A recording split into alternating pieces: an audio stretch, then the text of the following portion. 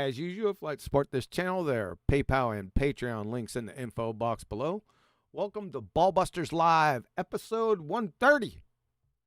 Planet Peterson, the peckerless, peckerheaded Peckerwood versus Ken Hovind, part 2.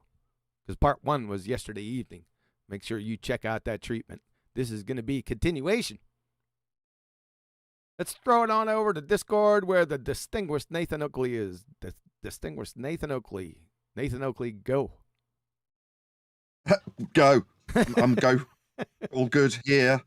And I'm very distinguished, so good. Oh. This is not a NASA launch. Yeah. That go. I got you with that. It was just something that popped up, right? Go. And I liked it so much when I said it last week. I'm going to do it from here on out. I'm pleased to hear it. Okay. Thank you for that. Try and be obedient and go when called upon to. What's up with coming in at the end of the treatment last night? And then you may begin at the end.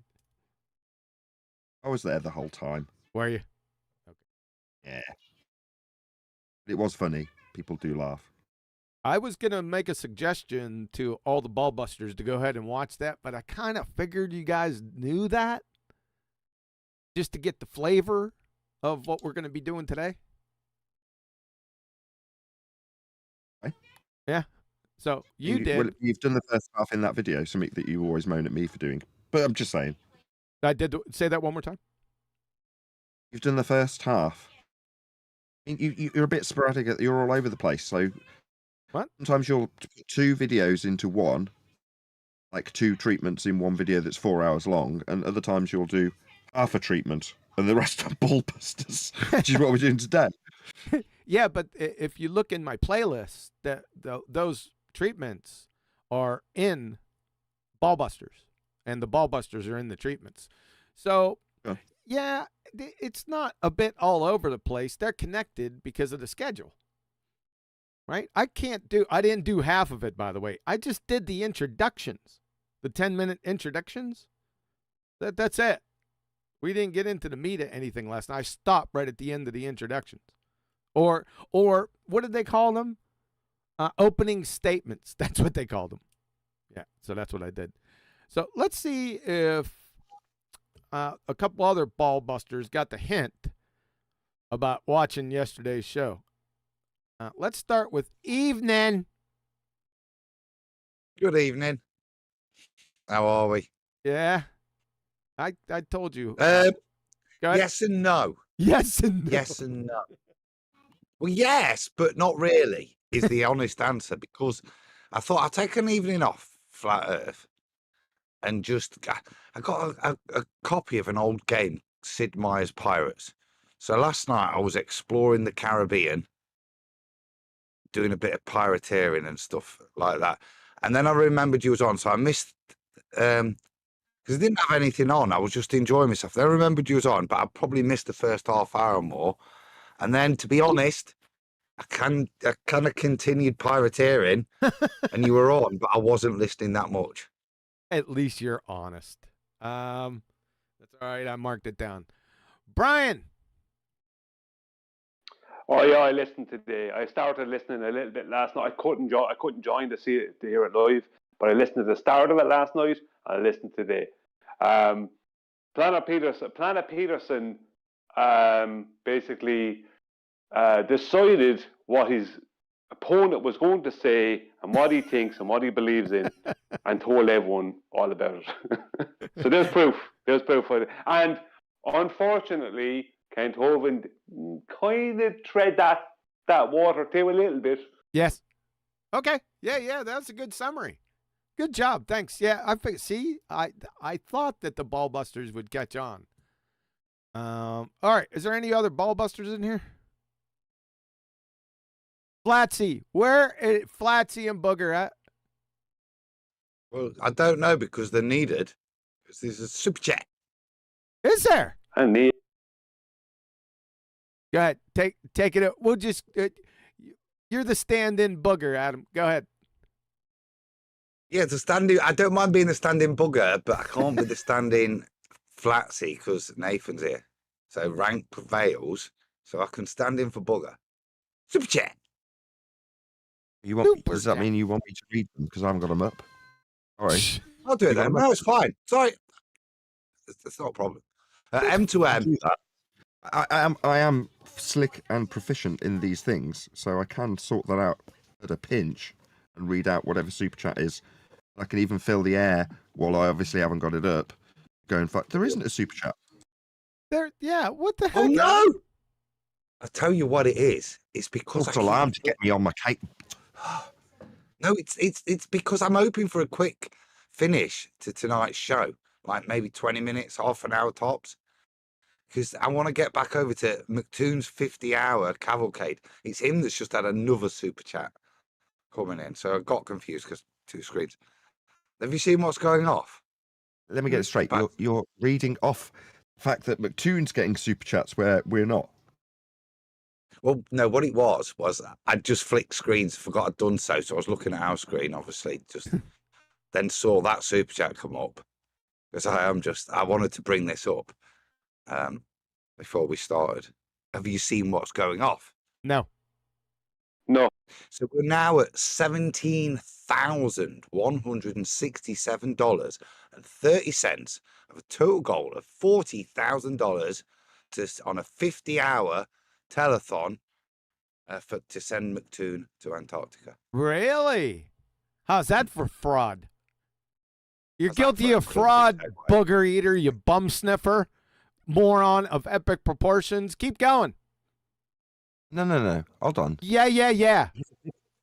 What? Just let me out. You're not a victim of fraud. No, he is frauding the people that are giving him money. I'm not the victim, no. No. If McToon is raising the money because in his globe belief, right, he needs to affirm it, and somebody's conned him into believing that they can do that with this trip, and he then goes out and raises the money. In my view, he's a victim of fraud, and he's raising money. It's hard to judge this. No, it's easy to judge it. Go to his GoFundMe page. What does it have on the GoFundMe page for the goal? Not money goal. Why? Tell me I'm not there. I'm not looking that up. I'm not looking it up. I already know because I've looked it up before.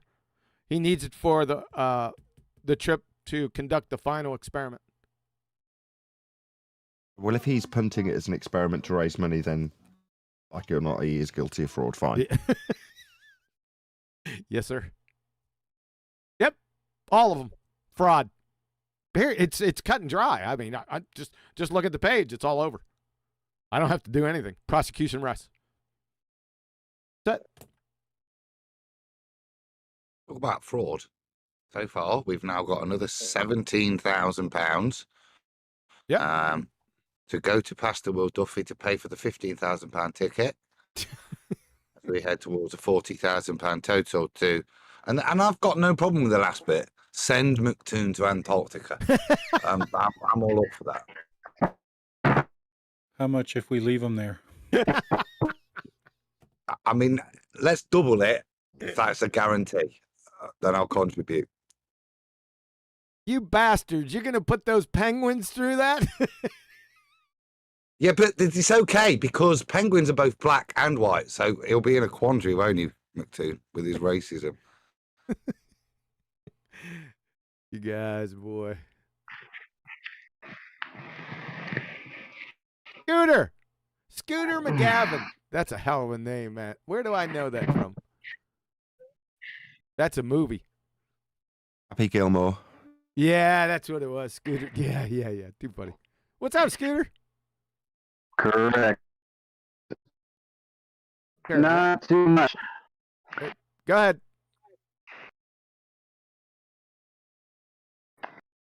The correct. Now you're going to start talking when I start talking, right? You're going to piss me off real quick. Let me translate. He said, "I eat pieces like shit like you for breakfast." Is that what he said? That's what Scooter said. I know that. You better watch your mic discipline, the false Scooter McGavin, because you're causing a little bit of audio chaos. Okay. Good. All right, where are we at? I have an announcement there in a minute. You got an announcement? Go ahead. Did you Yeah, finally once- did you finally We reach got- the goal for your sex change operation? Yeah, we're going to have was to call just him about to make Brianna. a hormone joke. Evening, Brianna. God almighty. Go ahead. Sorry, Brian. Go ahead. Yeah. The announcement is this, right? I'm going to put it out first, right, to Kent Hovind, right, to define what level is. Because anyone who claims that level is not a two-dimensional situation where no one point is higher or lower than another point, right? Anyone who claims that it's not that, well, obviously living in fantasy. But the point is that they're definitely a global believer. So Kent Hovind, right, who claims he lives on a spheroid, then if that's the situation, then Kent, could you please define level for me? Because if you say level is horizontal, then you've just contradicted what it is that you say you believe in. Because it's impossible for level to be horizontal and for no point to be higher or lower than the other, that being level, and for you to agree to that and to claim that you live on a globe.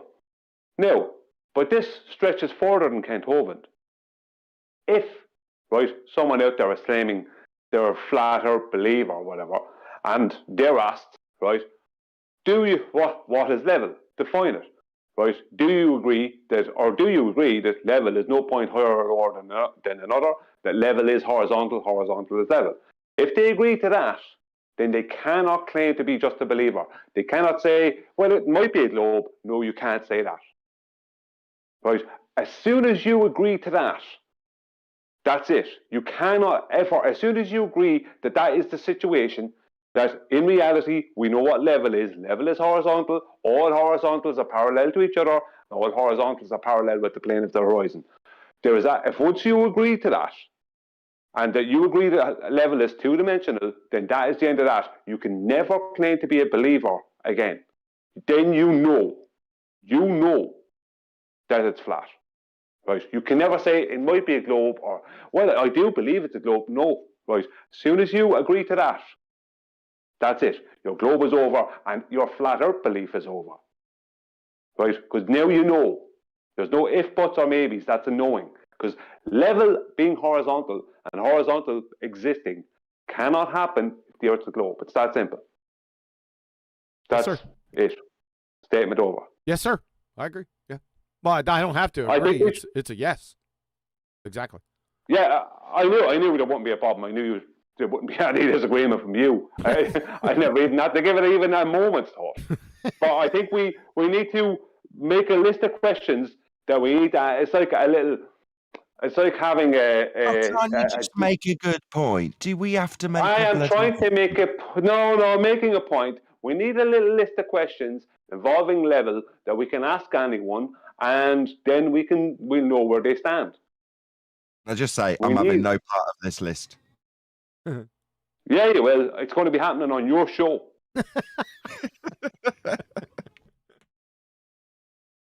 I like how Brian's taking charge, man. Don't you? It's always Someone good has to do it. authority. Not you, Brian. This is a question to Nathan.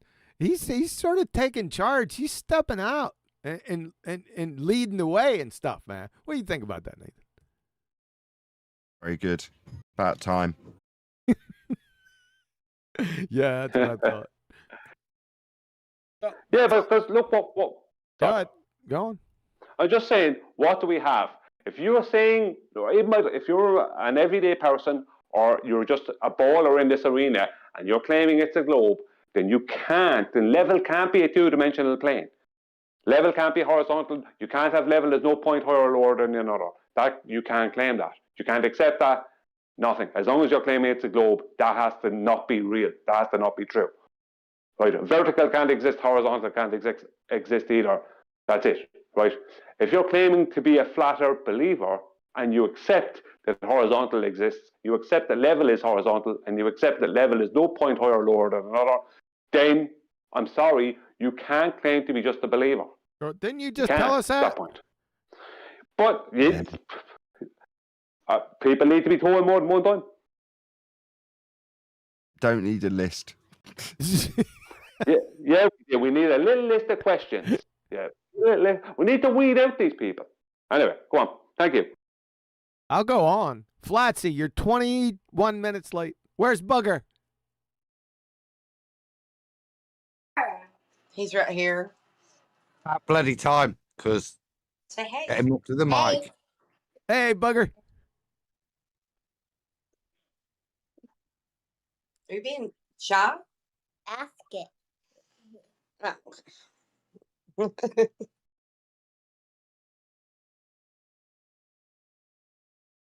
right. That's it for today. Sorry for being late, by the way. What? Bugger's late. He's about 30 seconds late. 30 seconds? 30 seconds? Yeah. What 30 I'm not wrong this time. I'm on the right YouTube channel. Right. Quantum Bugger! Super chat. Super mustache! There we go. Tony Whitcomb sent, I watched a film yesterday called Rachie Shouts, produced by Flatzoid's Perspective Comedy Gold. Really? I thought, is Rachie still around? Well, she must be if he's talking about her. Yeah. So she's respawned. Well, she's still around.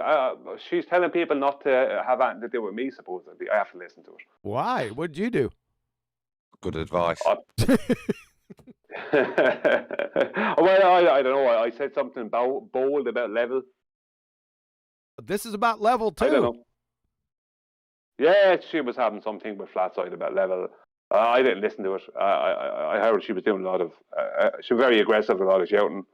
And from what I'm told, I don't know how true it is, but from what I'm told, from a good source, that she said to people not to follow me and do with Brian's Logic or whatever. Oh. Well, I guess she has respawned. How could she recover from, I don't know, how long ago was that? 7, 8 months ago when she came on here and then she was exposed for not knowing that she was putting forth and affirming the consequent formological fallacy, and then Cherry topped it off with a lack of complete science acumen. It was pseudoscience. That was it. That was the end to her. You can't come back from that. Oh, that's right. She's a dumbass baller. I got it now. They respawn constantly. I get it. All right. Well, if you're going to come back for a good reason and don't follow Brian. What a great reason. That is a good reason. But I guess they're confused. Brian, you're over the target, look. And there's a reason you're stepping forward. You're a head pitcher, aren't you? It's that pitch that's getting the attention. Of course, it's only started. It's like a massive snowball that's only getting started. Only getting started, that is. The rage and the craziness I'm receiving in comments. I have a video that has... From what? Level? Or is that it? For the pitch, well, it's level, but also because it's not just level. It's directly connected to the pitch data. Oh, sure. The pitch data is the thing you see. The level horizontal argument has been around for a long time. I mean, that was Bev's main argument, for instance, for years. That's not an argument. That's not an argument, Brian. Yeah, but as far as a debate, okay. But the point I make, okay, I understand that. But the point I'm making is the issue that the border is having with level, that's not something new, right? But the new part is the pitch data. That's the new part. Yeah, I know. I had a good old time. Yeah. You should have listened to me on X last night. I was whipping some people around with that pitch data, right by their short hairs. Very good. I'd like to hear that. Yeah, it was a special case because I sat down here. I was in Discord, and I thought it was a tape, but they were simulcasting from 24/7 onto X and then back from X onto 24/7. It was very strange happenings. So it took me a couple minutes to figure out what was going on there, and then I proceeded to whoop some booger-eating ball-tart ass. Sorry, Flatsy. Very good. Very good. See, you know what it is? They can't take... like, I mean, you can read through my comments. Now, I'm sure I know that YouTube has been stopping my views and taking some of the views off of some of my more recent videos. But so at present, I think the last time I checked, I had 150 or 200 or 100 or something more comments on my most recent video than views. Right? I'll tell you, they kind of raged. Now, that is possible because of the topic and because of pitch data at present. But it's also maybe down to YouTube. But the point being is that you're talking 800 plus comments in about 4 days. And so that means there's a lot of, and it's the amount of nonsense I'm getting concerning level. It's anything but two-dimensional. It's one-dimensional, three-dimensional. It can be anything you want it to be. It mutates. You know what I mean, it goes on, like the nonsense I'm getting. It's on and on. It's like, because it's like this. They can't take that it is what it is. Can you measure a drop from level? Yes. And you will require level to measure that drop. Yeah. What would that have to be then, wouldn't it? It has to be horizontal. That's the end of that. So pitch data is horizontal, end of story. Oh, it was over quick last night too. Really quick. Yeah. You know what? Argue this point Go ahead. without violating an axiom. My bad. No, go ahead. I didn't hear you. Go ahead. You piped up. You were a little. Brian, if you're going to try and violate this principle, you need the principle to violate it with. It's great. It goes round and round and round and round and just drives them nuts. The simplest explanation is you don't have to violate the principle and use the principle that you're violating to violate it with. You just accept that horizontal is level and you can get on with your day. Or not. It's up to you. You know what I got him with last night, Adam? You know what I asked him? I said, how does pitch data exist on a globe-tard, sphere-tard? That was it. How you like that? Yeah, well, not long enough. How does pitch data that demonstrates straight and level flight exist on a sphere? You globetard. You better belly up to that mic, Adam. Yeah, that wasn't distance from the mic. That was mumbling. Ah, gotcha. Yeah. Well, it requires that addition, I think, to keep their answer succinct. That's begging the question. Because otherwise, if you don't, it allows you to super mustache, super long-winded Adam. Tony Whitcomb sent, it's funny as flat earthers crack jokes and loving life, yet globers are like a sergeant major status all the time. Check that one again. Oh, sorry about that, Tony. That one again.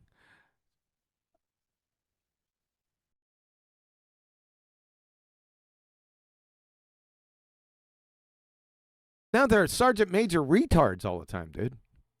And they keep responding with stupid comments and we keep on circle jerking our way back to fundamental topics that an incoherent second grade retard can reconcile in between iteration to Candy Crush in about 30 seconds.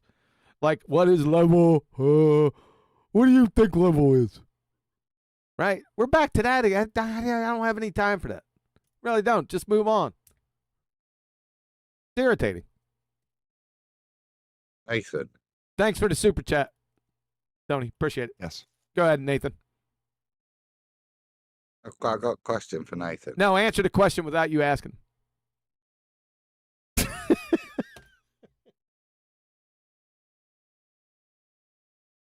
Go ahead, Adam. Look, I like a challenge as good as the next man, so I thought give him a chance. How about then? How can you have pitch data that demonstrates straight and level flight on a globe? As the housekeeping question suggestion. Yeah. One more time. It's redundant. How can you have pitch data which demonstrates straight and level flight on a globe? That doesn't sound like Nathan. QE's right. It's redundant. But I like the fact that you're explaining why it's proving what it's proving. You know, there's nothing wrong with that redundancy. As much as QE's just going to say that is redundant. It's not redundant. It's just yeah, to it keep is. it more succinct. No, it's because redundant. You can. Yeah, That was the wrong start. I'd start without saying no. It's not redundant. It is. Pitch data is straight and level. No. That's a separate part of the circle of pain. Circle of pain. Yeah, I appreciate that bit. Yeah, and you can stay, but this is slightly new. You could, in a ball child's head, have pitch data, right, on a sphere. Now, this was what we wanted you can't. to see. This was No, you can't. No, you can't. That's the point. That's the point. We can't. No, because this is part. But they're going to say it.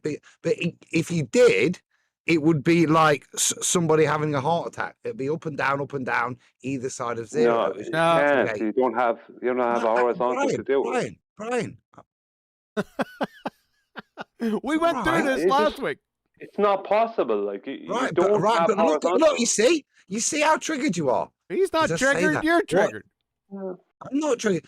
I didn't get to finish my sentence. Okay, go ahead. Brian came in. Well, why? Because the second you're going to say, of course you can. Look, because they're going to then try and invoke it. That's my point. Narrow the definition, not give them an opportunity to present some kind of retarded explanation. But they don't have anything to present. I've been through their responses. I did a whole video on their responses and showed them. Okay, well that will stop them then. Well, it seems to have done a pretty good job. No, well, they're not. So far, they're redefining horizontal. No, Horizontal. no redefining anything.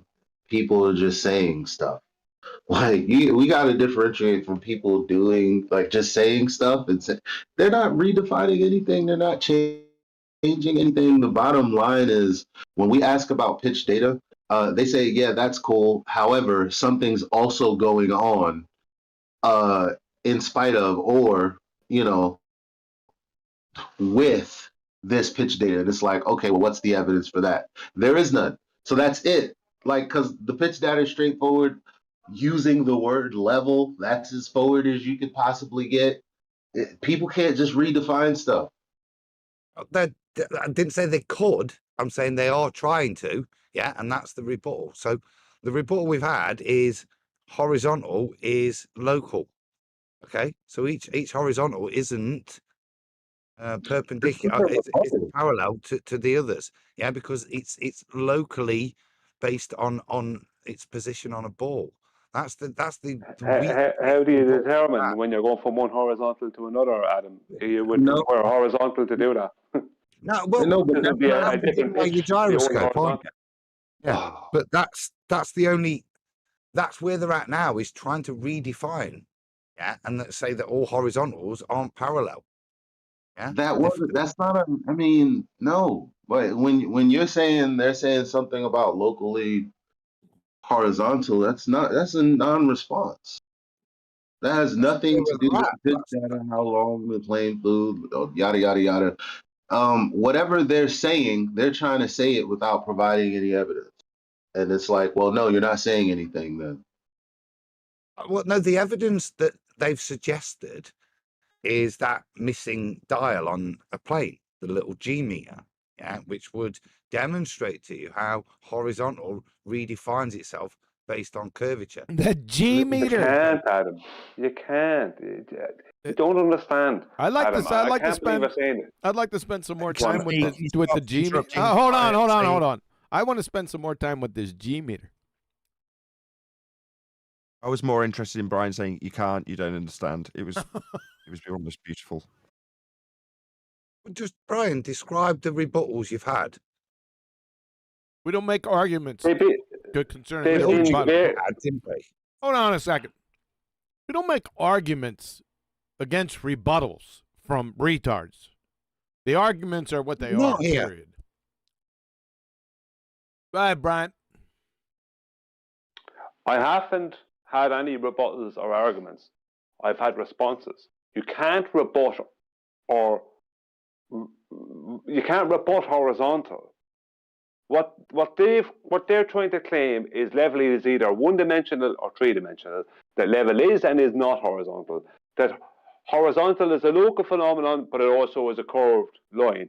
It's ridiculous. Horizontal can't be at a different orientation in relation to itself. You require horizontal to determine the pitch of the new horizontal. How can horizontal be at a different pitch to horizontal? It can't. And what they tried to do with the plane, I've already been through that. Yeah, if the gyro was doing this magical thing that they presume it's doing, that's only going to cause the plane to rise in altitude because there won't be somebody there, and the autopilot won't be doing it, following this mechanical gyro. The plane's not cyclically connected to the gyro. If the gyro messes up and starts changing its position of its zero position, then what's going to happen is the plane is going to stay as it was, the gyro is going to start pitching down, and that will cause the plane to start lifting up in altitude, crashing into other planes. It's ridiculous. Nobody, what they're trying to claim, it can't be done. I don't even know where I even have Adam, of all people, I shouldn't be having this conversation with you. What conversation? I'm a bit lost as to your point of objection. You're saying they can claim different horizontals. How can you claim a different horizontal? I'm saying no, that wasn't a response to me putting that bit in the question. That was a response to, that's the quality of the responses we've had. To try and claim you've got a local horizontal. It wasn't a justification for my suggested amendment to the question. Is that your disbelief point? Well, it's that you were even referencing that horizontal could be a different position. I can't be. I'm shocked here. I'm citing the responses that you shared last week. Yes, and we've already been through it though. That horizontal is a constant because you require horizontal. Sorry, Brian. My apologies. I didn't realise you suddenly were never going to repeat anything ever again. So my apologies. That's not what I'm saying. Well, what I'm saying is that what they're claiming, right? What they're trying to claim is that the zero on the attitude indicator starts to follow the curvature of a globe Earth, or the radius of 3959 miles. And what would happen there is there'd be unless the pilot continually follows that zero, then if the pilot goes to the toilet or gets a cup of coffee, that plane is rising up in altitude. And the autopilot can't exist because autopilot can't do what they would require manually. It would require the pilot to follow the thing. So at present, the autopilot couldn't do. Autopilot wouldn't even exist under those circumstances because it can't do that. Do you know what I mean? That's the autopilot just holds it at the pitch via the elevator exactly at what it is. That's what it does. So as soon as if the zero started changing its position, that's not going to change the placement of the plane. The plane won't follow the gyro. It's just a reference for the pilot. That's all it is. It's like none of this is workable. It's crazy. Yeah, what's your problem, Adam? I'm not exactly sure. I know you're not. Only obviously somebody's like definitely entrenched on what the housekeeping question should be. Yeah, I already stated it a number of times. In fact, I stated it a couple weeks ago. Yeah. But don't overtalk me. I stated it a couple weeks ago. You know what I stated. I still think it needs that straight level. I just stated it earlier too. And I'll talk over. You keep mumbling, you're not going to get heard. I said, I still think it needs that straight and level flight in there. I think it sounds nice. It makes a point. Yeah. It's punchier. It's redundant. Yes, redundier. Yes, it's not redundant. It's fun. It's fine. It's fine. If you want to go redundant, listen, you can skin that cat the way you want to, and I'll skin it the way. Mine's much quicker. How can pitch and slope grade data exist on a globe? Can't. It's oxymoron. It's a paradox. Yeah. Okay, we solved that. Now, are we going to get to the show or what? Oh, let's really get this question nailed down for the next hour. It's never going to happen. Yeah, it's not Call going to do it. Uncle Ken then. Go get Uncle Kent. Yeah. All right, I will. But I have to do that. I have to prep though. But I have a question. 1 second. I want a question. It's a technical question. So if I share my screen, let me see this. Where'd she go?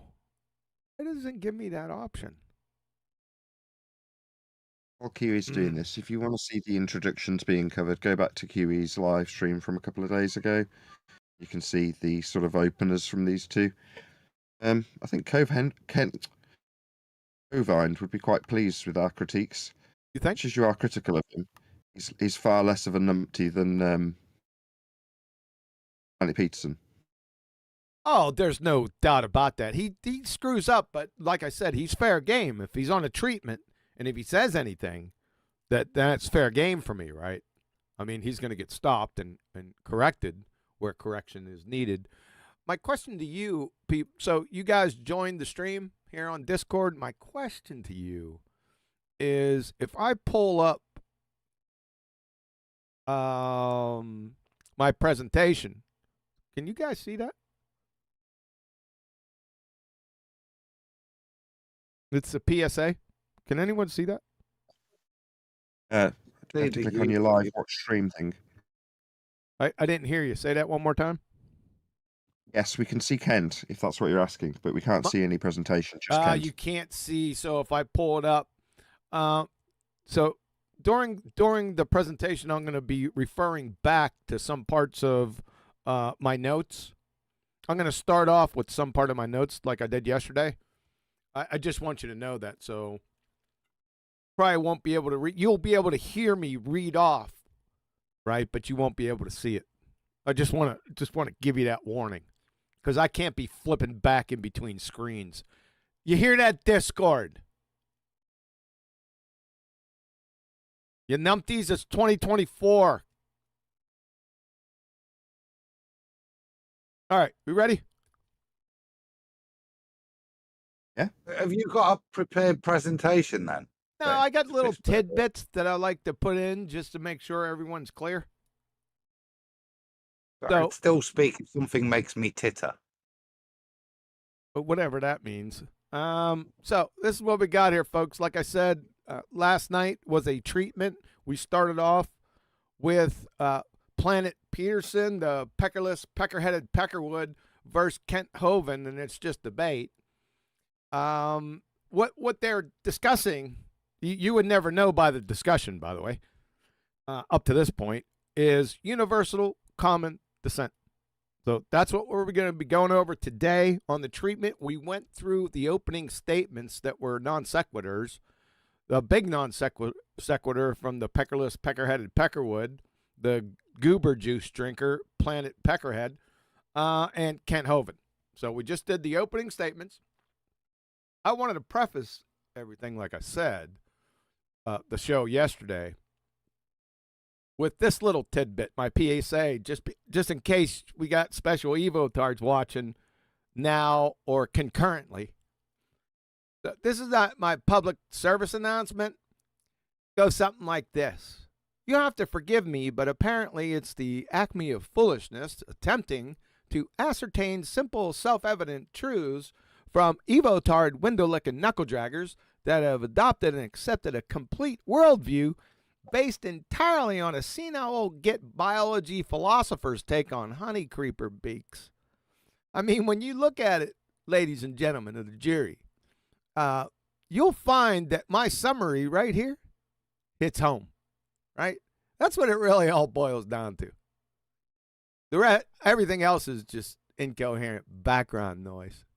So, So that we may limit some confusion in the future, can any Evotard window licker please answer these simple requests? They're quite reasonable. Evolution? What in the flying Fukuyama is that? A. Define evolution. B. Post the actual scientific theory of evolution. C. Post just 2 formal scientific hypotheses, then experiments that concretize it into a real scientific theory. D. Highlight the independent and dependent variables used in each test. And E. Post the null hypotheses that were rejected and falsified for each.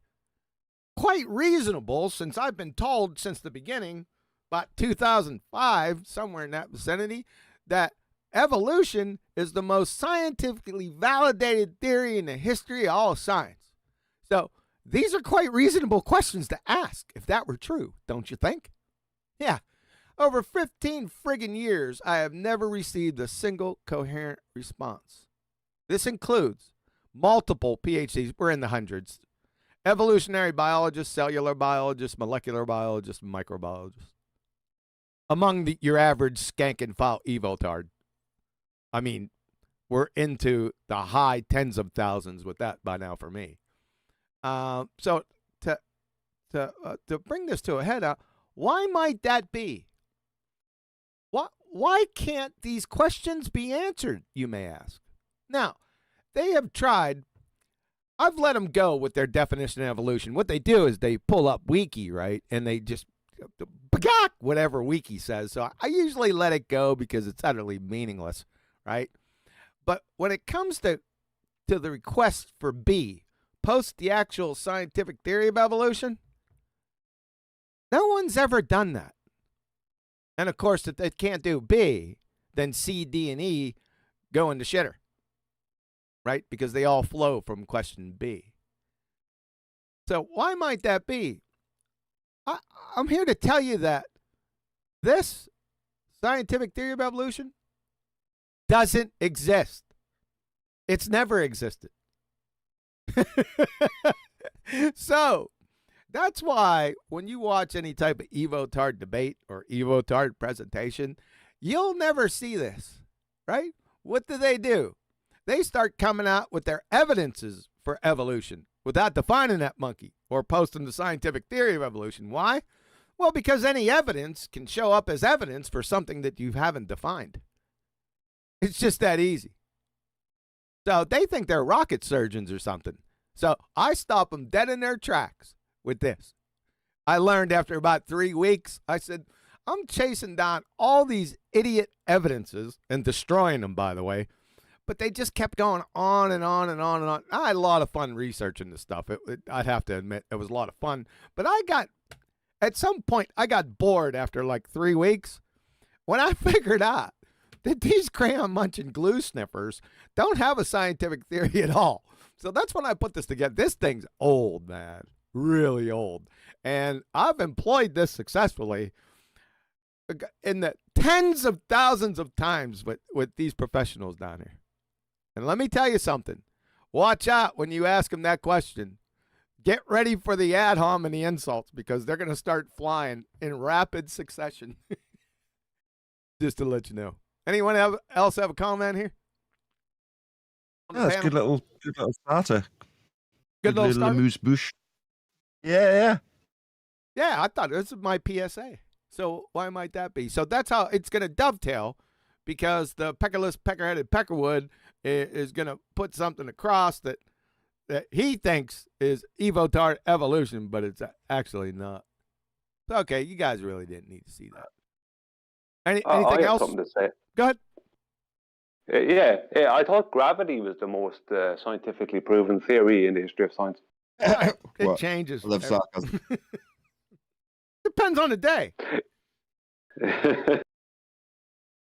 But Baltards are really Evotards in Baltards clothing and vice versa. I think we went over that yesterday also. And you guys can't see this one, but if you watched any part of the presentation, you saw this. So remember that their debate that they call it, it's not a debate, it's a fiasco, especially by the peckerless one. But his whole point, you never catch it from his opening statement, was universal common descent. he was more into divining with his special Evo mind powers, hypotheticals from Kent's beliefs that he didn't state just yet. So that was more or less his opening statement. But anyway, when it really boils down to it, because he's lost the plot, the debate, even though it's not titled, is about universal common descent or the tree of life. They all mean the same thing. And yesterday I went over this, right? Because the peckerless, pecker-headed, peckerwood one, he's like parroting a narrative from the late 1850s, right? That's all. And whoever's feeding him, we'll get into that. But I simply destroyed it by using one of the highest priests. There is no higher priest in this subject area than Dr. Craig Venter.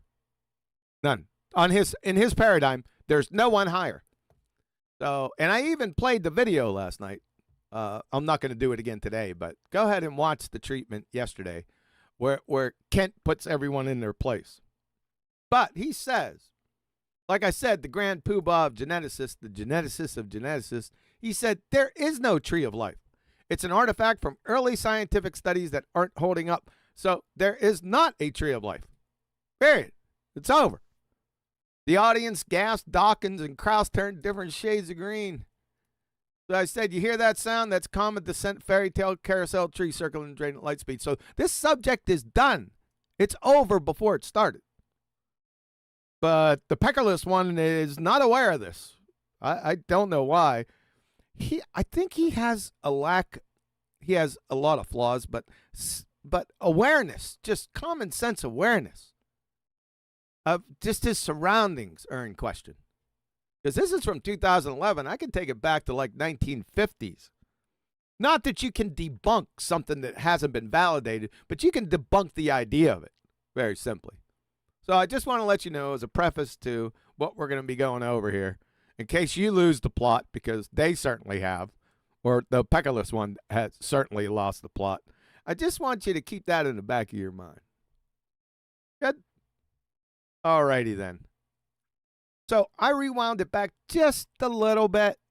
We're going to finish up on Kent Hovind's opening statement, just to get you back in the mood, in the context.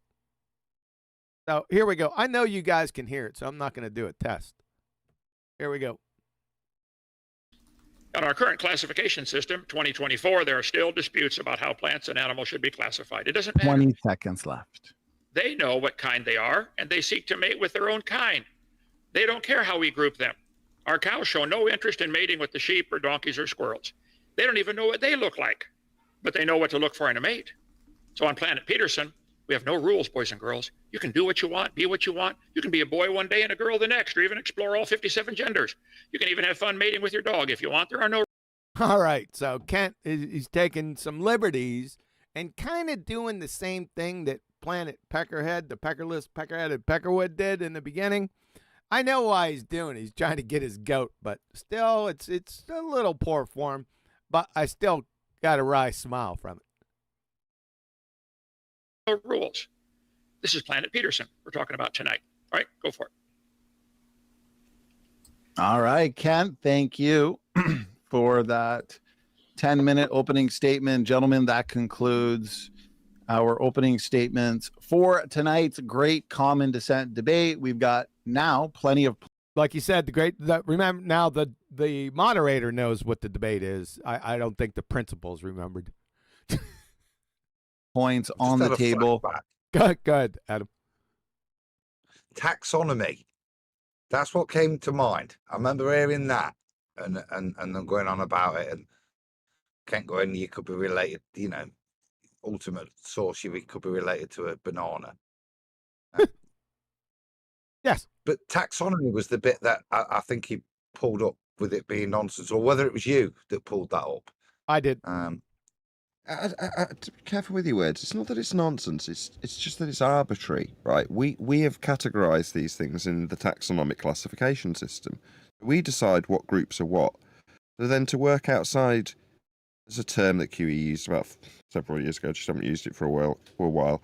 Working outside the confines of the convention. Yep. Right. That's all they're doing. So there's nothing wrong with the taxonomic classification system, right? Saying that things that breathe air are mammals. There's nothing wrong with that until you start working outside of it, which is what they do, evotards. Yeah, I brought it up last night. I explained it. It's probably one of the parts that you guys missed. That there is hold on. There is nothing wrong with the taxonomic classification system. It's a man-made convention.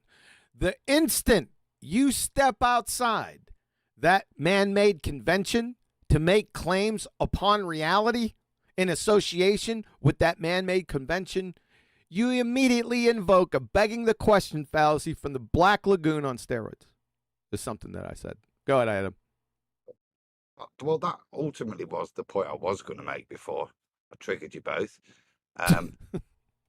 But with the point that the ultimate demonstration of that is one of your highlights, which is and one of my favourites, which is the Pakistani whale dog.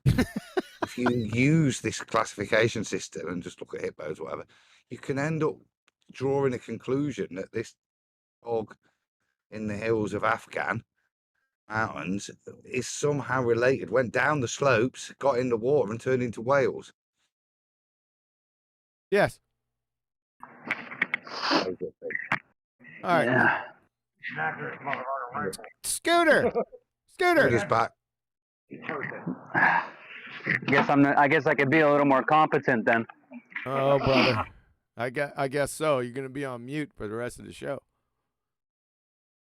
Well, he got excited about Pakistani whale dogs. Yes, he did. Who wouldn't? What? I do. All right. Any other comment before we get started? All right, here we go. To engage and interact with in a cross-examination, 20 minutes each. And so, Eric, we're going to hand it over to you. I'll restart the timer. And again, we are into a couple rounds of cross-examination. So, Eric, kick us off. Go ahead. Yeah, before I do that, the moral grandstanding at the end there. So, tax cheats, wife beaters, and people that let convicted child molesters. Here we go. right on topic. This sounds like common descent to me. Share a cabin with 11-year-old boys at their park. Don't get to morally grandstand. Ad hominem. I knew he'd do that, Don. He can't do anything else. Go ahead. Okay, Eric and Kent, you both got. Well, the truth is, you got the goober juice going. The truth is that Kent was right. You ad hominem in. That's it. That's as simple as that. So suck out more of that goober juice from your goober flask. You utter moron. Your points in there. So let's now get right into cross-exam on. That's a good job by the moderator to get him back on track real quick. So that I'll give you a shout out. Good job. The topic of common descent. Go ahead. Okay. So you talked about the cows earlier, Kent. How do you know that those cows are related? You had like a cow family tree. How do you tell that? Oh, the burden of proof's not on me to have to prove it at all. I believe they are. I admit mine's a religion. You will not admit yours is a religion. You believe cows are related to butterflies, so don't you? The question was, how do you tell that the cows are related? I don't have to tell. I think they all look the same in the meat locker. It's a skin color. I think all no, human history Kent, would we tell can us that scientifically test to what degree things. Whoa. Scientifically test? Really? I'd like to see that scientific test. Got a hypothesis? I don't think so. Clown. You just sacrificed your science acumen again. Shocking. Things are related. And I know that you know how to do that. So how do you tell? So you know that he knows how. So you can read his mind. Look at him looking over at this other screen. He's either being fed or he's got his wiki Google search up and looking at that. One or the other. Go ahead, take another drink of that goober juice. Tell. I don't worry about it. I think cows always make cows. All farmers in history and all around the world will tell you cows always have baby cows. They've now developed certain varieties, more milk or more beef or stand the heat better, but they're all still cow. And there seems to be a distinct limit. So if somebody, you know the Maury Povich show where they used to do you are the mother or you are not the father, so on and so forth? I don't think I've ever watched that, but okay. Oh, you've heard about it before, haven't you? Maury Povich, something, yeah, okay.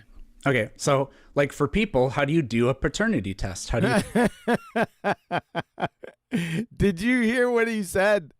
Did anyone catch that? Let me pull a fiver. Listen closely. Something, yeah. Okay. Okay, so like for people, how do you do a paternity test? How do you tell? A paternity test. Do you do paternity tests in fraternities?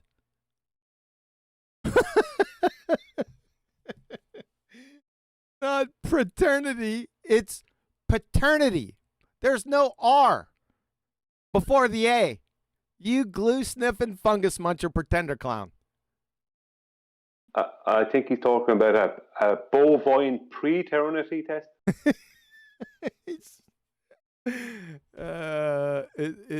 something that I caught. I thought it was hilarious. He's going to do it a number of times. What's a paternity test? Oh, I've never done that either. I have 3 children. I know they're mine. And I'm not asking if you have done it. I'm just saying conceptually, how is that done? Well, today it's probably one of the main tools they would use would be DNA. Oh, DNA. No. If they're using DNA in paternity tests, that's objection, Your Honor. Planet Peckerhead cannot appeal to that. He is a philosophical naturalist. He will have to show nature poofing at least one single nucleoside into existence from its constituent parts.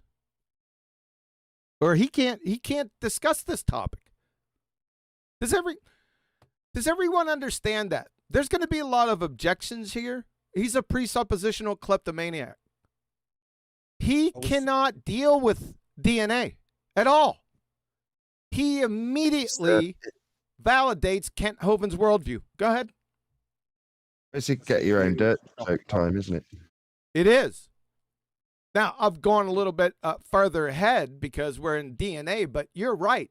Where did you get... We need to see nature poofing carbon into existence. That's really the actual question, but I wanted to keep it in context with his paternity tests with DNA. And as soon as he brought up DNA, it's over for him and all the philosophical naturalist atheist retards. Does everyone on this on the panel understand that? Did I just go? Yeah. Can I tell the joke? The question is, belly up. Yeah, tell you joke. Belly up. Well, Nathan's got a joke for. Okay. Well, God's just looking down from the clouds and he sees all these guys huddled together. He's like, hey, what are you up to, lads? These guys just abruptly look up at him and go, we don't need you no more. We can make life without you. Like, oh, really? I'd love to see this. Excellent. On you go. Let's have a watch. These guys start gathering up a bit of dirt and he goes, whoa, whoa, whoa, whoa, whoa, whoa, whoa. Get your own dirt. That's right. Get your own dirt. Shout out to Betty. That's her little spiel that she got from, I heard that many, many years ago. But it's exactly correct. Anyone else have a comment? Everyone understand? Is there somebody that... let's do it this way. Let's do it this way. Hold on a second, Adam. Before you belly up to your mic. Is there anyone that doesn't understand the legitimacy of my objection?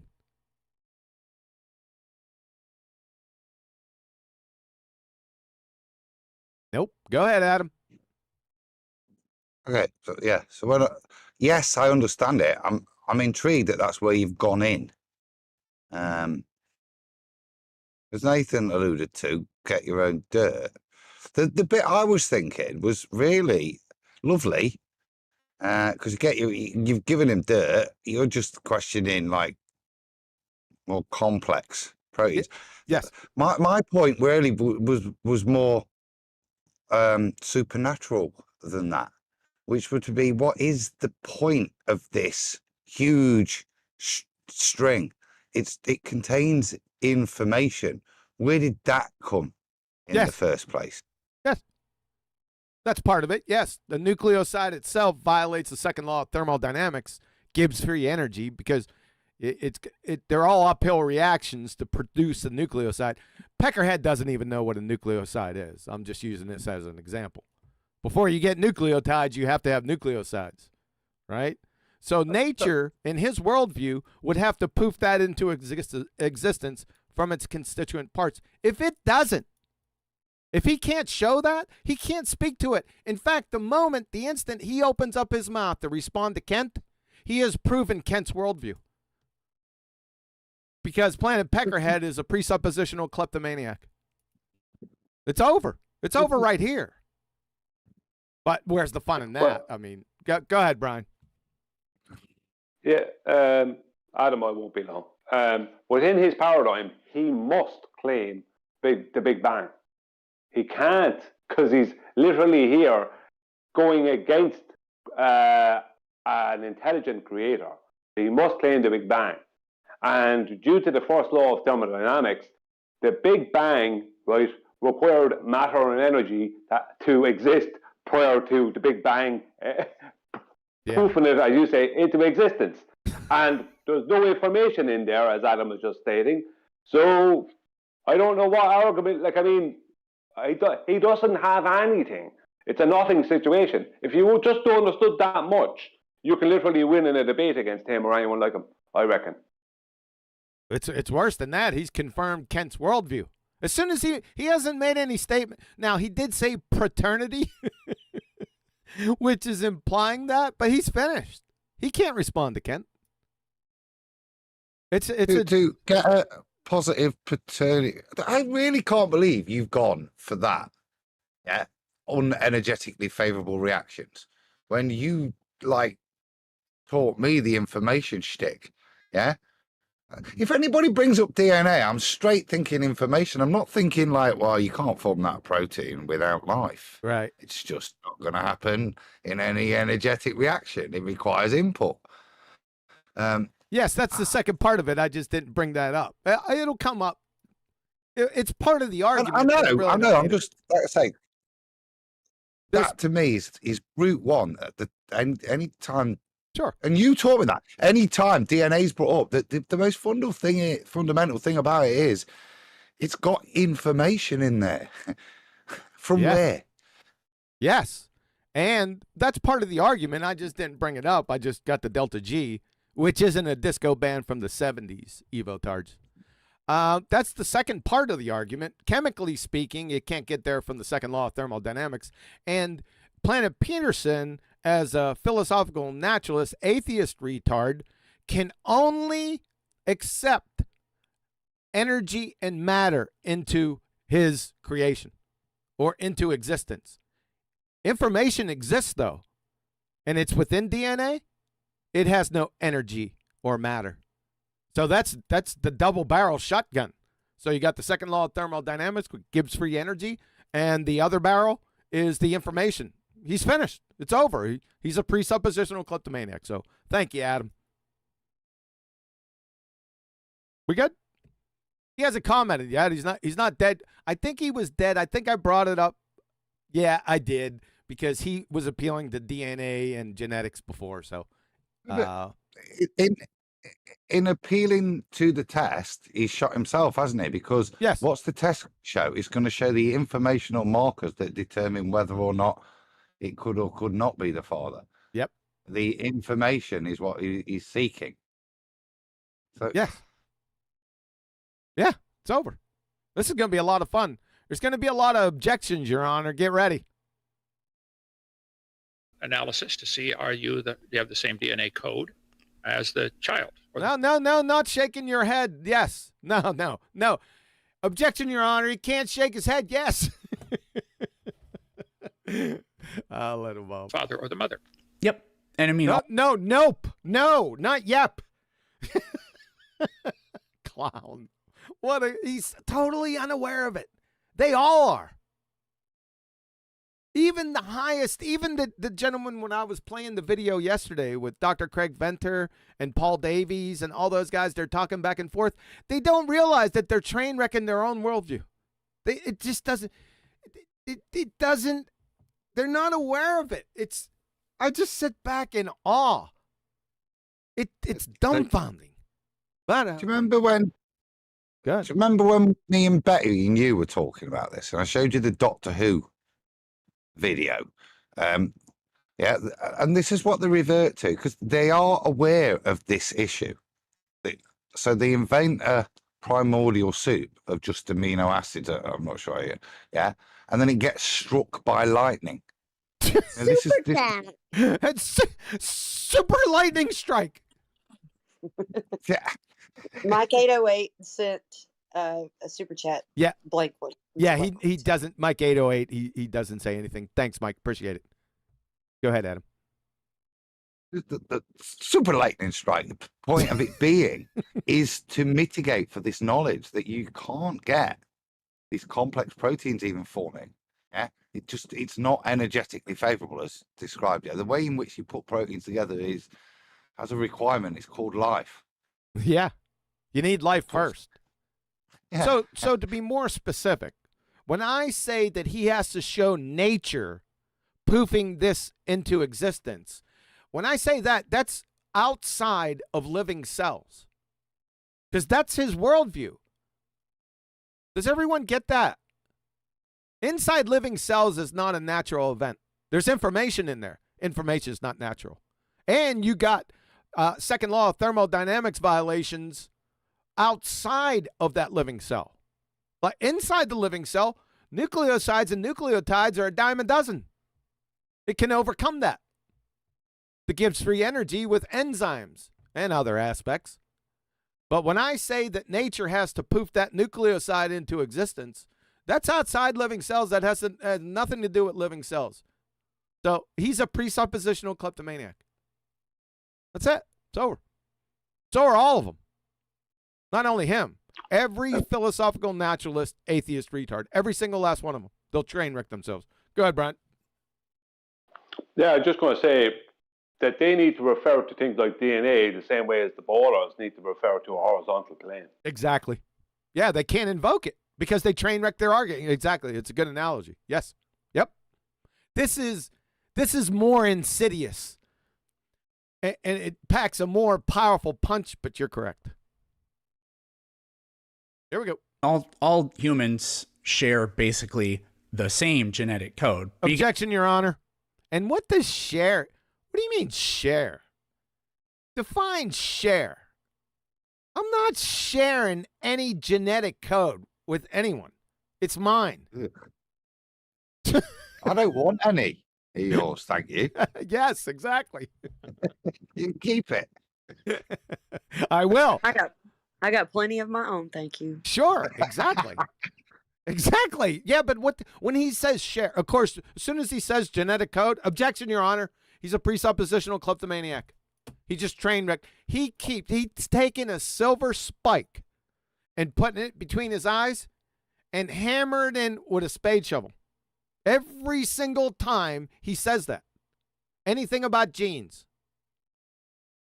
I hope everyone understands that. That's how easy it is to destroy these numpties. I think that this is a point that you should revert to your notes and just give the supernatural. This is supernatural, yeah. This knowledge of the information that's there. This is why it's such a train wreck. Did I throw you off with the second law? It gives free energy. I threw you off because that's one aspect. I back in the day, I really enjoyed going down that route because, you know, in essence, they're materialists and they think they're clever and they think they're chemists. So I like to train wreck them there before I bring in the hammer, Thor's hammer information. It's the sort of thing you'd have told me off and brought me back to information. And yeah, back in the day when we first met. It's that's why I was surprised, because it's that's my kind of response, isn't it? That kind of reaction is energetically unfavorable. Sure. Do you know what I mean? Yeah. And you'd have gone, yeah, but what's it there for? What? Yeah. So, but this is the point, though. He's done. Yes. He's completely done as a evolutionary Big Bang. He doesn't have to be a big banger. He's just a philosophical naturalist. It's over. Philosophical naturalist. Thank you. That's exactly what all atheist retards are. They're even unaware of it. I'm gonna do a quick plug for you. Visit the Globe Terminator or globeterminator.com, scientific proofs of a creator, if you want to know all about this information that they're talking about. Oh, thank you, Flatsy. I'll go ahead and pull it up for Very YouTube. good. I'll pull it up. Hold on, Brian. I'll pull it up for YouTube. You guys, I don't know if you'll be able to see that. So, proofs of the creator right here from globeterminator.com. Here they are. Scientific proofs of the creator. Goes through it step by step. First, identifies the ontological primitives. That is, you only have two choices, baby. Nature, unguided, or intelligent agency for how we in the universe are here. That's it. No way around it. It's a true dichotomy. So it rolls from that into it's over. There's no way to get out of this. So thanks a lot, Flatsy. Appreciate it. Go ahead, Brian. I was just complimenting on Flatsy doing that. Super shut up, Brian. I tried to be quicker about it. But anyways, Tony Whitcomb, he sent, is this DNA proof of evolution at all, as the paternity test is on the table? Derp alert. It's paternity test, Tony. Yeah, paternity. That's what Planet Peterson, the peckerless, peckerheaded peckerwood said. Paternity test. He'll do it a number of times. But thanks for the super chat. Appreciate it. Go ahead, Brian. Does he call his parents preterents? I don't know. You'll have to ask him. Are you talking about Tony or Planet? Who? No, Planet Peterson. Because he didn't say paternity test. Paternity, parents is all connected to the same. You know what I mean? So my preterents? How does he refer to his parents? Oh wait, I got it. Quantum Eraser is the Prater. The Prater familius? Yeah. Is that what he said? That's what I said. Oh, that's it. Oh, okay. All right. Yeah, nicely done, Flatsy. Nicely done. All right, here we go. You can tell who's more related, you can tell like this person is or is not your child, even though we're all humans, right? So it would be the example. Whoa. If we could do that, there wouldn't be a point in a fraternity test. Adam's calling it a fraternity test. I don't know. I know that'd be testing for brothers, but I don't know what he says. Testing for brothers. See, you're a little bit more twisted than I was. I didn't go that far down.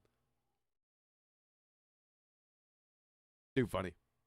Exact same story with the cows. What do you want now, Brian? Just a quick question.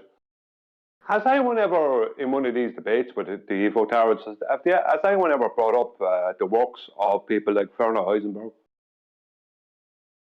I have. Yeah, I thought I could have bet money on that. I'm talking about anyone. You're someone. Yeah, that's good. Thank you. Yeah, not too many people. What happens is people get, number one, most are pretender clowns. Not only the evotards, but the people debating, quote unquote debating. This isn't a debating topic, but you know what I mean. They're not researched on the topic, right? So what happens is that the evotard retards, they just start diarying of the mouth all their evidences of which they haven't defined the subject from, and it overwhelms the other person, right? Because all evidences can if you don't define the monkey, all evidences can be evidence for that thing you haven't defined. So the other person finds themselves like in quicksand, trying to get out. You follow what I'm saying? That's what usually the way it goes. Yeah. Not always. Like being scattergunned by a baller, basically. Yes, exactly. In 2015. Yes. Yeah. And most of the proofs, quote unquote, that they have, everyone knows is true, but it's not in relation to evolution. Do you follow? So that's a double whammy. Yeah. Hijacking things in reality, kind of like the borders. You know, yes. Hijacking real things and trying to say that they're part of a globe. Yeah. Yes, exactly. You got it. Yeah. There's a lot of analogies and direct comparisons. Yes. Yep, you got it. Right? Thank you. I know that you know that. Here we go again. I know what you want me to say. It's correct. We have a lot of DNA similarities between all the different animals because the same designer must have written that code. All 4,000 books in my library probably have the same basic code, 26 letters of an English alphabet. It doesn't prove any relationship. This is very different than a paternity test from Maury Pervert. A paternity. Did he say? Hold on a second. I think he's gonna make another. He's gonna crack me up. It doesn't prove any relationship. This is very different than a paternity test from Maury Pervert or whatever his name was. Maury Pervert. Nice one, Kent. That's a nice touch. I liked it. Genes. So genetics only. Stop. Objection, Your Honor. He can't appeal to genes. Doing it again. Objection. Presuppositional kleptomaniac. The judge would just throw this out. The bailiff would throw him out of the courtroom down onto, after he hit his head on every step, down the courtroom steps, onto the friggin' road. It's done. It's over. He's too stupid to realize it. Only tells you if things are related. So No. Listen to this, Adam. You're gonna love this. Yeah, go ahead. Drink some more of that goober juice. Pervert or whatever his name was. Genes. So genetics only tells you if things are related. So I have a question. Genes only tell you. That's the only thing that you can get from genetics, is they only tell you that things are related. If I've got cystic fibrosis. Yep. He's a moron. Can't tell me that. Yeah. There's literally thousands. There's probably even more than thousands of items associated with genetics. That it's over. It's in the thousands. Easy. What a clown. You're an ass clown, peckerhead. What would be the only way it would be possible for two cows to not be related at all, to have zero relationship? No, I don't care. I don't think they care either, but I don't know. Do you agree that the only... I'll tell you what. Go ahead and swallow in that mic again. You degenerate, reprobate retard, you. You want to piss me off? You go ahead and start pulling that shit. Just unmuted then, and I genuinely thought he was talking to me. I was thinking, fuck, it's a bit tasty tonight, isn't it? This guy is just Dunning-Kruger, even by his own standards. Yeah, there weren't the magical random evolution of two types of cow that are both exactly the same via evolution. His own logical progression in his own paradigm means that eventually the term cow is a cow. Goes back to like the first whale dog in Afghanistan. The Pakistani whale dog. Yeah, obviously. So they're all bound to be related. What I mean is by that, in his own paradigm, the point he's put in, I think sarcastically badly to Kent. Yeah, he doesn't realize that he's train wrecking himself. It's full Dunning-Kruger, isn't it? Yeah. He's got yes, sir. no idea what he's actually talking about, does he? I don't know if he knows where he is.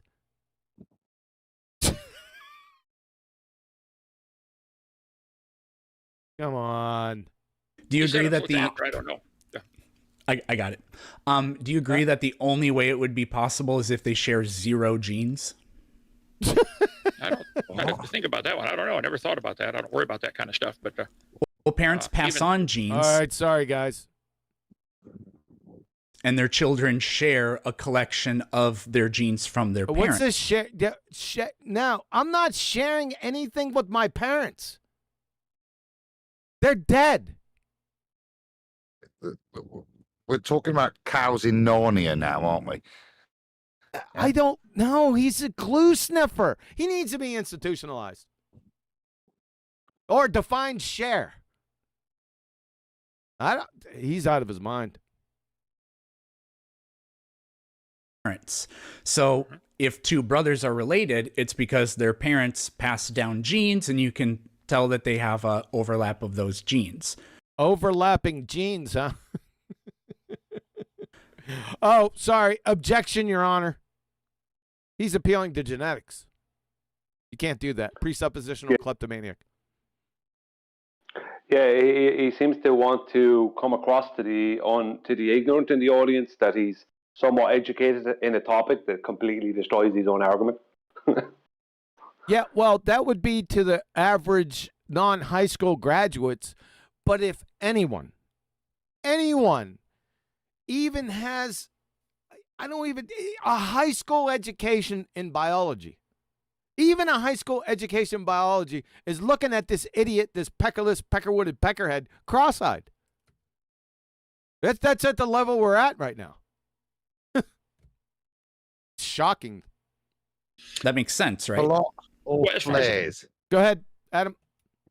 Colossal flares. The only overlapping genes this guy's going to know about. Clots are what? Culottes. Big swingy trousers. Is this some type of English thing? Are you talking about? Probably. Are you talking about knickers? He's referring to Wrangler and Levi. Kind of. Oh, gotcha. Thanks. As I know, that is pretty reliable. I think there's so many identical genes in all humans, that may have gone back to Adam and Eve or to Noah. Sure, we probably have some similarity. There might even be some similar code in our DNA to the code of a monkey, because they all have to have the same lines of code to grasp their fingers or blink their eyes or listen. So there may be lines of code because that's a necessary feature from a design perspective. So it's not the only way to prove there's relationship. There's where I think you're way off base. A different planet. Okay. There are no planets, Kent. You don't live on one either. So would you agree that That you're a moron? Yeah. Yes, I would. if two things share 0 genes, then they can't be related? If two thingies share 0 genes, they can't be related from an abject moron. What? Huh? No more boys are bigger. I'll share their genes. In fact, I get some hand-me-downs now. Super chat.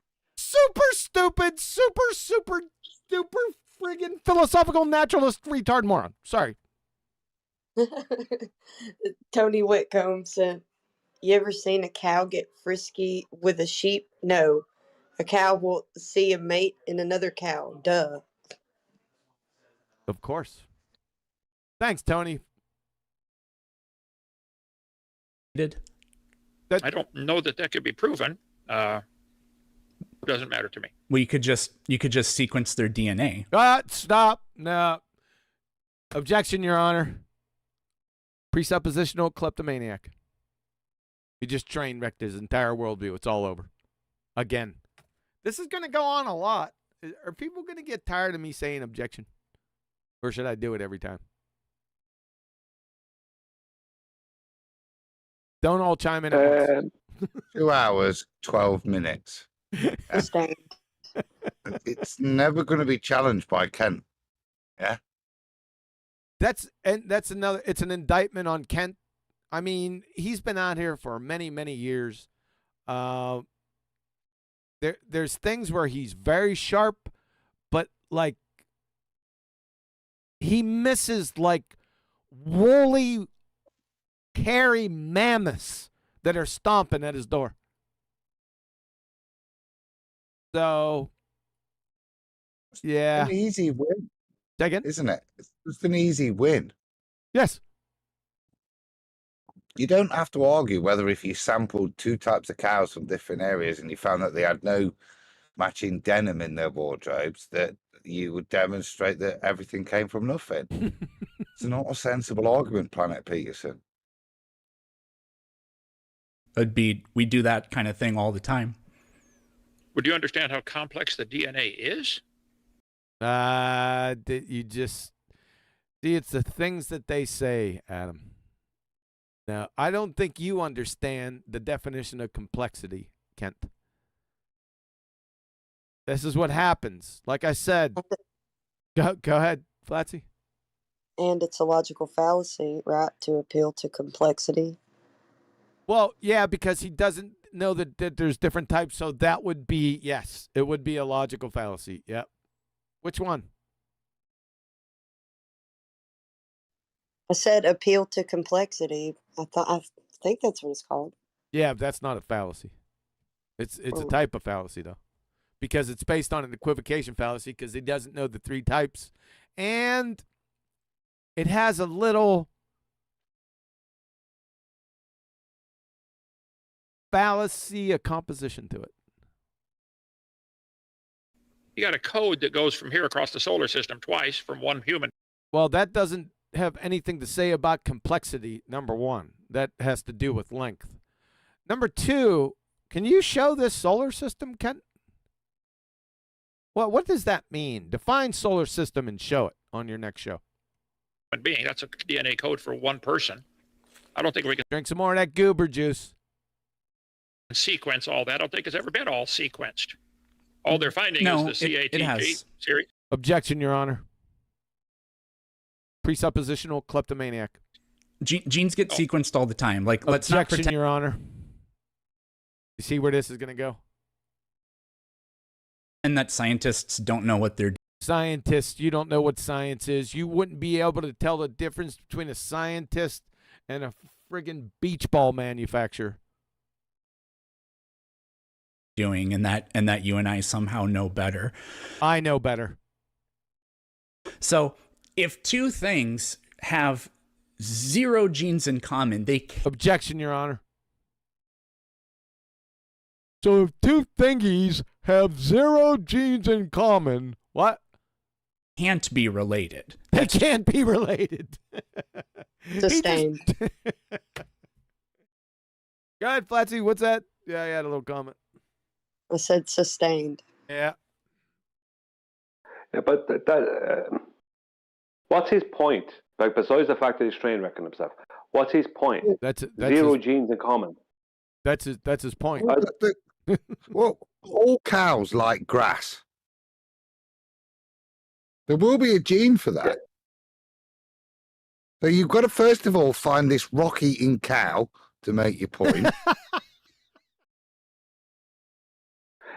Well, he's a frigging retard, Brian. He's so Dunning-Kruger. He doesn't understand that his whole point shows he's a monk. Yep.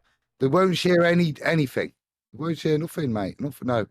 One's going to be purple blob eater. What is what? What? Yeah, I know, Adam. yeah.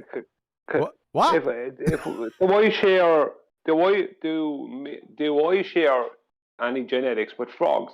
Do they have any similar genetics to me? As a No, human? that's not sharing. Absolutely, yes. Absolutely. Only the potato tree loving frogs. Yeah, but the point I was making is, does that mean that I'm not related to frogs then? You're not related to frogs, Brian. It's all good. You're fine, Brian. Okay. You Yeah, are, Brian. In Peterson's world, you are, though, aren't you?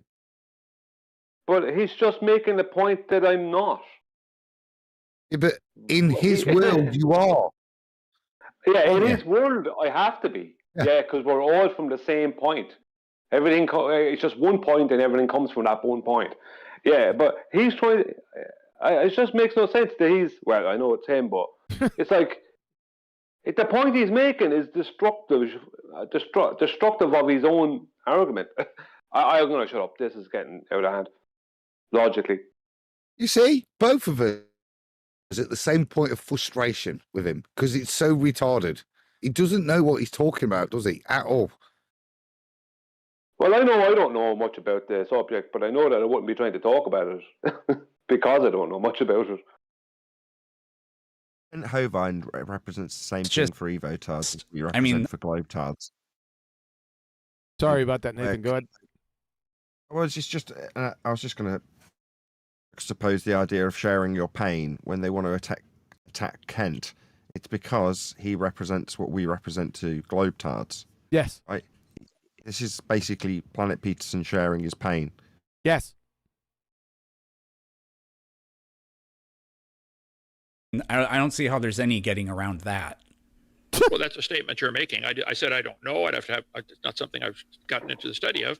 But I think like just their sentence sequencing in all my books might have all the adjectives before the noun. Good. Yeah, I don't think there's any getting around that. Well, that kind of ends your whole argument. Not only where you already ended, but with the talk of genetics, but that completely ends your argument. It's like, there's no way that car will drive now. I was thinking the same thing. I just didn't stop it. That's common. It was a big red train. Adjectives come before the noun. Oh, wow. Does that prove they're related to some other one that says, you know, the big blue cheese, chunk of cheese? No. It's a sequence that's necessary for English language. Right. Maybe there's a DNA code that's necessary to make things work. But if there was I don't know that it proves relationship. You don't either. But if there was a language that shared literally 0 words or anything in common, why the hell are you talking about languages now? This is a false analogy, false comparison fallacy. This has nothing to do with relationship, right? Reproduction. So I don't know. He's just a moron. And with English, we would not say that those two languages are related. I don't think languages are related at all. It has to do with reproduction. I think. Exactly. Just can't have to chase down these red herrings. Yep. It really frustrates me. Yep. Kent's all over him, though. Related would be. You know that Portuguese and Spanish are, by related, we mean that they're part of a language family. I think you'd find thousands of identical words and very similar words in Portuguese and Spanish, certainly. Yeah, because they come from common descent. But if two languages... They come from common descent? What? Huh? Come with that again? Patatas bravas. Share literally... What's that? Patatas bravas. What is he on about? A false analogy comparison? This guy is just digging a hole because he can't back his own shit up. He's talking about what we talked about earlier with the taxonomic classification system. He's going to decide that like monkey line up of, you know, them hunched over and eventually being men. Through the taxonomic, working outside the convention of the taxonomic classification system, he's going to come up with a garbage statement like they have common descent. There you go, got it all out. Kent's argument's a level above, though, isn't it? Even though we're critiquing Kent for not chopping him off at the knees, Kent's arguing about the fundamental characteristics that whether you speak French, Italian, Portuguese, to speak it, you have to enunciate sounds. And it's putting together sounds is the fundamental principle, like putting proteins together, you know. But he's missing that point. We'll say, no, they're all related. Yes. One more thing while we're on pause. Yeah, because well, I left it till this point because it's plenty into the discussion between them. The fear in Peterson's voice is absolutely palpable. Oh, yeah. Go ahead. But yeah, along with the nervous goober juice, and when he looks away, yeah, there's a lot of nonverbals, and I didn't notice it before, but I think Nathan's right on point. Go ahead, Brian. But does that sound like Brian? I thought Nathan was going to say, if you would mind subscribing and liking Nathan Oakley 1980. That's what I thought he was going to say. But it is a very good point. Subscribe to Nathan Oakley 1980 and Nathan Oakley, respectively. Go ahead, Adam. I was agreeing with Nathan. You can see it. Look, these guys work off a script, and he's now trying to gather himself because he's tried the unrelated cow thing, which he's got another page or so to go through, and he's just been battered off. So he's now struggling, isn't he? Yep. Hence why we fall back into some Spanish Portuguese analogy to try and reinforce the unrelated cows thing, which is just died on its horse with Kent. Fair play to him, but Kent's above this level. Like I said, I don't know what his argument is, to be fair. He doesn't have one. It's hard to spot it, whatever it is at the moment. Don't get sidetracked with all the red herring fallacies and the false comparisons. This is a load of nonsense from the Peckerless one. They come from common descent. But if two languages share literally nothing at all in common, then we would know that they would have there's zero relation between them. So you're using an example of things that do not reproduce. You guys languages all the reproduce. time. He said, hold like up. He said language is reproduced. Check it out. There's zero relation between them. So you're using an example of things that do not reproduce. You guys pick on Languages me all the time. reproduce. Languages reproduce, ladies and gentlemen. From Planet Peterson, the peckerless, pecker-headed peckerwood. Languages reproduce. He just said it. What do you think about that? Well, I see him as, I know it's ridiculous what he said, but I see him as, it's like he's going through a hazing, or, you know, this kind of thing where he wants to be part of a bigger club, Yes. so he has to go through the nonsense. Like, there's people feeding him there now, and those people won't put their necks on the line and turn up to debate Kent Hovind because they will make them look too bad if it goes wrong for them. Yep. But they don't mind putting him out there as like a puppet to say the things that they would want to say to Kent Hovind. It's like, that's what it is. Yep. You got it. Languages reproduce. Yeah. I'd like to see how that Yeah. happens. I taught biology. Yeah, he said, yeah, he confirmed. I love Uncle Kent. Yeah, Kent. It's just because he's on the ball. He's like Kiwi said. He's not a cut above him. He's leagues ahead of Planet Peterson. That's why he sounds terrified. But he's listening to him. That's the difference, isn't That's it? it. Opponents That's have to run. exactly what I was going to say, Nate. They don't listen. He's listening to him. Yep. Exactly. Yep. They- Good. Go ahead. I'm going to defend Uncle Kent because I honestly, other than him not at a level, he's on it. At his level, he's spot on, isn't he? Yep. And he's the guy I'd like way before Flat Earth. Oh, yeah. The thing about him is his rhetoric. It's like Sesame Street. It hasn't changed. Well, that has now. It's got woke, hasn't it? But his rhetoric hasn't changed. He's not changed. No, he hasn't. Actually, it has. Yeah, he's got some good ones. He's cracked me up a few times, but he was all over Planet Peterson and his language is reproducing. You idiot, Egypt retard, and he got you to confirm it. That was special. Thanks, Kat. For years. I don't believe that at all. Okay. Languages don't reproduce. Okay. I think humans have to change. It's shocking that someone has to say that. Change them. So you guys get after me when I say Fords and Chevys have round tires. I say they don't reproduce. Well, neither do languages, Eric. So why are you using that as an example? Well, it's not your turn to ask questions, but write that down for later. Oh, so you don't want to answer it. Really? It's my turn to ask questions, you clown. Go ahead, Adam. No,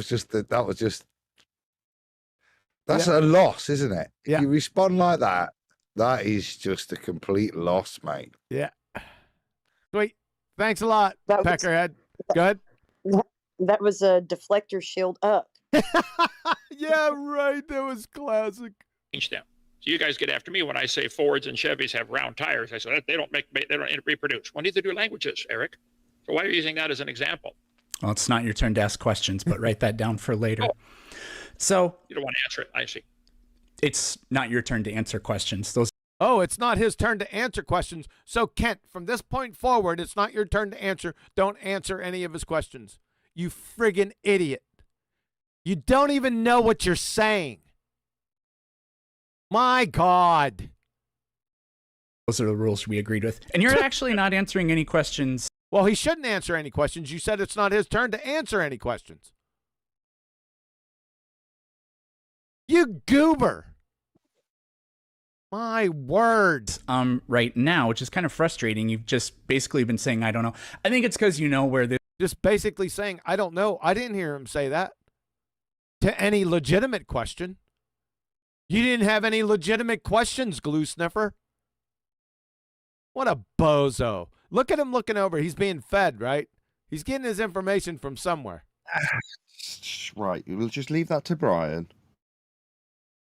Leave what to Brian?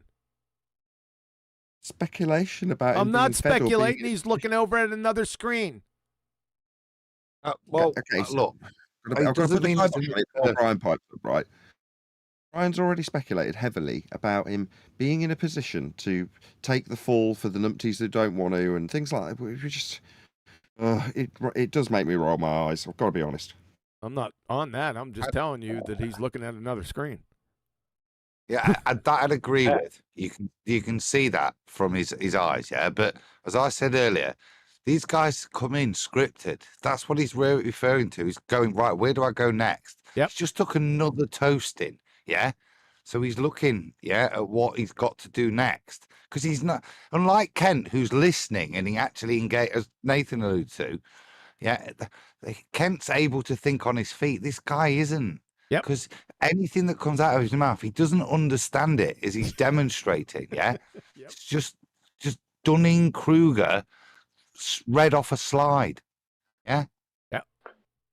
Well, I'd like to say that literally live on Nathan's show years ago, someone was caught being fed information in the background.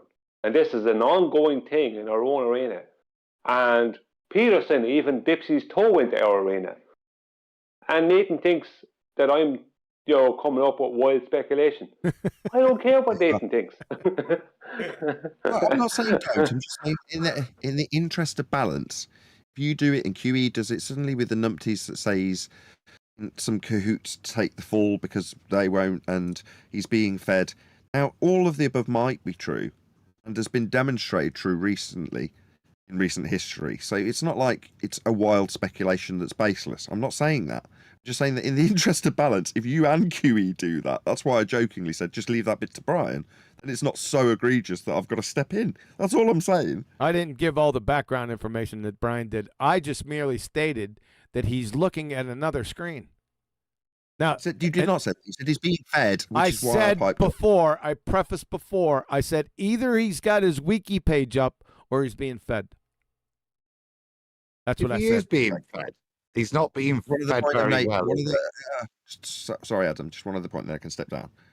Right, I know I said this when we were looking at it the first time when we watched it fresh, but it's worth pointing out at some point, because it's been about an hour, what objection your honour means. Just, you know what I'm talking about. That's it, Adam, go ahead. It was only a point. If he's being fed, he's not being fed very well. What was the last thing he said? Say, yeah, good point. Just tell him it's not his turn to ask questions yet. He's not being fed very well. Are you? Language is breed. Too funny. Language is breed. This is going. Everybody who knows how to think knows that the only way. What? Everybody who knows how to think? What? That's called appeal to not calling yourself out as a retard fallacy, isn't it? I don't know how to think. I disagree with you. What the hell was, Dichotomy there. what the hell was that string of nonsense? Listen to this. Just thinking about Go the ahead. French language seducing the Italian language while the Spanish language watches. Dear twisted individual, you would be back there. This is going. Everybody who knows how to think knows that the only way to have zero relation is to share zero genes. A 00. The Baltard's IQ. But the fact is, humans share genes with other organisms. Really? How do they do that? Show a picture. Hold on, hold on. That's that fallacy, isn't it? If they're shared, if they don't share any common genes, they aren't related. And if they because they do share common relations, they are definitely related. That's the name of that fallacy that I can never bloody remember. I know. I think I know what you're talking about. Is it denying the antecedent? Yeah, you were going for the denying the antecedent one. I'd have to think about that, but you're close. Yep, it's pretty very close. rare to that this comes up. So it doesn't. It's not that I'm rusty. I like the fallacy, which is why I'm smiling about it. But it just doesn't come up very often in flat Earth. But it often comes up. That's why I'm smiling, right? Because you never often get to identify this particular fallacy. It's as an accurate example. It's if they're buried together, they exist together. No, if they're not buried together, they didn't exist together. Right? That's the actual example you gave to demonstrated to you me. could do it the other way. If they existed together, they will be buried together. They're buried together, therefore they existed together. Yeah, that's denying the antecedent. Instead of affirming the consequent, it's the other twisted little sister that evotards have a ball with. They're unaware of it because they're morons. So why is that the read it? case if we're Say again? You want it, the buried together fallacy. Do I want it? You want me to give the description from Yes. my mistress? Please. Yes. From your mistress. I didn't pull it out of my underpants or my back pocket. The buried together fallacy is a logical fallacy that occurs when two or more things are assumed to be inherently connected or identical simply because they share a common feature or characteristic. This is often a false assumption that can be led to a flawed reasoning conclusion. Example, incorrect assumption. All people who wear glasses are intelligent. Fallacy. This assumes that wearing glasses is a direct indicator of intelligence, which is not always the case. I don't know why wouldn't they cite the buried together? But the point is, it's when two or more things are assumed to be inherently connected or identical simply because they share a common feature or characteristic, i.e., they're in the grave. Yep. Right, so they share the same genes, coding. therefore they are related. Yeah, Yeah, it is that fallacy. I was right to call it. we're not related to other things? Drink that I goober did answer juice. that question, Your Honor. We could share. Objection. Has he been listening to me? No one else does that. You hear him? Let's do it again. Who does that? Who does this? Related to other things? I did answer that question, Your Honor. We could share genes. Objection, Your Honor. Brian was doing it 2 weeks ago. Yeah. Nice one. Yeah, he It's should a be nice- listening to you if he's not. Go ahead, Adam. There's a nice final point from Gemini. To avoid this fallacy, it is important to examine evidence carefully. Don't just assume a correlation implies causation. I do like her. I do. Nice. She's lovely. Nicely done, that old vixen. Because we have the common designer, because we have the common necessary functions, grasping your fingers together like monkeys do and humans do. That doesn't necessarily prove relationship. It could prove a common set of gene code to make the flexor muscles and extender muscles work to close the phalanges. So I think you're coming to The phalanges. Shout out to Nathan. the single conclusion. You're wanting a single conclusion. And I think there may be other things to explore. I would look at that more carefully if I was you. So I didn't ask you any questions about like being able to move your fingers. You're obviously dodging this, and that's fine. He didn't dodge it. He's making it a clear analogy. I thought it was pretty clear. Yep, very clear. It seemed to me that he absolutely addressed it head on, Peter. That's what it seemed to me. It's one of them. He didn't need to either. He's doing it for the sake of completeness. He gave a perfect example, one that I was not that familiar with when I first heard it last time we listened to this, right? And you go, okay, so your example is to say this suggests that because they're sharing common genes, they must be related, right? The denying the antecedent or whatever it is. And he's turned around and, in the interest of completeness, given an example where if you clasp your hands together, there's a string of sequence code that suggests how to do that. That is common. Doesn't mean they're in any way related. They just share a common string of sequencing that can make them both do that. So what? He's given a complete answer. I didn't ask you anything about clasping hands together. Wanker. Yep. Dunning-Kruger wanker, Nathan. QE, just like I said earlier, I don't know his argument, so I'm trying to get it. So can I just summarise where I think Planet Peterson's arguments? You could try. You better get a mental health professional to help you out. Yeah, I know. He seems to be making the argument with the two cows that if they've not got the same genetic code, they're not related. Yeah. And therefore, things that are different aren't related. And as Kent says, no, just the genetic sequencing of your phalanges or how fingers move, yeah, would be shared cross species. that's not to imply that they're from each other, which is the buried together fallacy. Yep. That he's trying to invoke. That seems to be where we're at. And now Kent said to him, yeah, but phalanges, nice. And he's just denied it. Yep. But denied the fact that there would be cross-species shared genetic encoding for movement of fingers or phalanges or whatever. You know what I mean? There'll be shared parts, that there will be a match. So again, against his own paradigm. Yep. Or is it just Dunning-Kruger because it's against, or not against known things? And it's a couple of things. Yeah. It is that, yes, but it's also he knows that his stupid audience will accept that hand wave. Sure. Well, I think even the though reason it's for that, fundamentally wrong, yeah, even though his statement's fundamentally incorrect against known genetics, yeah, that's my point there. That his defense now is to, it's like with Brian's analogy earlier. No, horizontal isn't flat. Yeah, they've got to go against. They've got to contradict themselves, haven't they? Yep. yeah, I think he that was a hand wave because he didn't know how to address it. Exactly. All the above. Yeah. Yep. Back to All the of other above. back to the other screen. We're just talking about genetics. You asked about. We're just talking about genetics. Objection, Your Honor. Presuppositional Explain why you're kleptomaniac. objecting. Hold on. That's the perfect time. Explain why you're objecting it. I'm not going to get your own dirt joke again, but just briefly explain why. Yes, because he's a philosophical naturalist, and philosophical naturalists would have to show a single nucleoside forming from nature, from its constituents. That's why.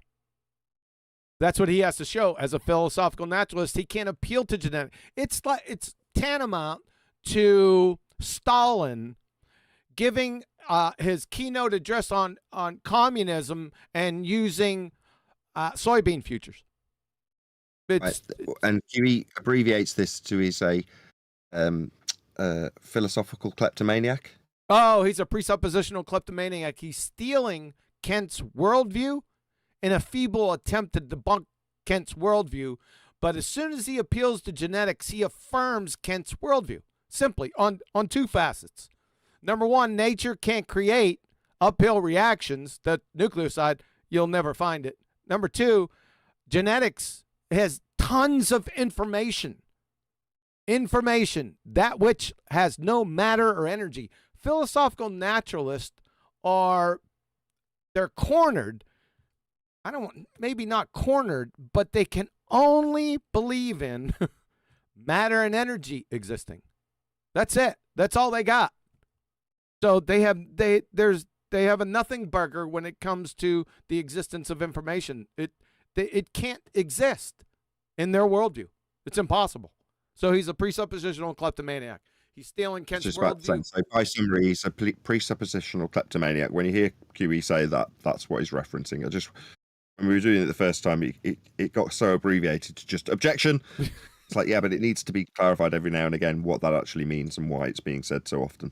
I think I've done it like 30 or 40 times since I've started. Yeah, because I suggested you should. There's a certain amount of redundancy built in, but this is sure. Familiar to us, unfamiliar to anyone potentially watching. So it's worth going through it every hour or so. Every hour or so. Okay, fair enough.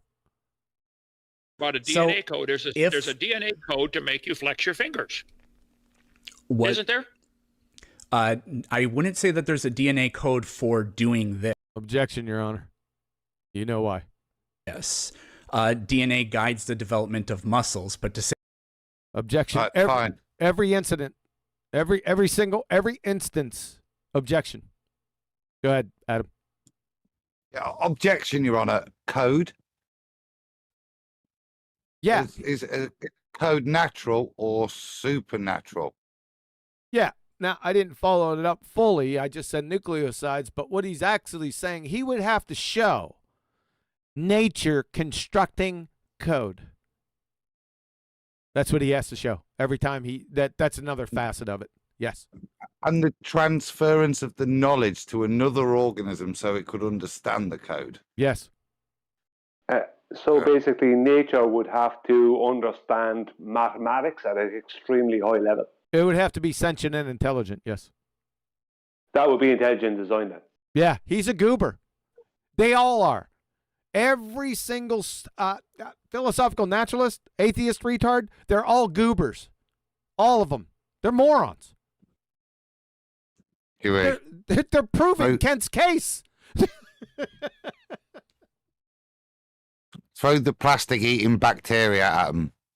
Yeah, that's a good one. Boy, you are stuck on that presentation back in the day. That was a good one. I think we should do it again. You I think next Ballbusters should be that. Yeah, I think definitely after this. Yeah, I knew you missed it. I love it. I'll consider it. I did enjoy that presentation. It was a lot of fun. Say there's a DNA code that does this. I don't know what that could possibly mean. Okay. Like we talk, but there's no gene for saying the word balloon. But anyways, I have a lot more questions. So, Okay. Whoa. Go ahead. Again, no, actually, there probably is. Balloon meaning a sack. And yeah, there probably is actually a gene encoding for that exact shit description. Maybe not a party balloon that Coco the Clown would blow up, you know, your weekend job. But yeah, that's exactly the point. There are gene encodings for these sorts of things, shapes, sizes, cells, how they fit together, their complexity. That's the point of what's encoded. Now he's denying his premise again. He was correct. There's no code for you saying that. It was utterly meaningless, and he's presuppositional kleptomaniacking all over the place. If you think that the gene overlap is because of objection, common design, then why did God design us in a way that's indistinguishable from the evidence of evolution? What? Number one. Number Did I miss one. something? Whoa. Did I miss something? When did he present the evidence of evolution? When did he define it? He didn't. Didn't. That's number one. No, that was number three. He's asking Kent why the creator did something. What is the only possible way that Kent can answer that question? He'd have to be the creator. No. He was the creator. No. How about that would be an ecumenical matter? No. He'd have to rewind. Yes. He'd have to rewind time. He'd have to go back to the beginning of entropy. No. Come on, guys. Just tell us. Tell us. He'd have to at least have a direct communication with the creator. Yes. Have information Correct. from the creator. Correct. Yes. Yeah. He would have to have a discussion with the creator on the creator's motives. You friggin' idiot clown. You peckerless, pecker-hooded peckerwood. Unbelievable. Do you think that's a legitimate question to ask him? What, God? I think it'd be a bit presumptuous and rude if you were in front of God. Both. Just out of interest, why is it blue? Yeah, asking the creator of the universe why questions. Dear Father in heaven, why did you make your holy creation look undistinguishable from evolution? Amen. Amen. Oh, no, not from evolution. From my ideas of how I can work outside an arbitrarily ascribed description system called the taxonomic classification system. Why is it so similar to that? Planet Peterson, define evolution, son. He's a moron. I.e. that we would share genes, because we know that passing on genes. Share genes, passing on genes and share. What is sharing?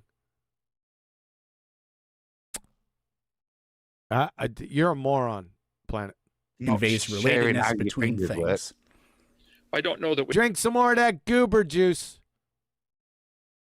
know such a thing. You're making a statement, an assertion that I don't think has been demonstrated. I think you agreed to it, paternity tests and all that. He said it again, paternity tests. What's the word he's saying? Fraternity, is that a paternity? You know, it's paternal parents. Like college campuses. No, that's fraternity. I can't understand the word he's saying. What's the word he's actually saying? With the letters, spell it out with the letters. What he's actually saying, the words that's coming out of his mouth. He's trying to say paternity, but he's putting an R into it. He's saying fraternity. He's done it a number of times. He's added an R to paternity. Yes. He's saying fraternity. Yes. Gotcha. It's not the Kind of stuff. misspelling. The reason he's reiterated this point is to drill down that, I think, as he stated earlier, that genetics only prove whether or not you're related to someone. Which, again, a moot point, but... Fraternity test tells you whether or not you're going to be a dude. Fraternity test. Now, they do paternity tests in fraternities.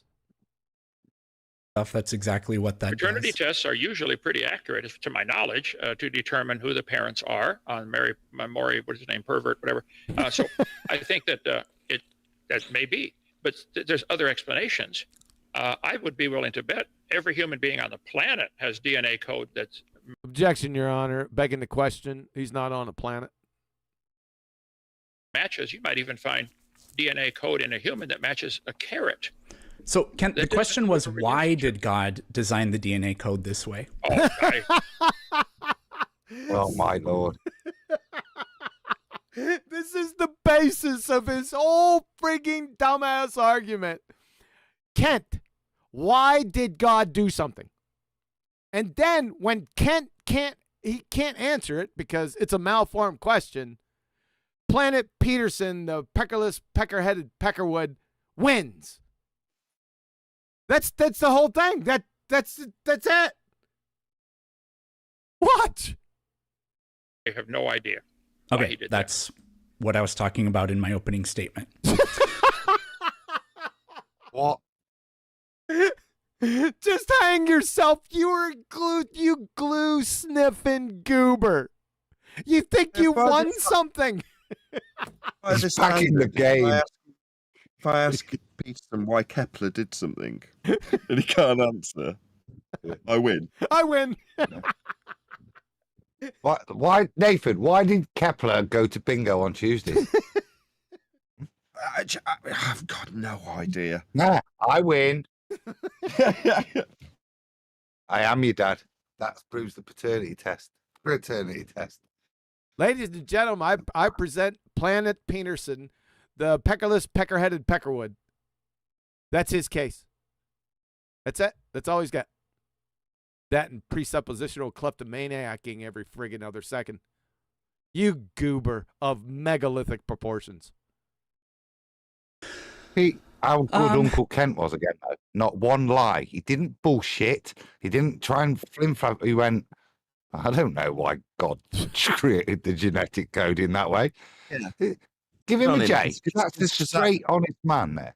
Give It is. That's a very honest answer, because he could have potentially thought, am I going to fall into a trap of being criticised for my lack of connection to God or some other nonsense?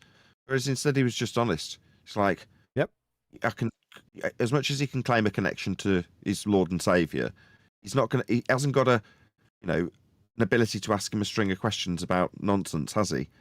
So he was just honest and said, I don't know. I've got no idea. Good on you. I'd be willing to bet every human being on the planet has DNA code that matches. You might even find DNA code in a human that matches a carrot. So, Kent, the question was, why did God design the DNA code this way? Oh, I have no idea. Okay, that's what I was talking about in my opening statement.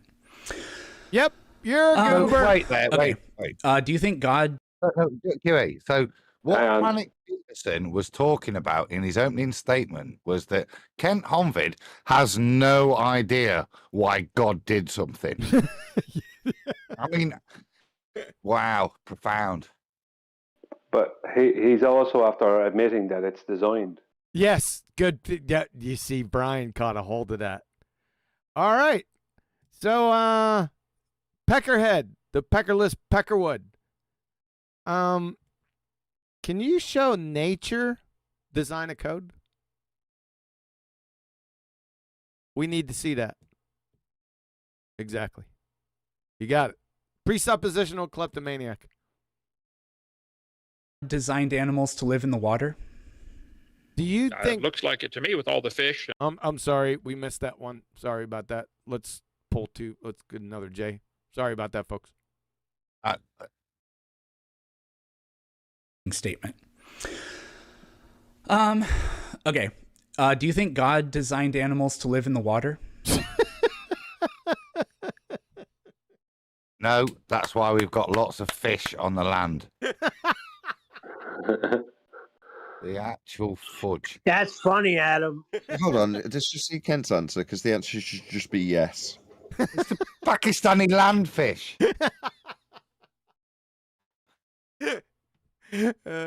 Ladies and gentlemen, the intellectual atheists of our age, right here, boy.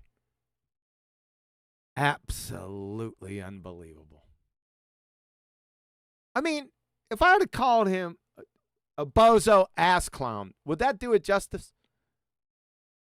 Well, this absolute genius is about to catch him on the fact that whales aren't fish. That's actually a compliment, Kiwi. Hey, thanks. Did you stop for the ice cream truck?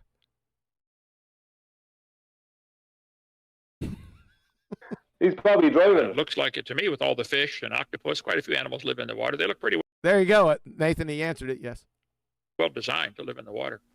So do you agree that things like dorsal fins, pectoral fins, tail flukes, those are traits for animals that live in the water, or that animals that live in the water have? Yeah, they seem to be well designed for that purpose. I think they enjoy having them. I don't know. I'd never Cool. talked to them. But you would agree, you actually answered my next question, so I think you're reading my mind. That could never happen. No one could Right, ever so read there that. you go. He's about to absolutely pulverize himself. Go on, Adam. Well, what we've got is on screen, because you can see his eyes, as QE's alluded to earlier. He's now keeps referring to his bullshit agreement ladder that he'll try and then get to a crescendo that clearly, look, because you can demonstrate that this whale, through a taxonomic system, can be traced back to the foothills of the Afghan mountains to a kind of dog-like creature. He's right. The foothills of the Afghan mountains. Nicely done. So I can skip that. But you agree that in organisms, its features, phenotype. Phenotype. Objection, Your Honor. You don't know what phenotype is, you glue sniffer. Objection, Your Honor. Presuppositional kleptomaniac. Phenotype is directly connected to genotype. Yeah. I know where he's going, and I'm going to point it out in a minute, where he doubly pulverizes himself. He may surprise you. You think that that's sculpted by genes and how those genes are expressed? Objection, Your Honor. I would assume, right? Right. I think the genetic code tells that body how to develop from an egg and a sperm into the full-grown animal. It's following a very incredibly complex code. Way too complex to have ever happened by chance. Yeah, that's stupid, Kent. Yeah, you brought up by chance. That chance has nothing to do with this at all. Nothing whatsoever. Zero. So that was stupid of you, Kent. Go ahead, Adam. We've got to do the presentation. Expression of genes. You like that part? How do you get bacteria to express the gene to eat plastic? Does it evolve it in a limited environment where no nutrients are suddenly there, or does it express a gene that has already existed? Interesting question. You want to go over that? We ain't gonna do it now. No, And you think that those genetic? But Go ahead. when we do, people will understand why we're ridiculing it. How this guy is demonstrating such Dunning-Kruger that he doesn't understand his own explanation. Yeah, all he can do is try and use the thing that absolutely destroys the idea. Yeah, that this shit is, what's the title we use? Evolutionary philosophical bullshit. It's supposed to be common descent. Well, no, philosophical. Oh, You the said philosophical naturalism. philosophical. He's a philosophical naturalist. Yep. Yeah. So this genetic knowledge, yeah, wherever we pick the point, it destroys his standpoint by citing it at every point. What's the interesting bit is, as he cites it, he demonstrates he doesn't understand it. So, yeah, exactly. Yeah. Yep. Code. Way too complex to have ever happened by chance. Yep. Yeah, that's bullshit. And you think that those genetic similarities that we see... Objection, Your Honor. Presuppositional kleptomaniac. Genetic similarities that we see. Where do we see them at? What does that mean?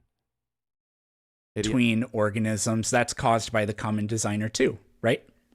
Unless you could show nature poofing into existence code. That is information. I don't think that's going to happen anytime soon. Do you, peckerless clown? That's not what Kent does, though. Or by... Say again? Not what Kent does now. Go ahead. Yep. I think the designer designed it just like they designed submarines to have, and airplanes also have ailerons, because they have to go through a fluid medium, like a solid or, a liquid or a gas. So I think it's a great design feature that has to be. And they might have similarities in the code to make the aileron go up and down in an airplane and in a submarine. Sure. But they're doing the same thing to steer it, okay? Hey, Donnie, where are we at with the time now? Hold on. So I've got a Peugeot RCZ, Nathan, right? And I got a button, and I can press it, and when I press it, on the back, an aileron comes up. Does that mean I'm going underwater like James Bond? That's not what he's saying. Instead of just pointing out that the code itself proves the existence of a creator, which is where we keep going, obviously, he's given another comparison. It's just a lot less strong this time around. Yeah. Right? There's no completeness when he makes this comparison because there's no need for it. It also doesn't address the crappy point that Peterson's making of common descent, does it? It doesn't address that. Nope. Sorry. Good question. You're just a little bit over 10 minutes. Okay. So you're doing pretty good. You're about halfway there. Okay. Thank you very much. Now how are you going to train wreck yourself? So... oh, panic. Yeah, I don't know where I'm going with this. Neither does he. What a bozo. It's him I'm referring to. Just hear a solid 20 seconds so we get into the next subject. This whole thing about design and genetics and the phenotypes of organisms. Objection. Presuppositional kleptomaniac. So if God designed that genetic code, then that means the genetic code can objectively reveal to us evidence of common design if common design is a thing. Is he saying if God creates the code, then nature can create itself? Is that the last statement he just made? Did I break that down correctly? Think so. No.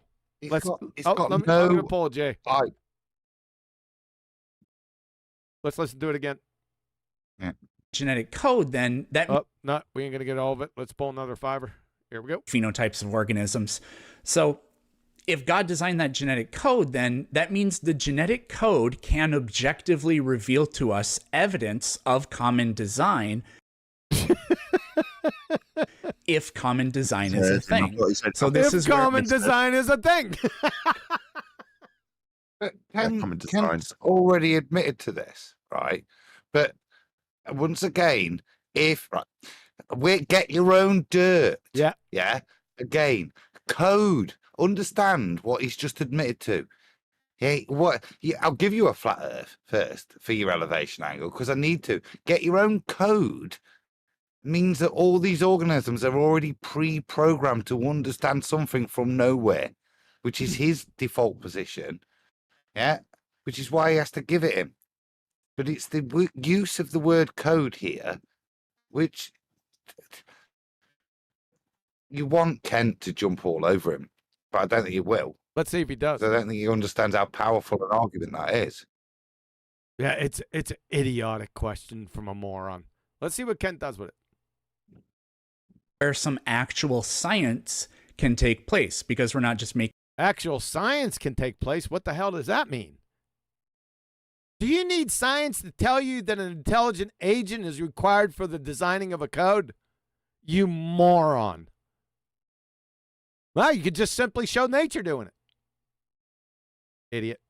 Making assertions, we have a claim, and there's evidence we can actually look at for this claim.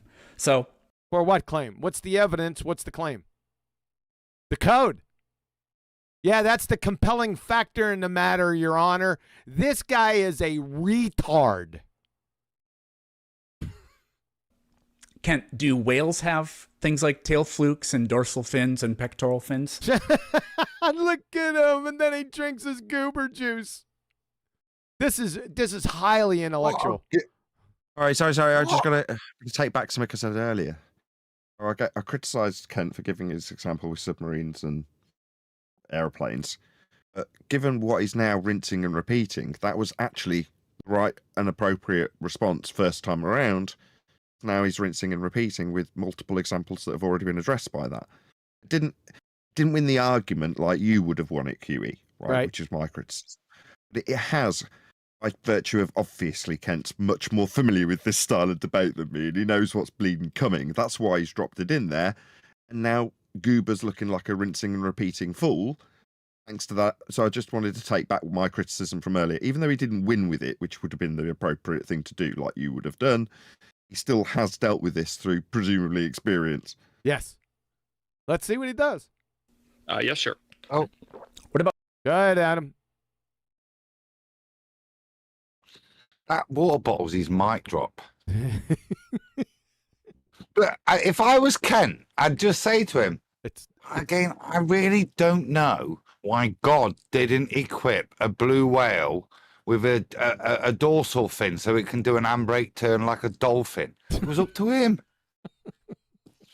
I really don't know why he chooses to gulp right into the microphone. Oh, I'll tell you, I'm going to destroy. I'll tell you, I'm going to take a contract on those dumbass. And that's not water bottle. It's goober juice. It has a G on it. For God's sake. What about sharks? What about sharks? Do hippopotamuses have those things? Hippopotami? Why would they need them? Do hippopotami have dorsal fins? They have some similar bone.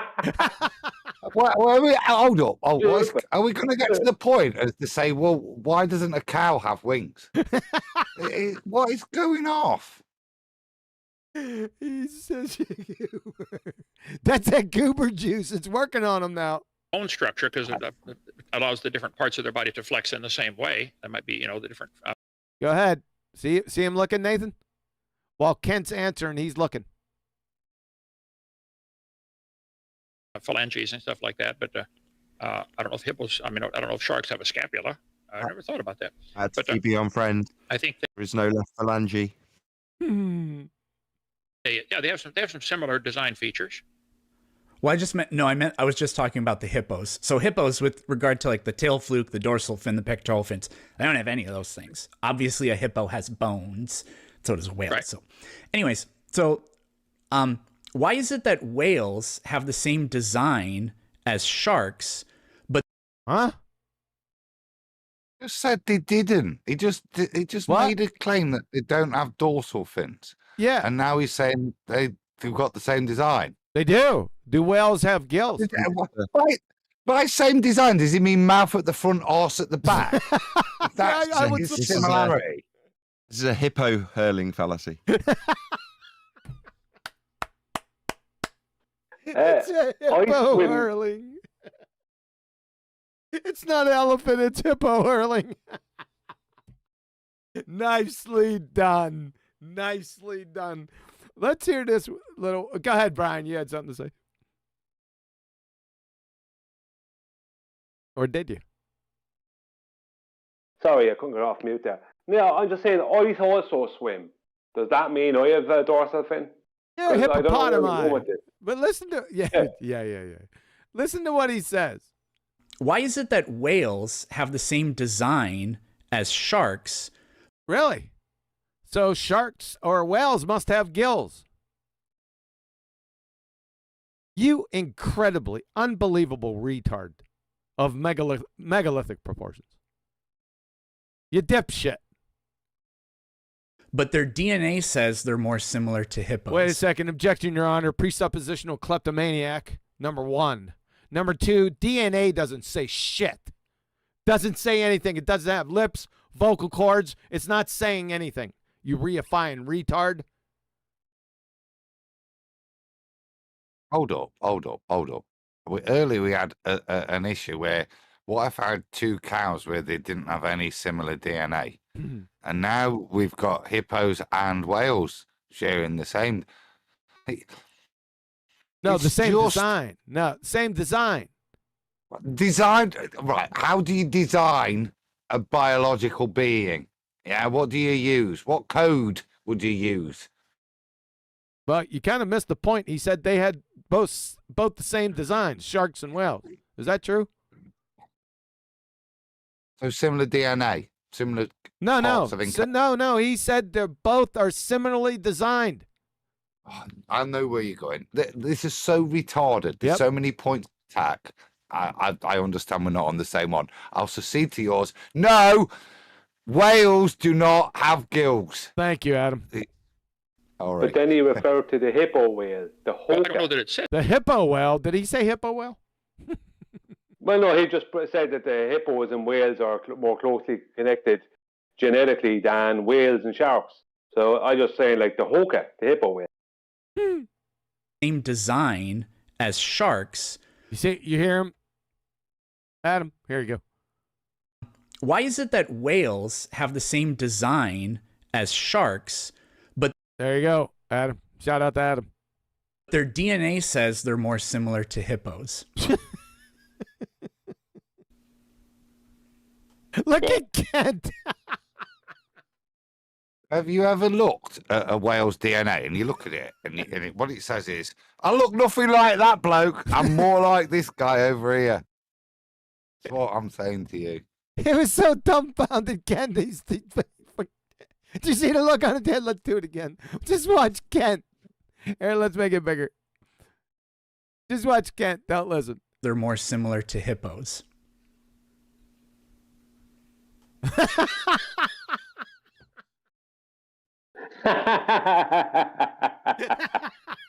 It's going. It's going to have got legs.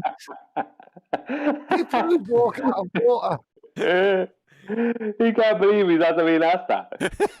I want a J for his look because he's almost like he's going, what are you talking about, Willis? If Kent was allowed to use poor language, that's when it was going to get inserted.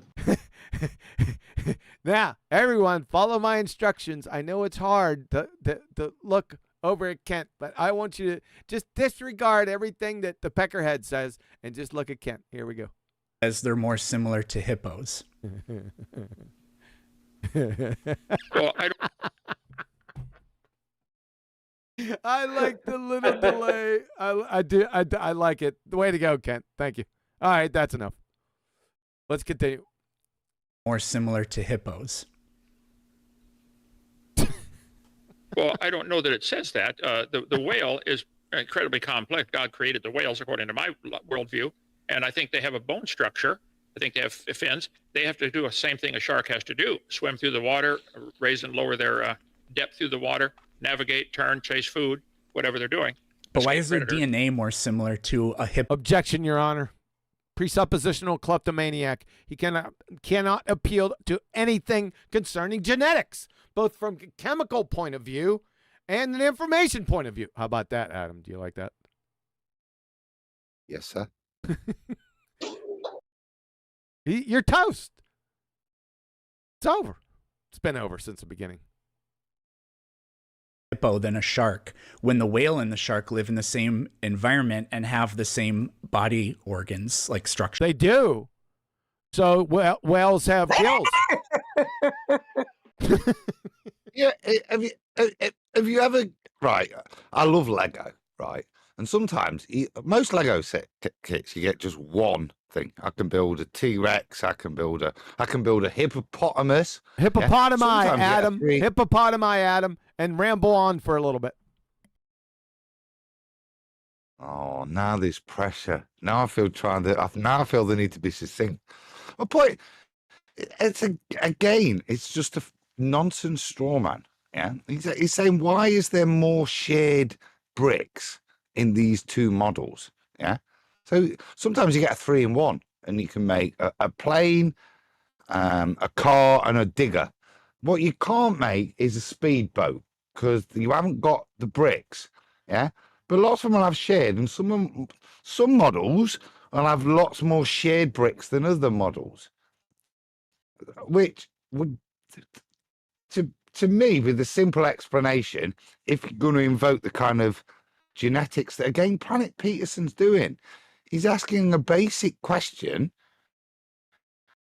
with regards to genetics, and asking Kent to describe why God did it. It doesn't need you to tell that, but it's just obvious that if you've got similar body parts and you don't need to have extra body parts or remove body parts like lungs or gills, then the probability is from genetics that you're going to share more genetics because you've got the same internal organs for a start. That's going to increase the likelihood, isn't it? If you have an understanding of genetics, Planet Peterson, which your question seems to demonstrate you don't. Have you got some pineapple yet, QE? Do you want to talk about the Hoka, Adam? The hippo orca? Yeah, well, that mythical beast. It's not mythical according to Peterson. Go on. It's true. Only spotted on, and the only way you can catch her, is with a gravitational beam.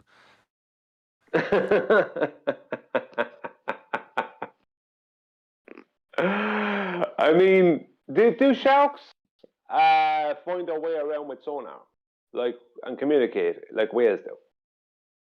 No, I because don't think sharks they do the don't same. have brain tumors like dolphins, do they? The sharks are different. Then, right? They just have some similarities, kind of like dogs and cats and horses and cows. Do you know what I mean? There is some similarities. Go on, Nathan. That was it. I just got to stop you.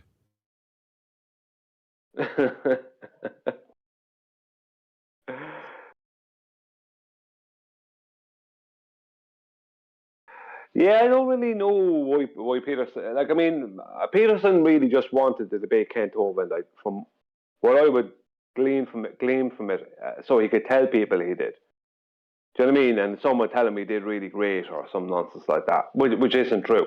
Now, the people who would tell him that would be people who were uneducated. You know, now I'm ignorant to the subject, but I also know a winner when I see one, and I know that Peterson is not that winner. Do you know what I mean? So we all know who the winner here is. It's Donny. Yeah. How could you ever tell? Pictures. Well, again, there would be several different ways to look at that. You would look at it as if they have to be related, and I would say, well, the same guy designed them. I'd be willing to bet all the Sikorsky helicopter and all the Huey helicopter and all the other helicopters have a lot of design similarities. So we went through this, that if the DNA code is designed and the DNA code... Objection, Your Honor. He can't appeal to DNA code. That's presuppositional kleptomaniac behavior. If the DNA code is designed. Huh? Are you saying there's non-designed code in existence? Right. Can you show some non-designed code, Planet Peckerhead? Brian, can you bring out your curved horizontal? No, it's not. I don't want to cross the streams. Yeah, with examples. Whenever this comes up, all I picture is the sandcastle washing up on the beach. Not just a sandcastle. Sandcastle with fully working plumbing. Yep. Yeah. 3 toilets, bidet. A bidet, yeah. The point is, it's the same thing. It's the same nonsense, contradiction that's being presented here. You can't have a code, okay? A code has to mean something. thing by the originator of it and the person receiving it, so they know what to do with. So if, like with regards to just simple protein production, reverse transcriptase production within the cell, yeah, each bit needs to know what it's doing and its function and what it means when it reads these proteins, yeah, because even within the cell, it's reading itself. Now, if I read something in French, I don't know what it means, yeah, even though I can recognize every single character. But if I don't understand French, yeah, and the little ribosome I've got it, and it's all in French. I can't produce the protein, and this is the point. This is what's frustrating about this guy, yeah. The fundamental premise of genetics demonstrate a creator, yeah. At their very heart, this whole principle demonstrates there is a creator for it all. There has to be, by the fact there is an encoding that is underwritten for everything to understand. Nobody's changing things. Languages aren't evolving. And more fundamentally, the answer to every solution is already within the cell. Yeah, he has to show non-design code, though. He kind of got off the beaten path with his statement. But he's no, that's my point. To make that statement is retarded. Yeah. It shows you don't understand the topic you're talking about. He doesn't have to show it. Yeah, he's just proved he's Dunning-Kruger, as we've said earlier, by making that statement. Yep, let's hear it again. So we went through this, that if the DNA code is designed and the DNA code is what creates these structures, then we would objectively be able to find evidence of common design with What he's exactly saying, this retard of the ages, is that code can be not designed. That's what he's saying. Yep, that's what he's saying. It's just what it is. It's over. He's a moron. He's an idiot. He needs to be institutionalized, like I told you. with animals that have the same give him outward a appearance. rewind and the full 20 seconds just to hear that. I'll give you 2 days. Yeah, this is just mong. And each sentence. Yeah, there you go. All the Sikorsky helicopter and all the Huey helicopter and all the other helicopters have a lot of design similarities. So we went They have to through do the this, same thing. that if the DNA code is designed and the DNA code is what creates these structures, then we would objectively be able to find evidence of common design with animals that have the same outward appearance of design. The evidence of that would be buried in the genetics. It's not, though. Objection, Your Honor. What's not? What's not? The whale shares vastly more genes with the hippo that has none of those features. Doesn't it share genes with the... What the hell is he even on about, man? I tell you what he's on about, the exact point you said.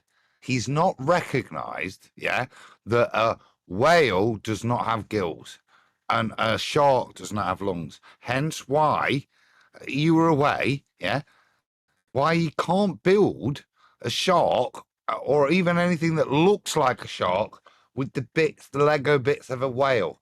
But he could build a hippo with the Lego bits of a whale because he hasn't got to build the other bits that aren't included in the kit. And he's not recognized. But what about if if Kent Hovind comes at him with the whale shark as a report? Oh God. Also, this is right. So that's the bullshit of the Pakistani whale dog. What they do is they start with a whale dog, yeah, and what they do is they add a bit here and they add a bit there, and they swap those couple of tail bits, yeah, for this bit and that bit, and then they get it in the water and then they swap it. But what they don't do in their taxonomical structure to get from a Pakistani whale dog to a primordial whale is bother to implement the bits where it breathes underwater. Yeah, because they're nothing like each other. They're not shared. So it'd be stupid, yeah, or to try and link it to a turtle that wasn't 4,000 miles from water. which would have been a lot easier and a lot less bits to change, really, and less supposition. And this is the nonsense that Kent's kind of elucidating to, that he's trying to, and my analogy badly alludes to, just because you've got bricks that are similar, it really is a non sequitur, because everything's built with similar bricks. But the designer, the creator, made certain rules for all the ways the bricks fit together and work, and he built a whale, and he built a dog in Pakistan, and he built a shark. Don't move me rambling. That's all right. That was a good ramble. Also, can I just ask a question? No, I'm saying Go on. also, I tried to get this in before. What is this? Does he have writing? Is this some type of what? What is this? You see this? Yeah, down the inside of his forearm. Tats. What is that? Huh? Tats. It's what? Some kind of tattoo nonsense. Is it? Some kind of tattoo. All right. Sorry. It probably says evolution or something stupid like that. More than likely. It probably says just wonder- it's a ball, Brian. It's Yeah. a ball. Get up in the morning, remind it's a ball. It's a ball. It's in a different language. So it's in one of those languages that reproduce. Das ist ein Erdapfel. Does Peterson know that hippos don't have blowholes? But he does. We heard enough from his blowhole. And lives on land, compared with the shark. So this is a terrible failure. What's the failure? Yeah. Him being born. Seriously, look, his body language is very telling. He made his point. He went, shit, I've not actually made a point, have I? Nervous touch of his beard, and went, it's a terrible failure. What about the crocodile? Don't worry about don't we have enough red herring fallacies? Crocodiles don't evolve, Brian, do they? Everybody But they don't have gills. They don't have don't gills. evolve. They were around from billions of years ago. Go on. Exactly. Proof of evolution. Yeah. Black swan. Oh, that's right. The billions of years thing. There was a gentleman in, I forgot, last night, and he was going on and on about dogging out young Earth creationists. And to do that, he didn't dog out the creationist part because I called him out on the show. And I said, excuse me, I said, everyone's a creation. And he finally relented and agreed. And I said, so your problem, he kept on going. And I said, well, your problem then must be the age part. So in order to look down on young Earth creationists or to have any cowbell against them, then you would ipso facto have to know what the age is, wouldn't you?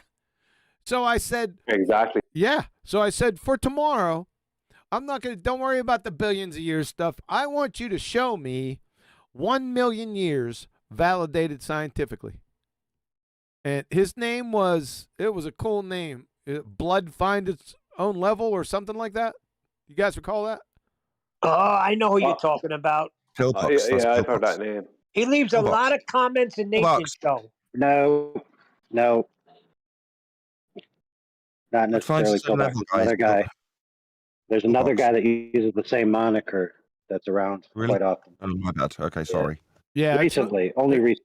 Yeah, it's not Pillbox. It's somebody else, Nathan. He's got a complete different avatar, and I thought I read the name out when I was looking at chat, and I thought it was kind of clever way to put some words together. But anyway, has he shown up?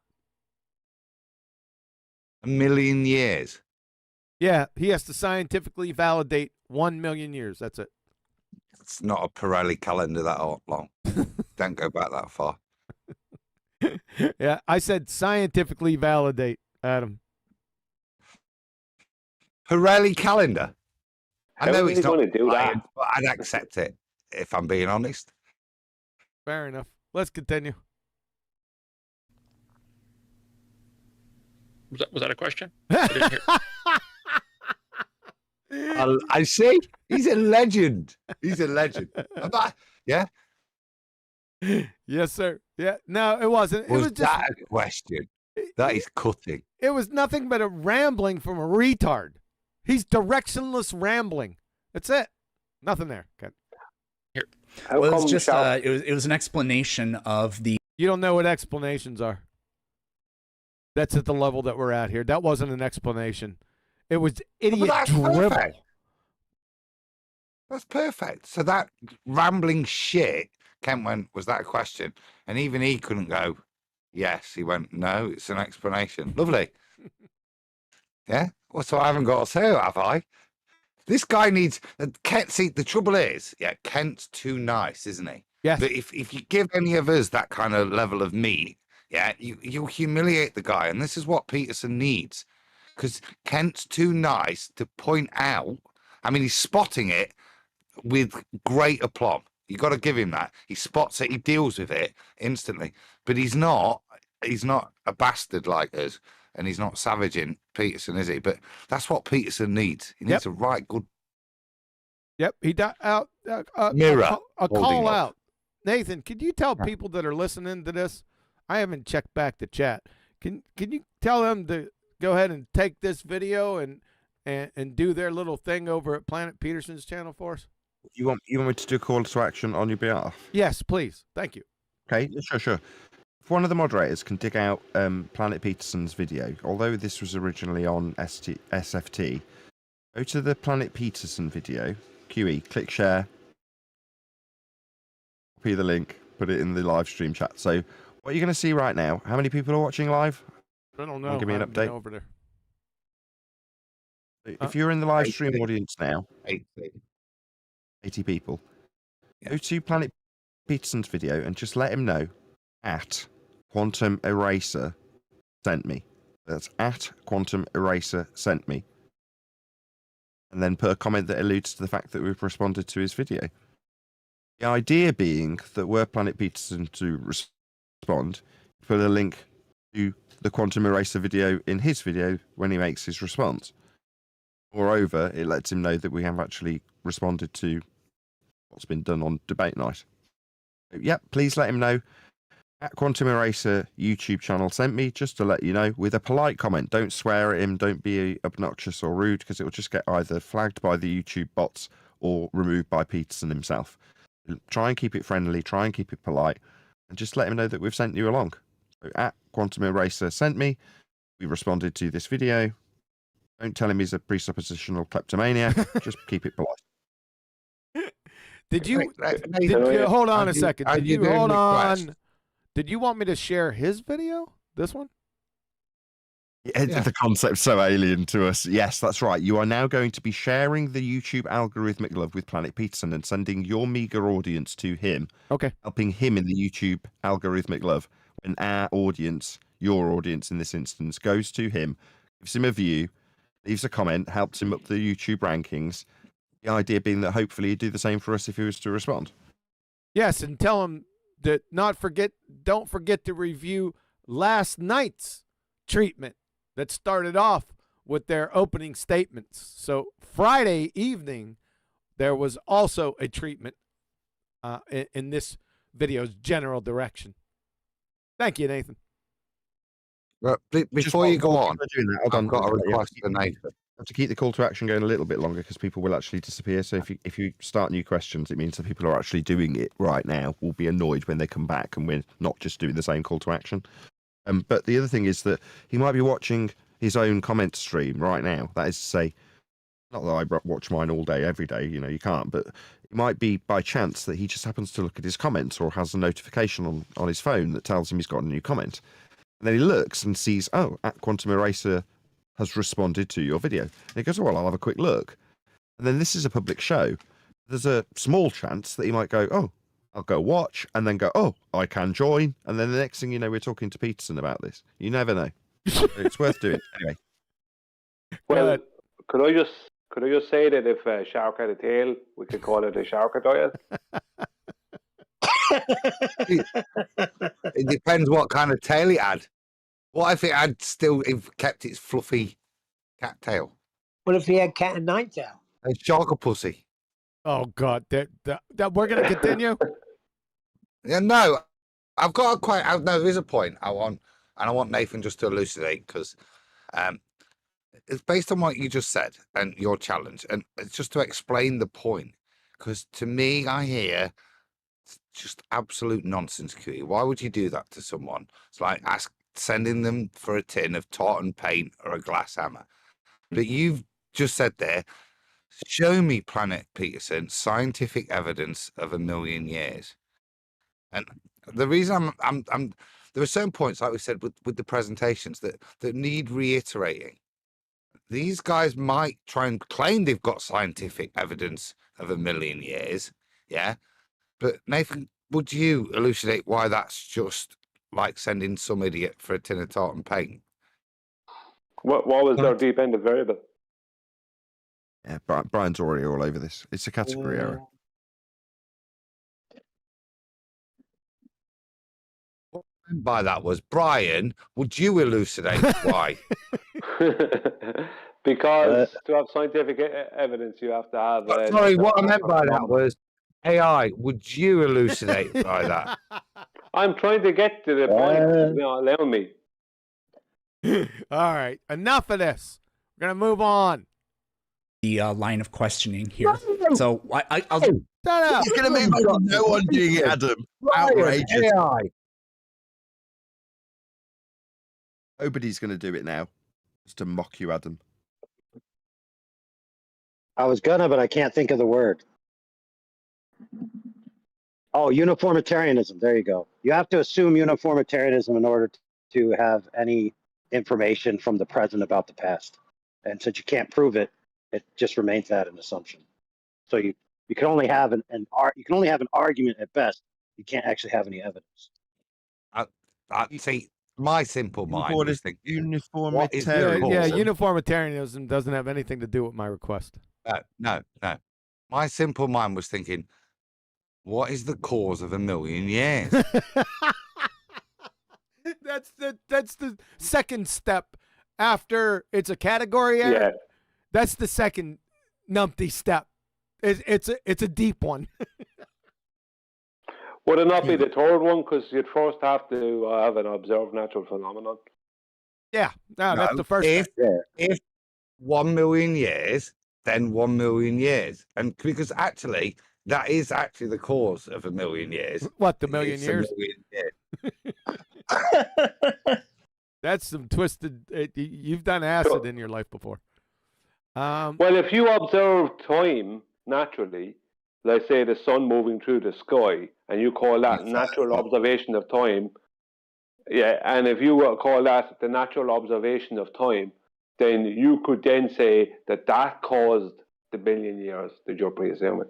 But I'm going with QE. in order to do that, you have to have retroactive uniformitarianism, into which the cycles of an object take the same duration at all times ad infinitum into the past, and that's impossible to prove.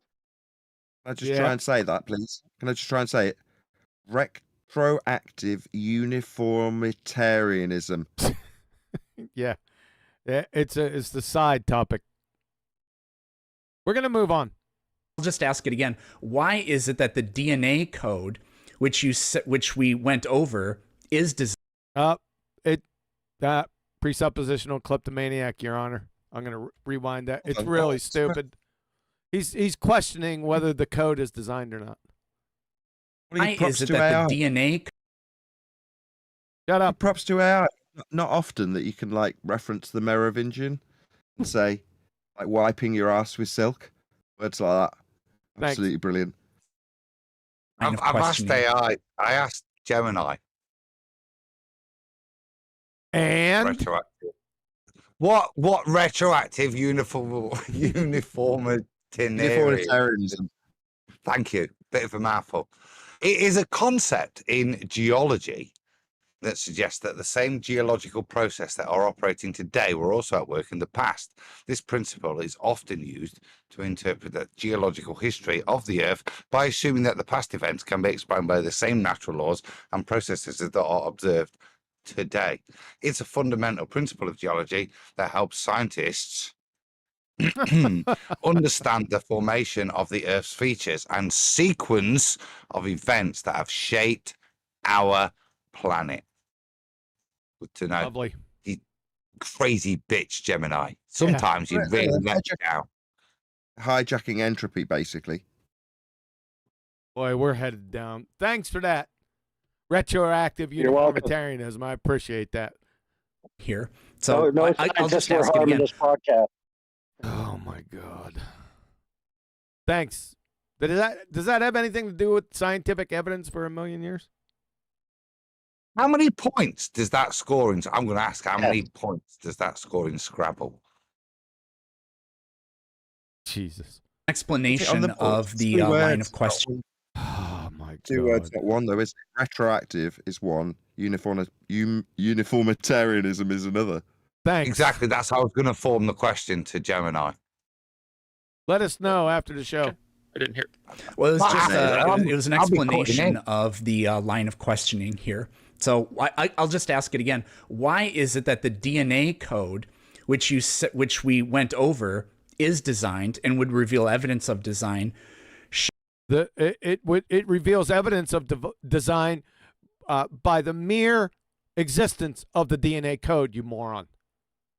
That's the compelling factor in the matter, idiot. Shows that the whale and the thing it's more similar to, the design evidence just evaporates when we look at the DNA. How does the design? So the DNA, objection, Your Honor, presuppositional kleptomaniac. How does the design evidence, the DNA itself, evaporate?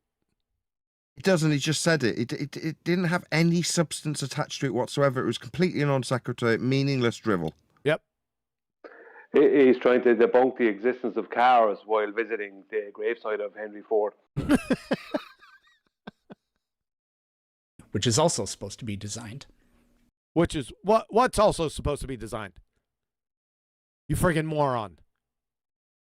What the hell? I don't know that it evaporates. I think there's quite a few similarities still between a shark and a whale. No, what about the DNA? Kent. He Jedi mind tricked you. Look at him. Look at Doofus. Okay, I think there's so much more between the whale and the hippo. I've never Joe. And objection, Your Honor. You know why. studied those DNA codes of any of those creatures. Okay, but if we find some similarities or differences that would not lead to the absolute sure conclusion that he's guilty, there is no God and it happened by chance and Charlie Darwin's the winner, I think you're coming to a vastly wrong conclusion. If there are some similarities, I never said God between doesn't exist. What did you never said that God doesn't exist? Yeah, you don't have to say those exact words. Like a communist doesn't have to say he's a communist, right? He could just put some of the principles out that he follows that makes him a communist. You moron of an Egypt. You're a philosophical naturalist retard, son. Period. 19 and 24. Which a 5-point difference I'm a bit disappointed in. But basically, yeah, retroactive 19 points. And the one I can't say, uniformitarianism. Uniformitarianism. Yeah. Uniformitarianism. You'd think it'd be worth a lot more than that. I mean, there's no triple word scores or point score extras, but you'd think that'd be worth more than 24 if. Thanks, How many letters? How many letters? I don't know. There's a lot there. 1, 2, 3, 4, 5. Oh, 6, God. What color are they? 9, 10, 11, 12. This is a new word. I love new words.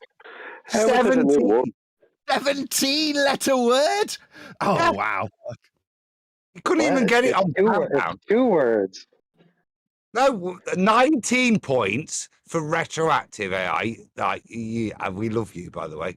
Yeah, you're back in my good books. Retroactive, 19 points. Uniformitarianism. Oh, God. 24. With 19 letters, you'd think it'd be at least near the 30s, wouldn't you? But no. You guys want to take a bet?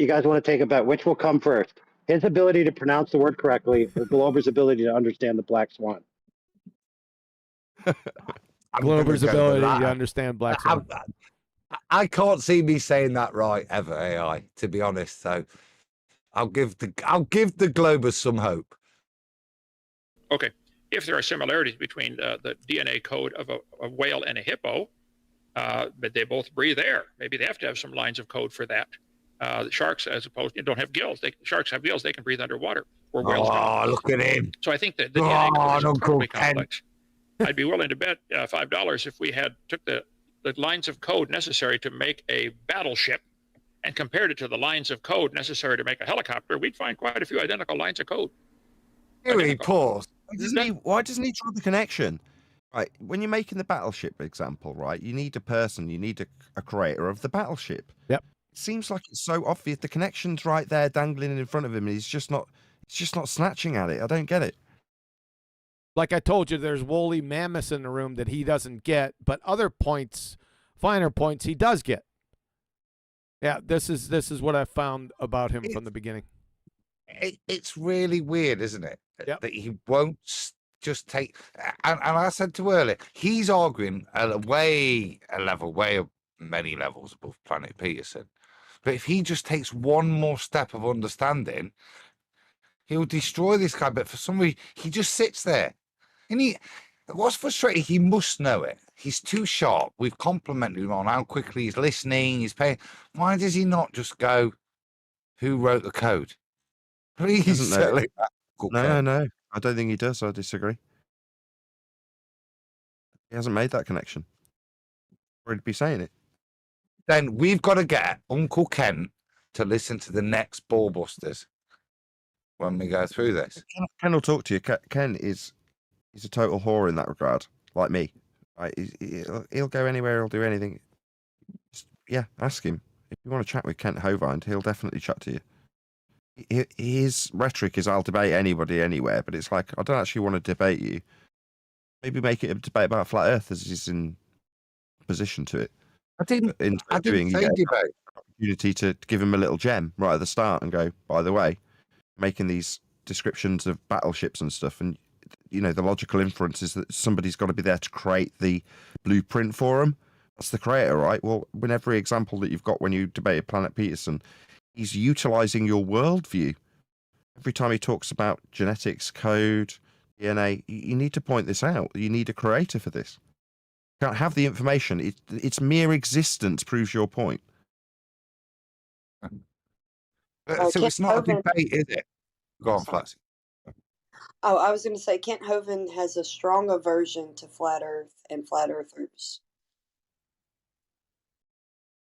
And it's nothing to do with that, Flatsy. Generally, and it's not a debate. It's dear Uncle Ken, yeah?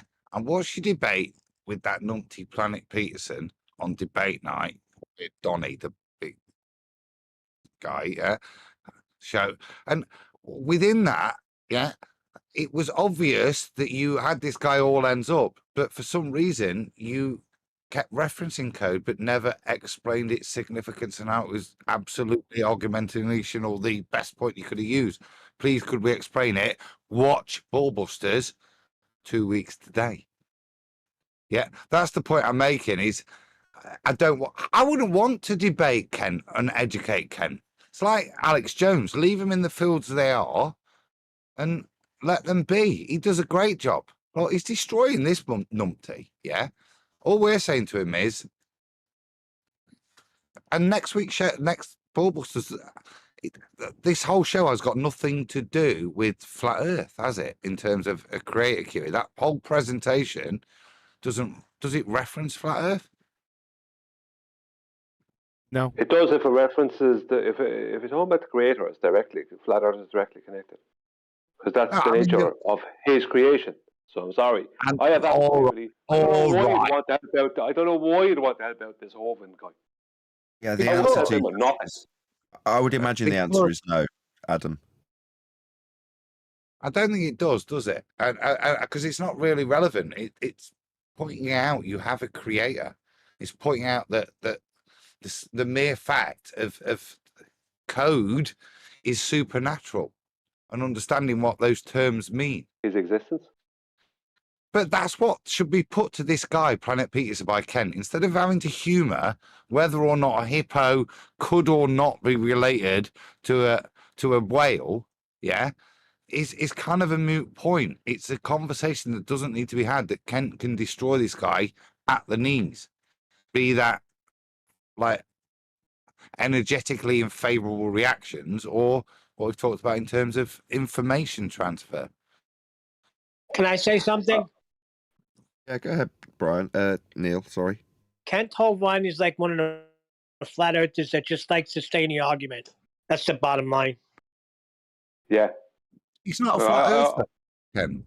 Yeah, but that's not Neil's point. The point that Neil's making is that he just keeps on. He doesn't want to have the absolute winning argument. He just wants to be arguing. No, you're trying to divine. No, you're trying to divine his intent. I don't think he's aware of this argument. Shocking. How can he? Hold on. How can you not be aware of that? I'm just saying it appears to me. I don't know this for a fact. It appears to me by the way he reacts and his comments back that he is unaware of what he's saying back to him. Yes, I completely agree. It's the mere fact that you have examples like at the bottom of the glass God is waiting for you. The reason that exists is because somebody describing the revelation of that fact. Now, it's easy in our little bubble to say, how can he not know? Like, what are you talking about? You know, the fact that people have these revelations means that must have been a stage that they didn't. And because it is, to us, glaring and hanging right in front of his very nose, it should be easy to show him that. But if he doesn't know, he doesn't know. That doesn't mean we can divine his motivation and say he's here to procrastinate like so many flat earthers that want to stay in the debate because, well, if we just cut their legs off, their argument's over. You're like, isn't that what you want? I don't think he's one of them, but that's what Neil was Why don't you just suggesting. ask him to define? Why don't you just ask him to define level? Because that's really all I'm interested in. It's called a curse of knowledge bias. When you know some like the ins and outs of something, and someone that can touch on the surface of what you know, you expect them to know everything that you know. It's a bias. Exactly, Flatsy. So with that in mind, Neil, we'll answer your question. Why doesn't he know? Because he's got 2 more weeks to wait till he can watch the next Ballbusters and find this stuff out. Like I say, it's unreasonable. He, as QE said, he's clearly demonstrating he doesn't know. Nobody would go through, what is it, 2 hours and 12 minutes of crap like this, yeah, and humor this if they didn't have, if they had the better argument. They wouldn't do it, would they? They'd use the arguments QE and me have referred to, yeah? They'd use them. He clearly doesn't have them, which is why he's got to mitigate for why a hippo and the relative similarity between hippo, sharks, and what was it? Hippos, sharks, and whales, yeah, means anything. Yeah, this it's like arguing, isn't it? Another one of your things, right? It's like arguing now. Why does photographic plate work in space? It's nonsense. It's a completely non sequitur thing. And if he had a better argument, he would use it. So I don't think he does, Flatsy. I agree. That was really windy. I don't know why do you want to give him a better argument, though? Why? Because is just he your friend? Is he your friend? Was in this field. I'm only interested in his definition of level. That's all I'm interested in. Well, I'm not. That's the whole difference then, isn't it? Which is why I'm suggesting it shouldn't be a flat earth thing. It should be about this debate and empowering this man that I don't give a flying shit whether he moves forwards and preaches flat earth. But whilst he's talking to this about this topic, he should be empowered with the best argument of truth. And we've got that. As we've sat here tonight, we've clearly got a much more powerful argument that we could give this honest, decent man that bothers to listen to people. Yeah, that's my only point. Why not? Well, refracted curvature reached out to him a few times. He has a relative that attends his church, and he never once responded back. Why are you having a go at refracted? I'm not. We had him We had him on politics server. I think it was the Christian chat invited him there once, so maybe we could get him over there again. Or maybe we could just leave him off to do whatever nonsense he's doing because he's unimportant. How did you hear me go out? I didn't say anything about refracted. I said Anyway, reach out to him 3 times. Neil, I was joking, right? Oh. It doesn't matter. I would imagine it probably proves the point. What refracted would have sent would have been flat Earth related.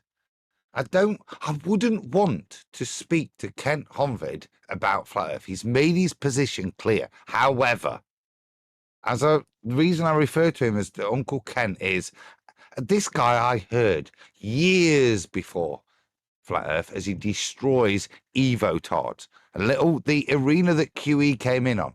Why not do something that's got nothing to do with flat Earth and just addresses this issue and empowers him to deal with numpties like Planet Peterson by chopping them not off at the knees instead of having to tickle the balls, which is what he's doing right now. Yeah, well, I give him a howitzer instead of the snub nose 38 that he has, or a BB gun.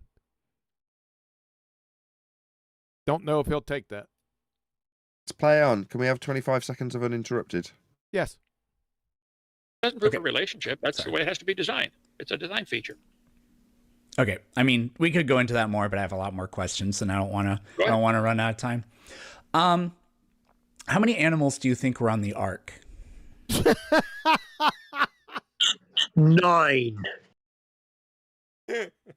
Stupid ass. That was brilliant. That was 45 seconds. That wasn't a thanks AI. Do I even need to comment? Let's play on. 2 of each kind. And then there's like 7 pairs of some of the other ones, right? 7 of the some, right? Yeah. Okay, so Wild how many animals do you think that would be? The current wild guess by a group called the Bearmanology website. Bearman means kind in Hebrew. They claim there were probably about 8,000 kinds of animals on the Ark. They have now diversified into the 167 varieties of ducks that we have today. Natural selection has caused them to diversify. Oh, no. Natural selection? Natural selection doesn't cause anything. It's a logical fallacy. Reification. Nature's not selecting. Selection requires choice constraints. Choice constraints require intelligence. So now you have a better view of where he's at, right? You'd figure he'd know this after how many years has he been out here? I got you. No, because what? He showed his hand just now. Okay, give me the exact point, and I'll address the exact point that you're saying he showed his hand on. Give you the exact point. Natural selection? He just said natural selection caused, unsolicited, by the way.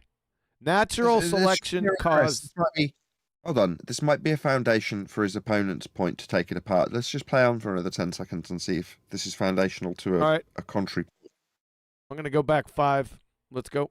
7 varieties of ducks that we have today. Natural selection has caused them to diversify. Some can handle cold weather better. Some can handle hot weather. Some like different environments. But it can only select from what's already available. So I think that. There you go. Okay. So just as I've alluded to, so Ken fundamentally, right, will, unlike us a little bit, take a position. He will, guaranteed, which is the bait that's just been thrown at him.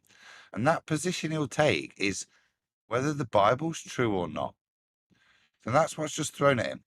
So he's took ducks and he's explained it. Now, in my mind, he's used the term natural selection, right? Now, I alluded to it earlier, and I've said, throw out the plastic-eating bacteria, QE. But it's the same thing, yeah? That he may or may not be able to elucidate, yeah? But this is where he's at. it's a lower level explanation, but I'm not hearing Kent saying the wrong thing. Yeah, I'm just hearing him saying it not in the detail. I have no idea, but I would guess yes, if he I had to did pick a say number, the I'd say wrong probably thing. 8,000 kinds of I'm animals. sorry, And you they have son of a bitch. Yes, he did say the wrong thing. He's got Jedi mind trick. Just relax. So the word- just relax. The word being obviously, I said just relax. He's obviously been Jedi mind tricked over the years to adopt natural selection without thinking it through. Yes. So he did say something incorrect. Yes. Obviously. But not, no, that's my point. No. Yeah. Please just let Adam finish. Do this for 5 minutes. Just let him get his sentence out. Who? Adam. He's been talking the whole fucking time. I do agree with Adam. Dude, I do because of what he just said. So I'm going to take over from Adam, which will annoy him. I'm your QE. The information's already there. So although he's using terrible terminology, that's his opponent's terminology, and yes, it's particularly egregious because words are meanings. That term he shouldn't be using. Let's just get Q out on my side first. Now I'm going to pass back over to Adam because I think I agree with him. Go ahead, Adam. Hold on, that's like you using gravity, Nathan. Adam. Natural selection doesn't cause anything. So okay, no. But what, Neil? Question for you, my friend. If we accept the Bible as true, and we know that there was a couple of ducks, I don't think they got 7 ducks. Let's just assume there were 2 ducks. When they released, and now we've got lots of different types of ducks from those 2 ducks. What terminology would you ascribe to for that process from Noah's Ark, 2 ducks, to shitloads of slightly different ducks? What process would we like to use so that we flat earthers are not offended and think that Kent doesn't know his arse from his elbow? Not natural selection. I agree. Can I answer your question? Can I answer the question? Hovind should say flat earthers, not natural selection, as opposed to the point of ridicule, natural selection, which is the point we all understood. Because if we're talking about what's happened to ducks since 2 ducks left Noah's Ark and there were no other ducks. Well, breeding. How about breeding? Now we've got lots of ducks. Hang on. You're all going down a completely ridiculous road. It's not a point of ridicule unless you guys have got a better definition. I have something better to say. Could someone prove these 2 ducks that you're claiming?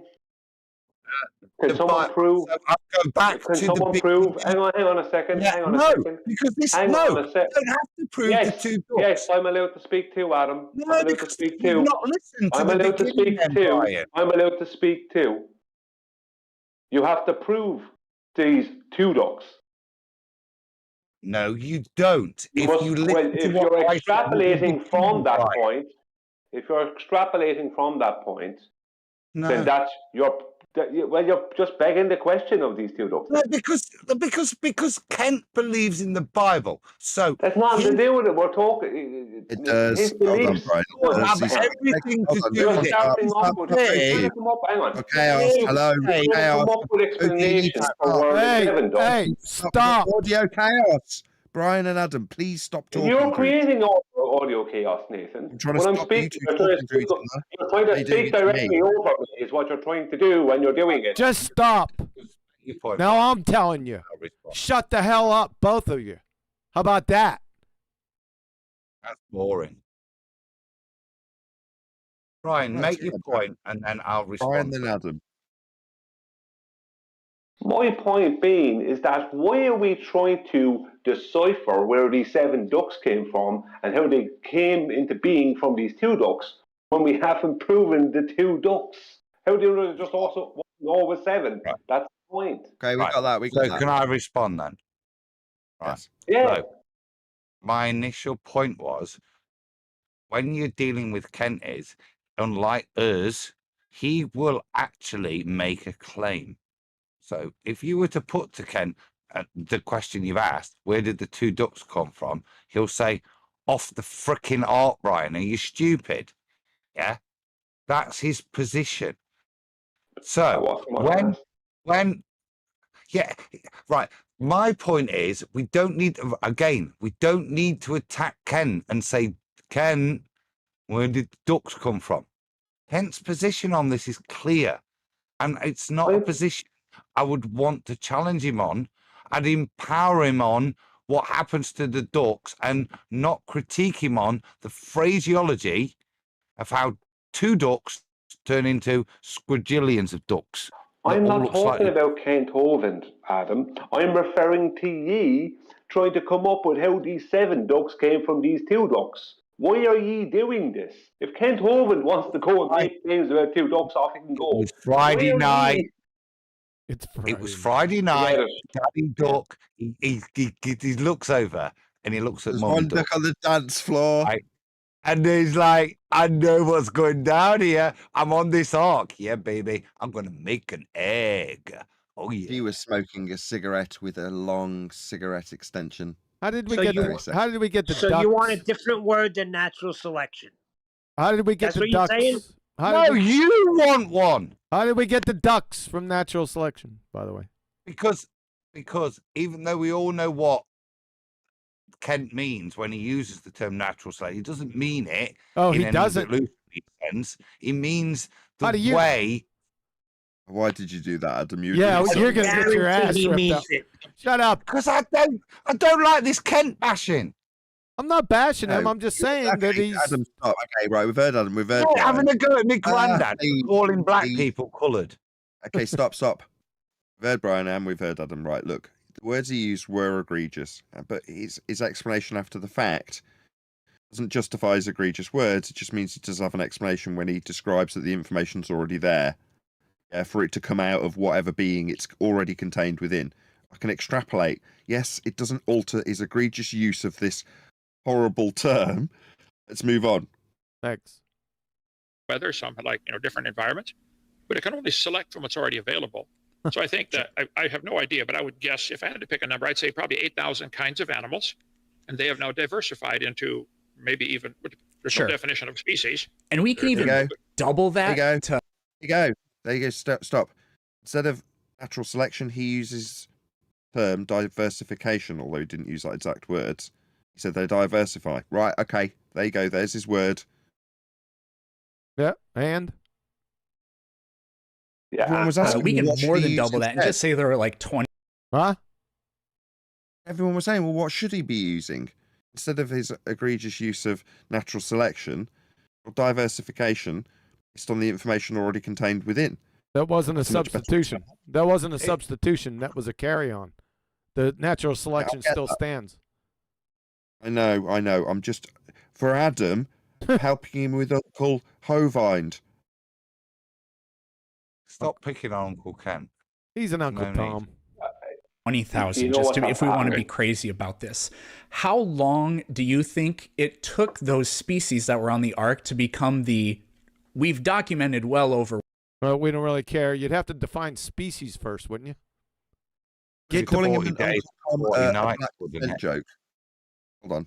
Was calling him Uncle Tom a black descent joke? No comment.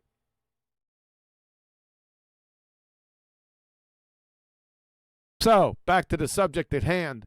For your query, you would first have to define species. There, crayon crunching clown. Let's see what happens. For 1.5 million species today. There's probably a lot more than that.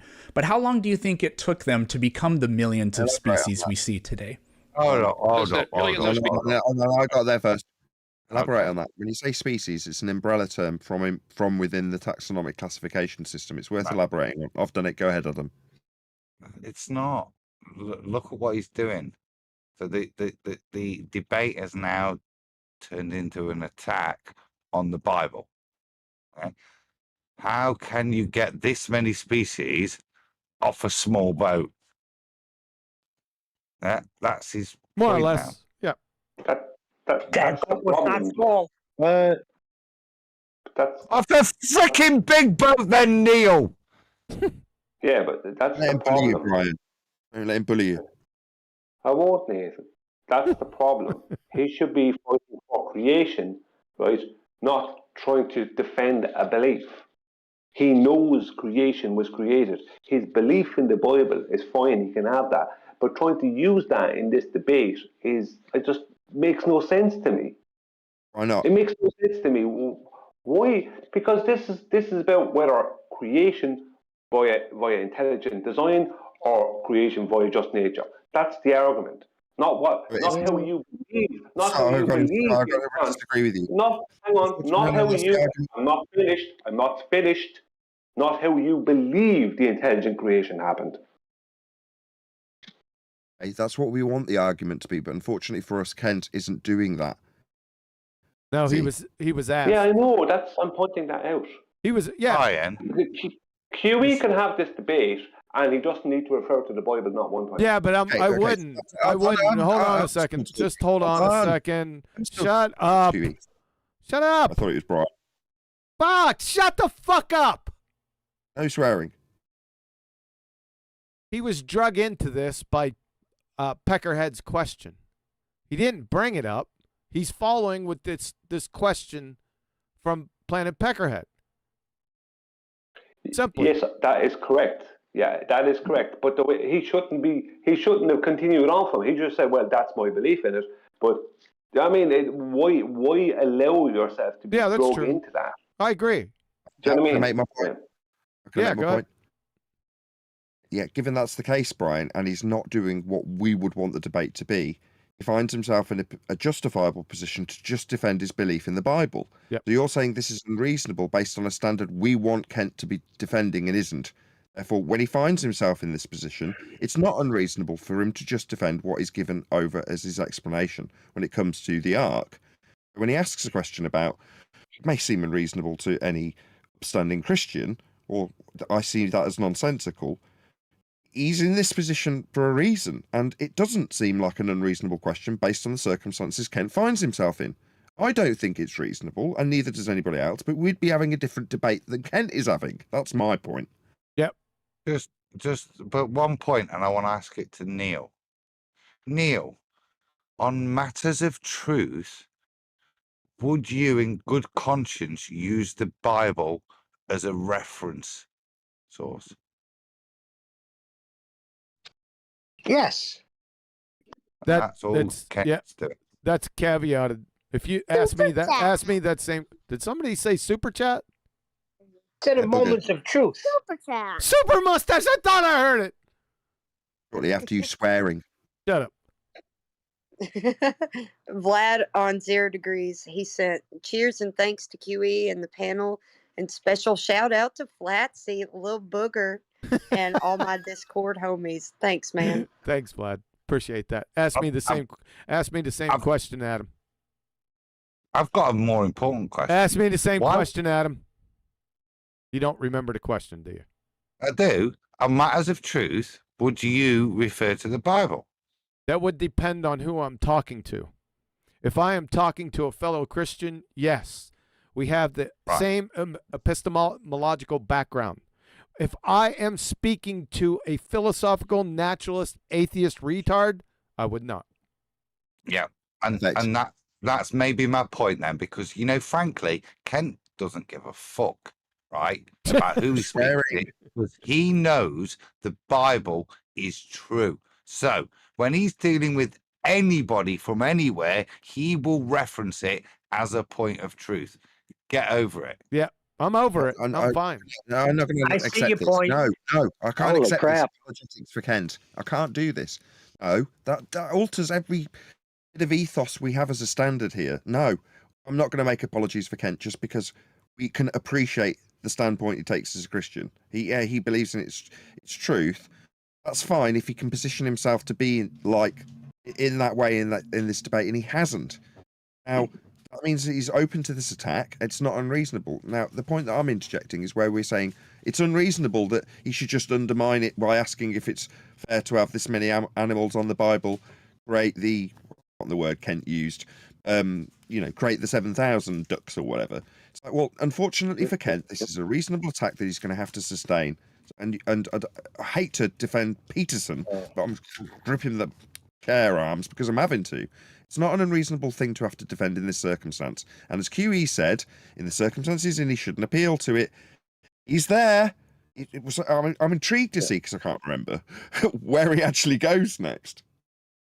Well, it's Peterson's own problem with his worldview being projected onto our other homeboy here, because in Peterson's worldview, there were specific times, for example, the Cambrian explosion and other such events, where the alleged alterations of alleged evolution occurred at such a rapid rate, it couldn't have been from direct successors. It had to have been like immediate changes. So he already believes in a very short term, drastic and immediate change upon an entire population of organisms.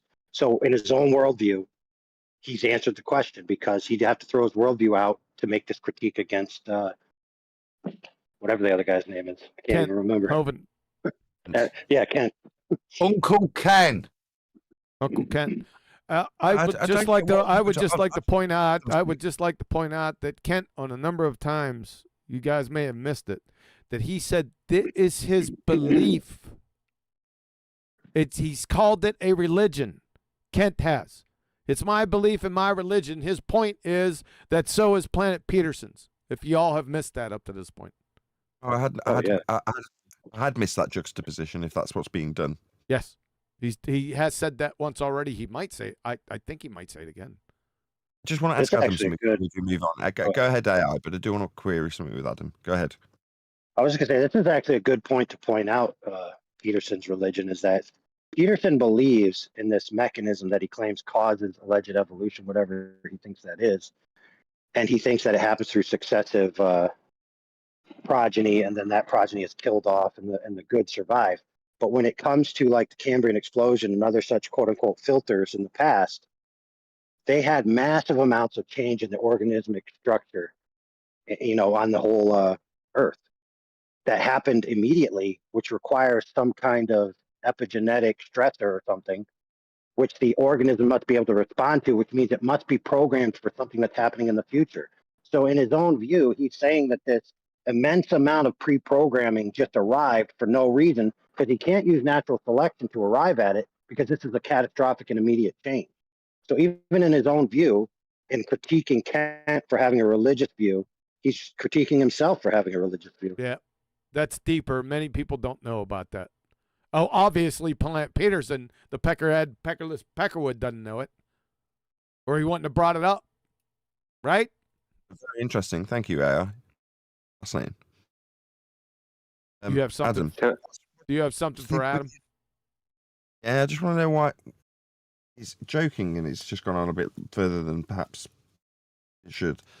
You're calling him Uncle Kent and wanting to defend him. You're extending something we don't extend to anybody else, and I want to know why. Because I've got no interest, genuinely, and I know this guy. I'm doing it in a joking manner with that in mind. There's no benefit in dealing with this guy like we would. He's not going to change his mind on anything. Yeah, which is why I said earlier, the only way to address him, just take this argument, right? Don't want to talk to you about this.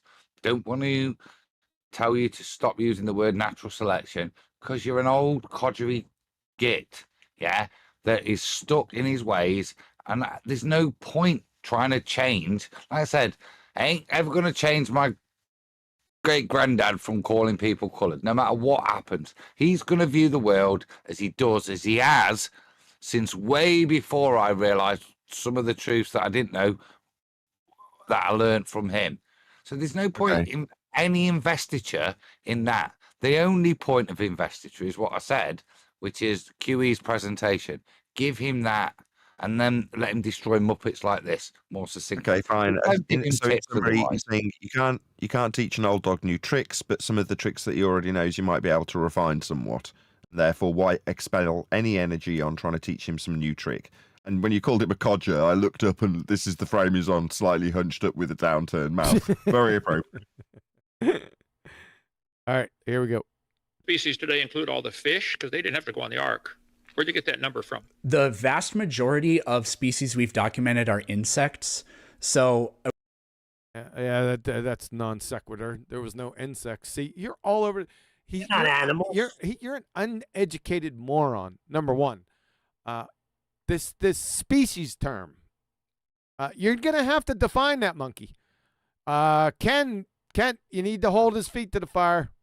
We can take the fish, and that's only going to be tens of thousands. I remember this. Maybe. Fish. The fish on the ark. Yeah, we needed to get the fish on. We made massive tanks on the ark. What? Really? Yeah. Why? What are you 'Cause, well, talking there about? was very little water about, wasn't there? Near 100,000, but sorry. Noah. God told Noah to bring those on land in whose nostrils is the breath of life. Insects don't have nostrils.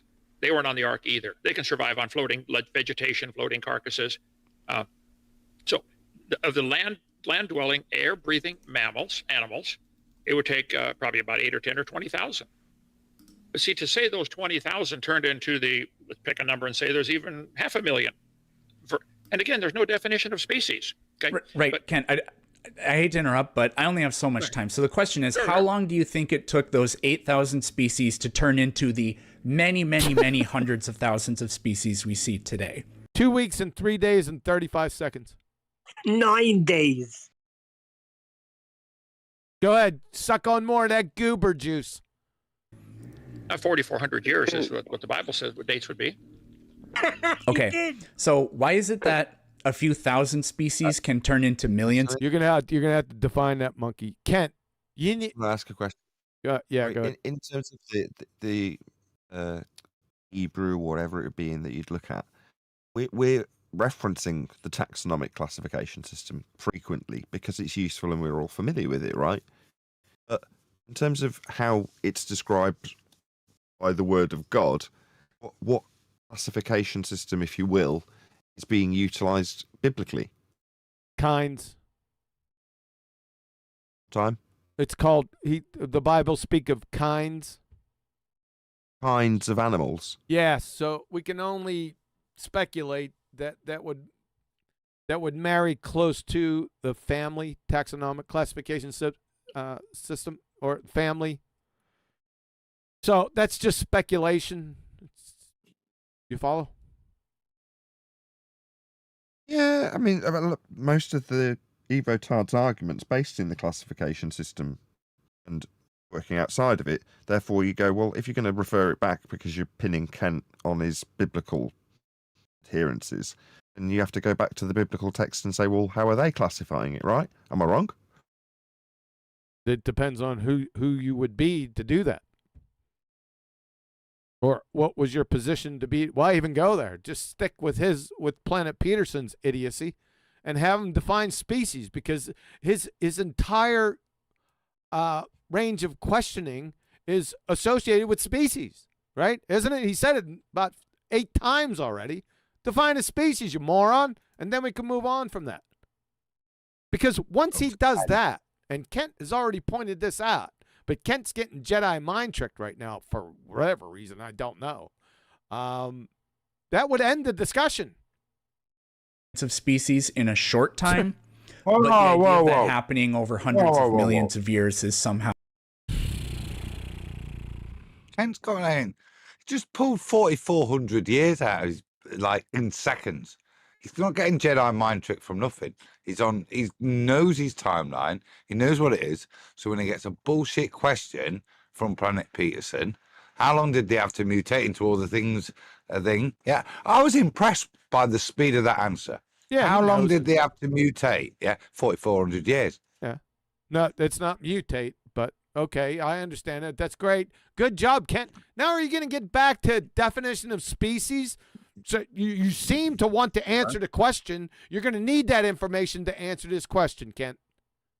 What are you going to do? So why is it that a few thousand species can turn into millions of species in a short time, but the idea of that happening over hundreds of millions of years is somehow not possible? Okay, Well, I've because got to you'd break have down to what that literally means, right? Sorry. So when he talks about this subdivision of species, right, it's just classifying them, right? You can get down to the nitty-gritty of two things that look almost identical that happen to be different quote-unquote species. you subcategorize these things further and further and further.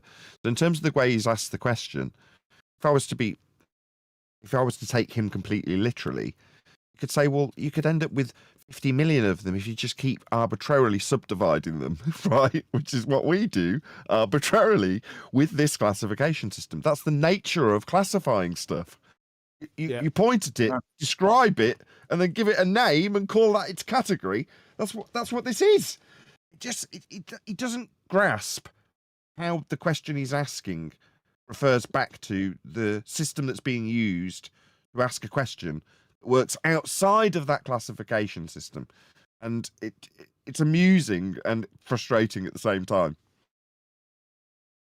Yeah, there's another problem too. Also, good.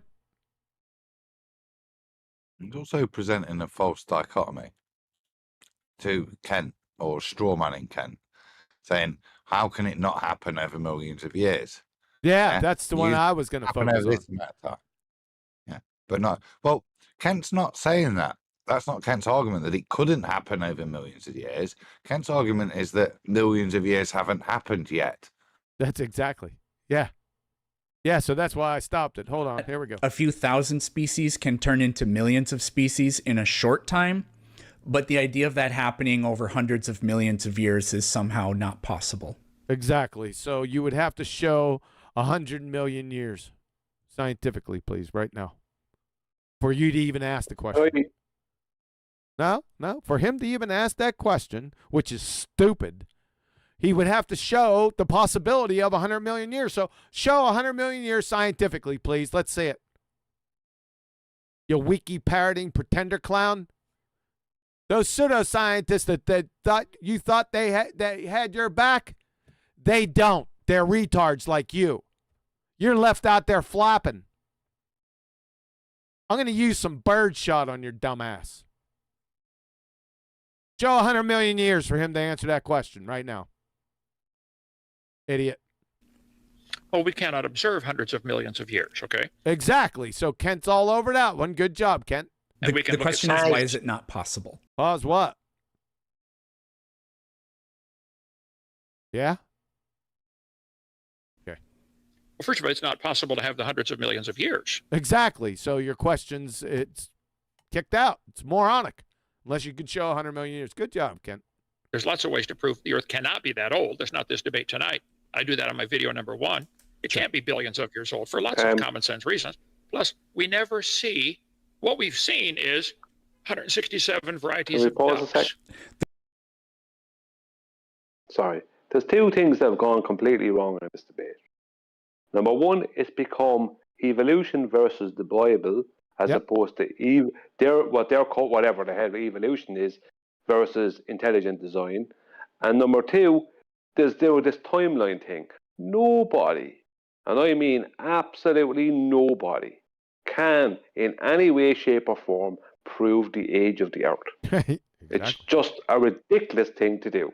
Yep. So there's these two major problems. Before that, Kent Hovind was winning this debate hands down. Now Peterson is getting a leg in the door because he's appealing to Kent's beliefs as opposed to sticking to the argument. You could look at it that way. Thank you. Yeah. The question is, why is it not possible? Not what have we seen? Why would it be impossible? Well, for it to be possible, you'd first have to have the condition. So show 100 million years. Scientifically validated, please. See, you can't Jedi mind trick me. It ain't going to fucking work. Because I'm going to stick forks in your eyes with your own words. You dumbass cracker. Let's see if Kent... That's why it's the question, isn't it? It's the formulation of the question. That's why I alluded to. Change it. Put it back to him.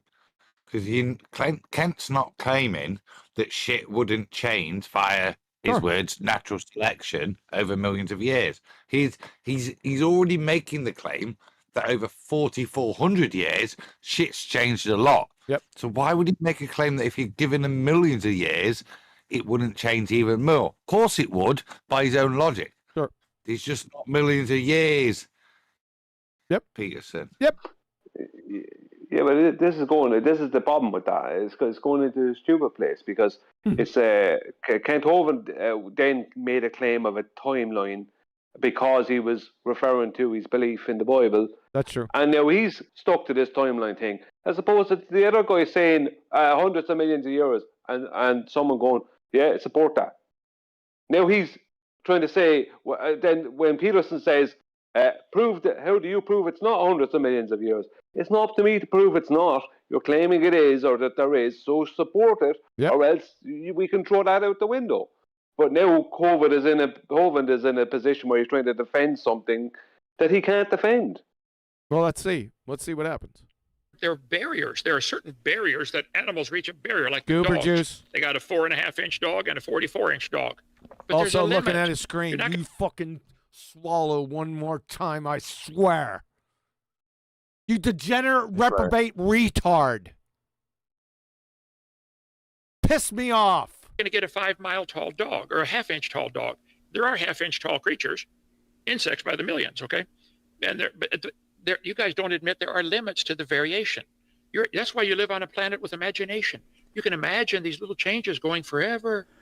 Well, you and SpongeBob can get a room together, but that's not science. So, again, why is it that we just... That was a good one.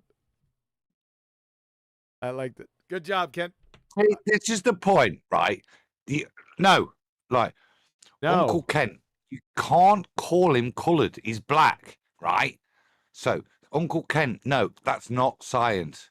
So that's fine. It's okay to call Earth a planet then, too, huh? Let's take one kind of animal that was on the ark or whatever. Yeah. Like, why can one animal turn into the hundreds or maybe thousands of species of that animal that we... Because you haven't defined species yet. You glue-sniffing fungus muncher. Reproduction. can see today in just a couple thousand years. But more extreme changes are... Reproduction, Nathan. Couple thousand years. Sometimes reproduction leads to paternity tests. Paternity. You got it. Kent, you jumping on this species thing? I mean, you gave a whole presentation about this in the beginning of this presentation, but you're just whistling by this? You're going to start to piss me off. Impossible. Well, the science deals with what we can observe. We've observed humans being able to manipulate the gene code or selectively breed and develop new breeds of cows. There's a cow that gives 280 pounds of milk. Now, it wouldn't survive in nature. It survives in the barn, okay, when you bring the food to it and bring the water to it, but it can barely walk. So I think we've observed man can artificially select things and get quite a few strange varieties. They've now got over 330 some breeds of dogs, and most of them would not survive in the wild. So if you're talking about animals that are in the wild, these new... Right.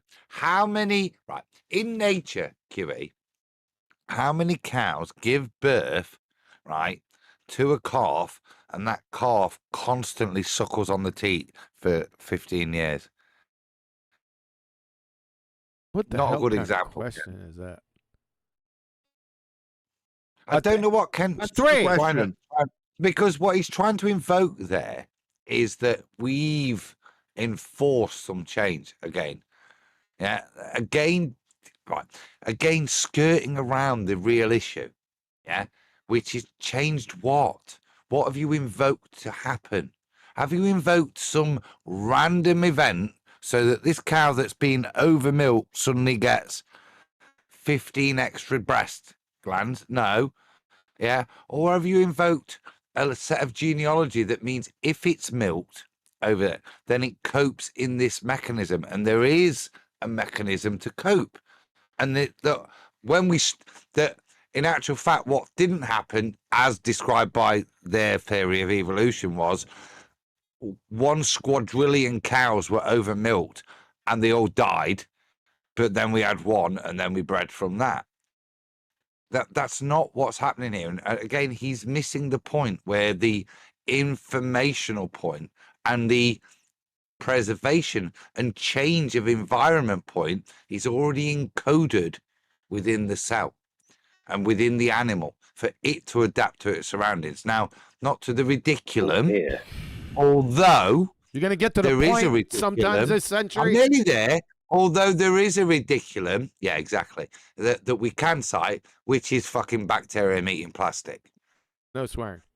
Species you're referring to, are they all living in colonies alive without man's assistance in the wild? Where'd you pick this number of millions of species? You're including insects, which you should not, because they didn't.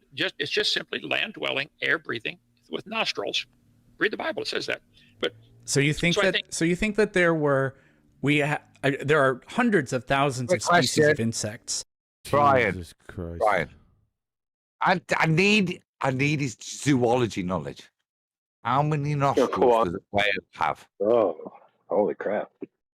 The whale, whale has a blowhole. It's one. How many whales, based on biblical knowledge, did Noah put on the ark? None. There was absolutely no need to do so. Oh, didn't it say they walked up the ramp with their whale feet? They're actually they're from his great grandfather, who was a Pakistani whale dog. So air breathing with nostrils. Read the Bible. He could have been like. So you think that there were there are hundreds of thousands of species of insects, and you think that although there was no dry land, they were flying around and didn't perish during the flood? That seems a little silly. I would like to get into that more later, but I know I'm almost out of time, so I want to try to get to my last question, if that's okay. Got about 30 seconds, Eric. If we go over by like a minute, is that okay? Yeah. We're flowing good, so no problem. That's okay with you too, Kent? Oh, yeah. Okay, thanks. So humans, we have the gene for making vitamin C, but it doesn't work anymore. Oh, God. Hold up. So why did... Hold up. How did evolution select that? This thing that I am absolutely dependent upon, right? I'll switch that mother crusher off, right? But luckily, I'm in Florida. Yeah, everybody dies, and the only people left are those in Florida. That's the suggestion here. This guy needs shaking by the throat. That ain't gonna help him. God give us a genome that has dysfunctional parts. That should mean that those dysfunctional parts aren't designed. Sip on more of that goober juice. Peckerless. You dumbass cracker. I have a car that the radio doesn't work anymore. Vitamin C, but it doesn't work anymore. You see, he did it again. Give me a J.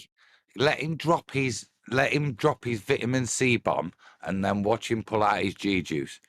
It's his teat. It's his banky. It's his reinforcer. Yeah, it's his soother. It's his banky. That's okay with you too, Kent? Oh, yeah. Okay, thanks. So humans, we have the gene for making vitamin C, but it doesn't work anymore. So why did God give us a genome that has dysfunctional parts? Yeah, you got it, Adam. Yeah. Isn't it? And what that is a show of is how nervous he is about making this point. He doesn't understand it, and he's at the point of he's already lost so many points that he's showing so many NVCs. He's very readable to the point of he's absolute not having any confidence in his own point. That's not a point of confidence. He didn't lean forward, did he, after dropping? No, you got it right. Yeah, I noticed it right. He had it right before the end of the question. And by the way, objection, Your Honor. Presuppositional kleptomaniac. He's talking about genes. He can't do that.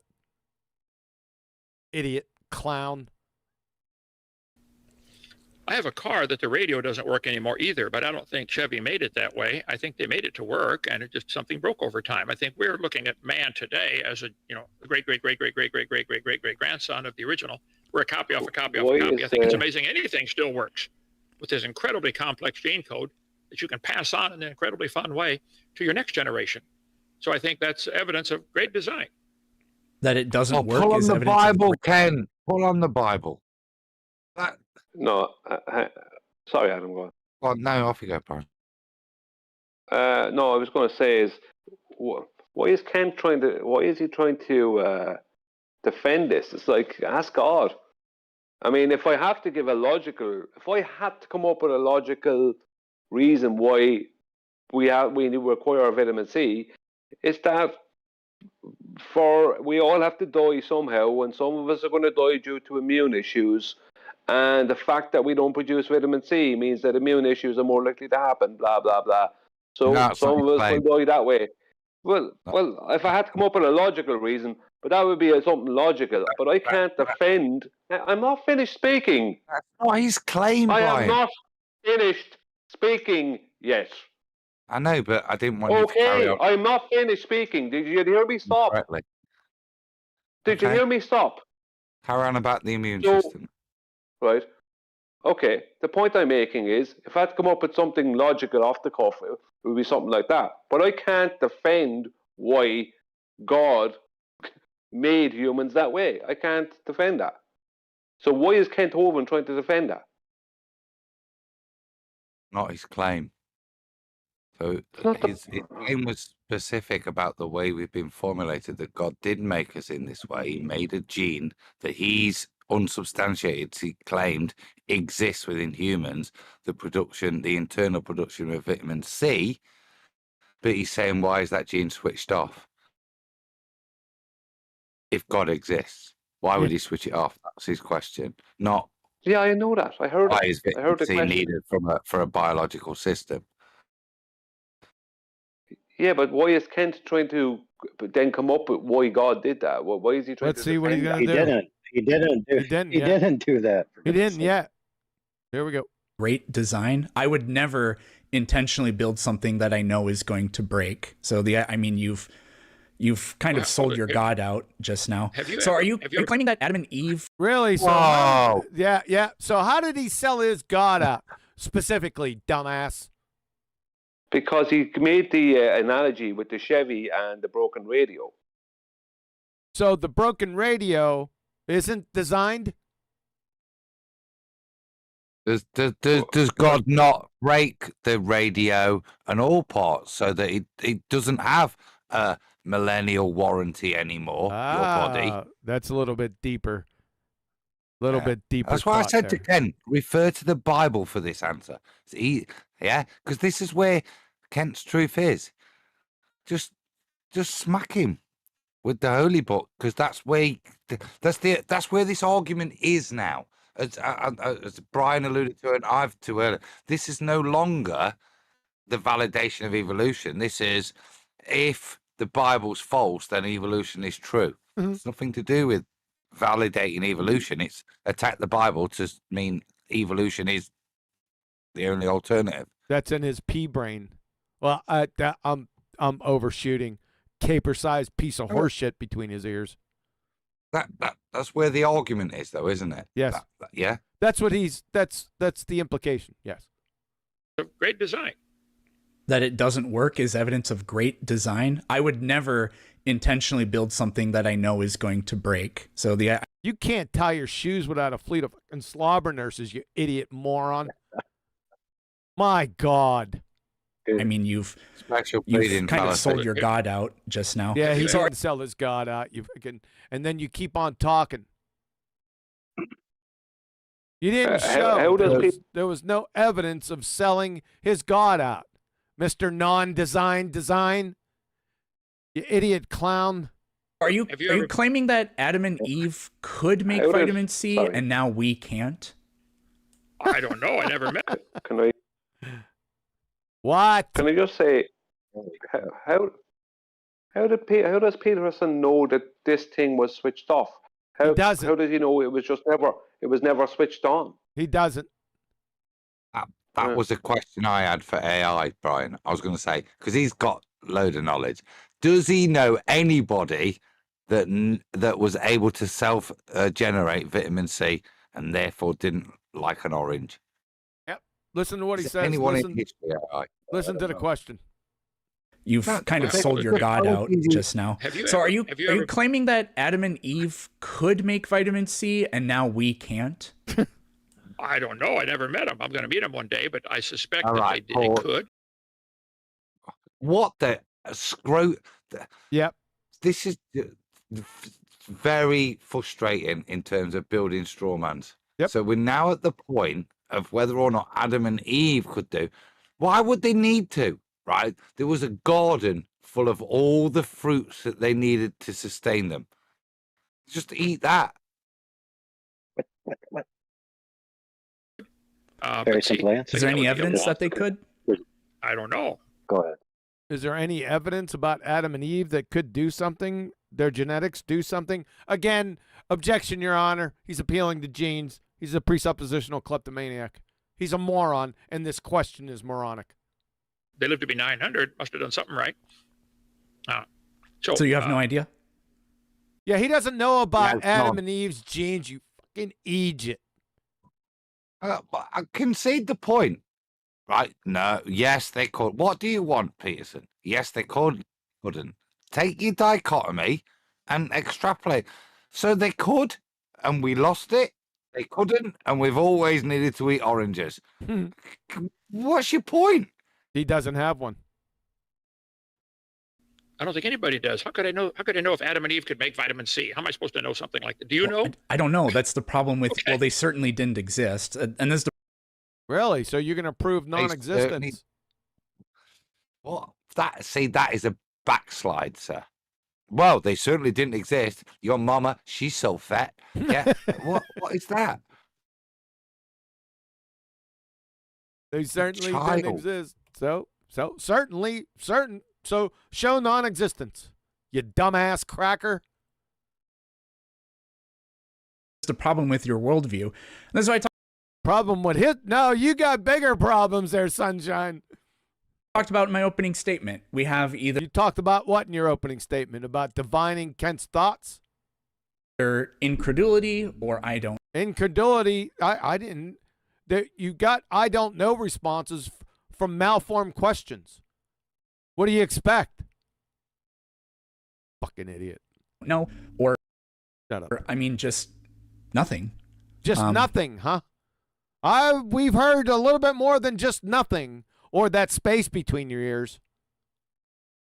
So we're now at weird metaphors. Format fallacy. This is no different to saying I just get muted on your show, Nathan. Dr. Kent, you don't, Uncle Ken, you don't answer my questions. I asked you, but you don't answer them. Yep.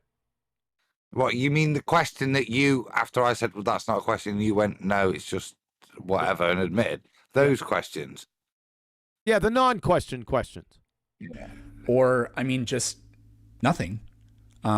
Did weird metaphors about cars. They're not metaphors. They're analogies. You idiot. With radios, I guess. So I went. Yeah, the radios are still designed, even it's still broke. The X-ray machine, when it's broken, it's still designed.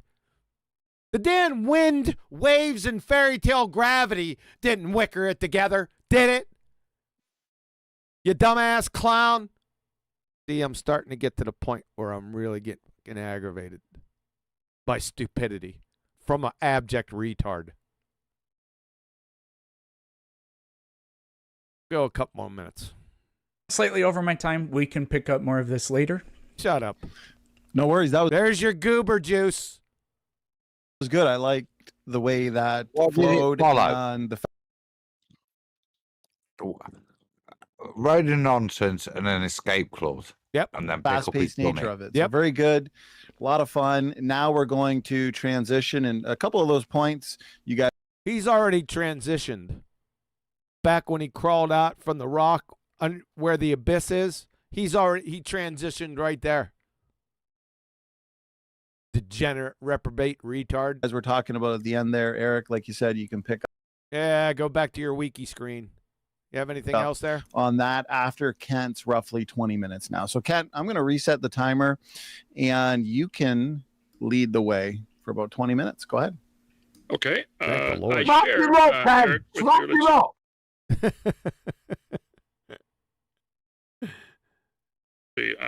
752. That many scientists quickly admit they do not know exactly what a species is. Would you please tell me? Is that scientific? And at least he's on this topic.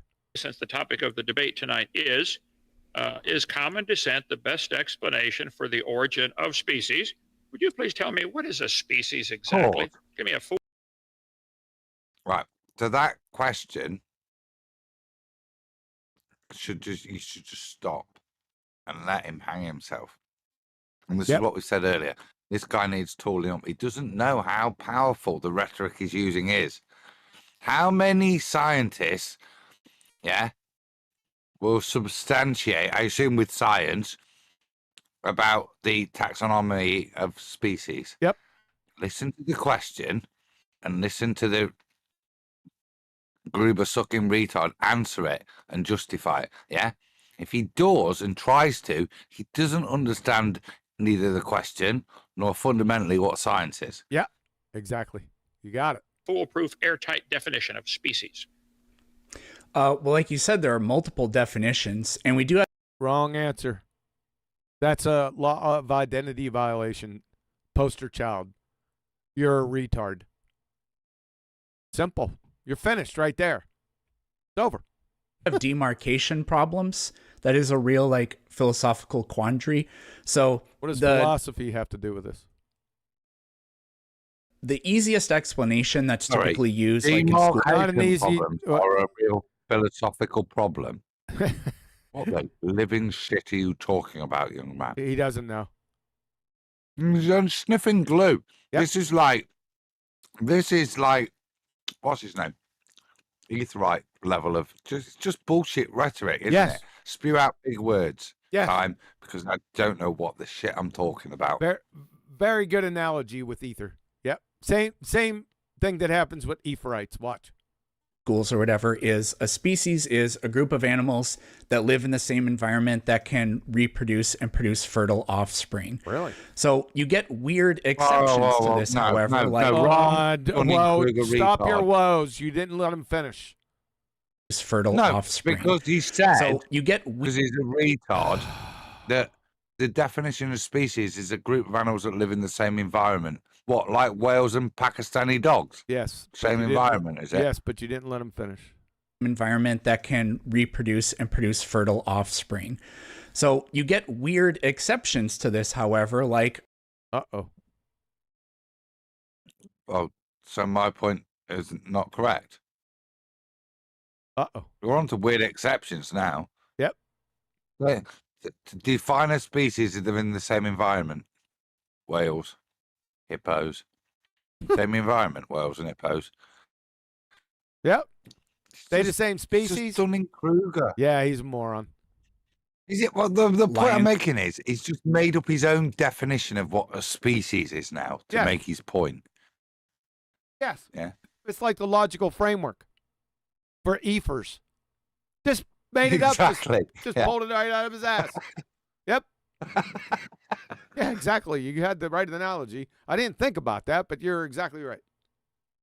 And tigers, they can reproduce and produce a hybrid, although they don't live in the same environment. Now, typically those hybrids are sterile, but I have heard that they have successfully produced. You have heard? I don't know. From looking over at that screen. You see him? Hold on. No. But I have heard that they have success. Right there. Talking about the sterile tigers that can reproduce. Let him finish. Exactly, Nathan. That was my point. I'm sorry, I missed that one. Let me go back. Forgive me.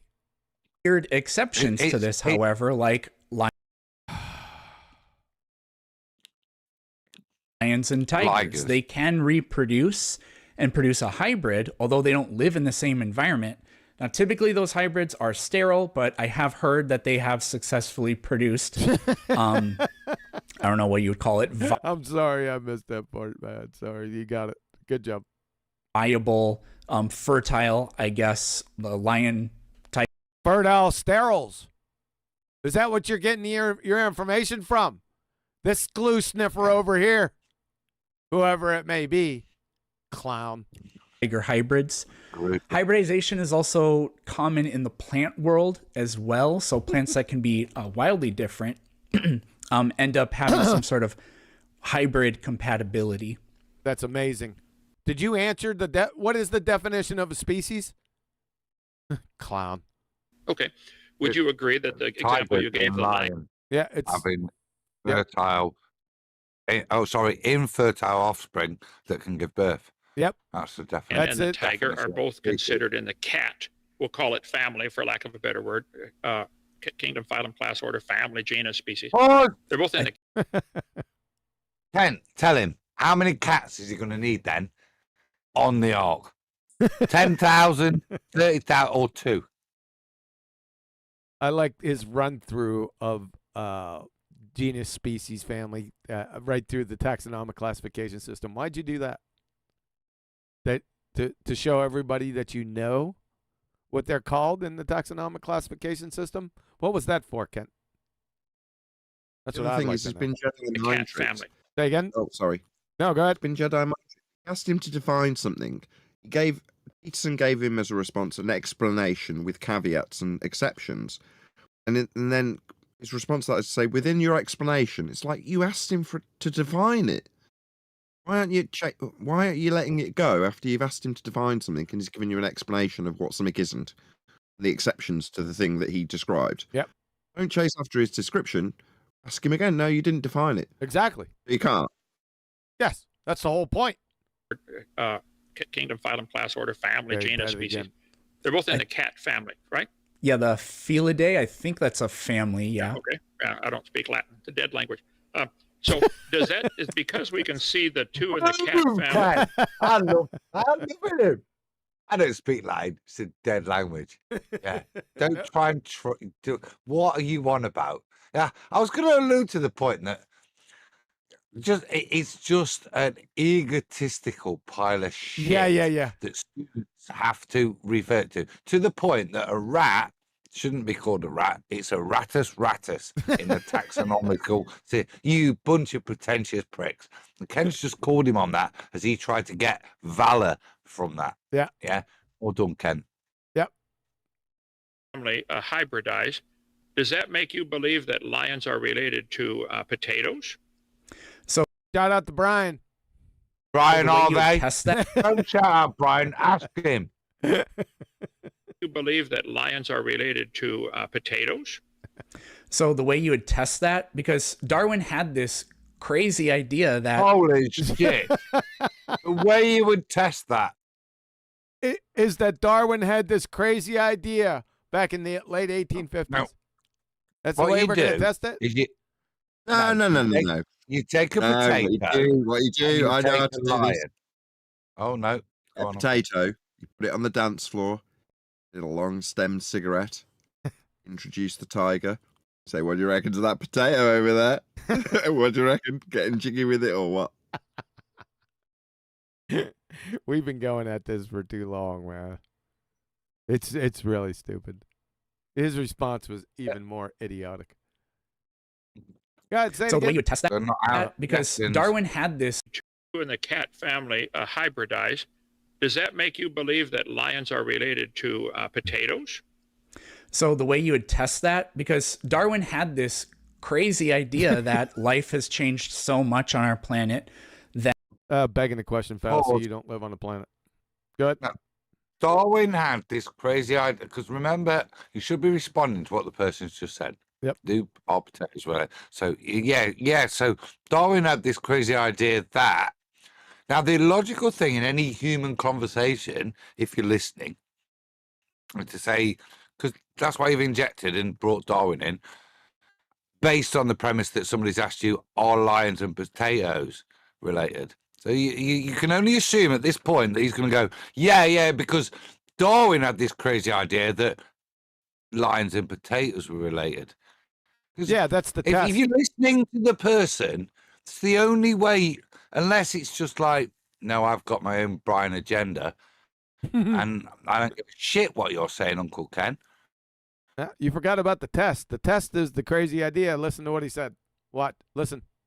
Related to potatoes? So the way you would test that, because So the way we can test that is what? Because what? Darwin had this crazy idea that So we're going to test it. This is the way we're going to test it is because Darwin had a crazy idea. You glue sniffing ignoramus. The life has science changed This is science, huh? so much on our planet that, entire species Look at him. Look at him. Look, do you see that? Again, about to get out of his chair. Watch this. Because his shit's so uncomfortable. Watch this. I can blame him for something. Hold on. Yeah. It's back to appealing to species. His opener, this is his section, right? This is Kent's bit. Was to get him to define what species is. He hasn't. Now he's appealing to it again. This is Kent's own. He shouldn't have let him get away with that. Yeah, he shouldn't, but you're diverting away from your failings. Watch what he does. Watch. Potatoes, tigers. Yeah, watch. Yeah, potatoes, tigers. Yeah, Fritos and Doritos. Watch this. Planet Peckerhead. Watch him. Life has changed so much on our planet that, entire species becomes... That what? This is the test. I'm trying to get it down on paper. This is the test that we do.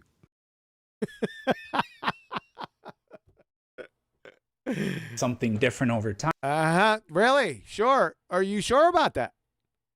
Fucking idiot. Fraud. Which would imply... Which would imply what? Barely imply that there's one universal common ancestor. Well, how does that barely imply? What? What? How are you testing this crazy idea again? Idiot. The idea. And then later we That's the idea. Figured out how to what? Now you're gonna dream up something because the person that's feeding you don't got an answer?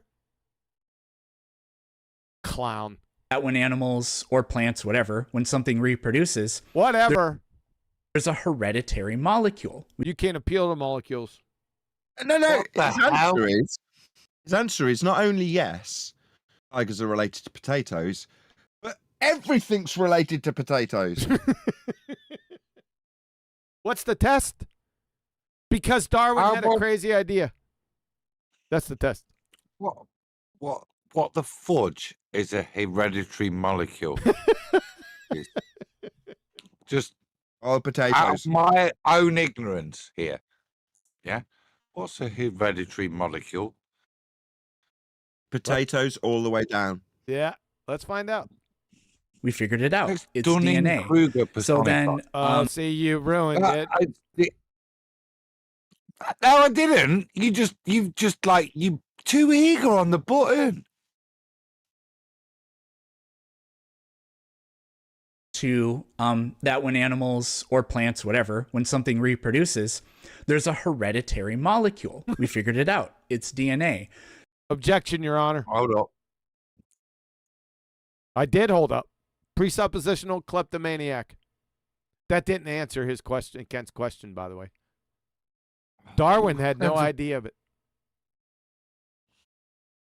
So what's this test from this crazy idea from Darwin? You rambling retard. Yeah. So it seems to be that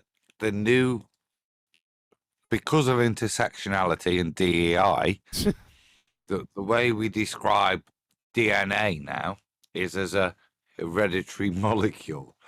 You absolute fucking clown. Yeah, he's a clown. You ass clown of the highest proportions.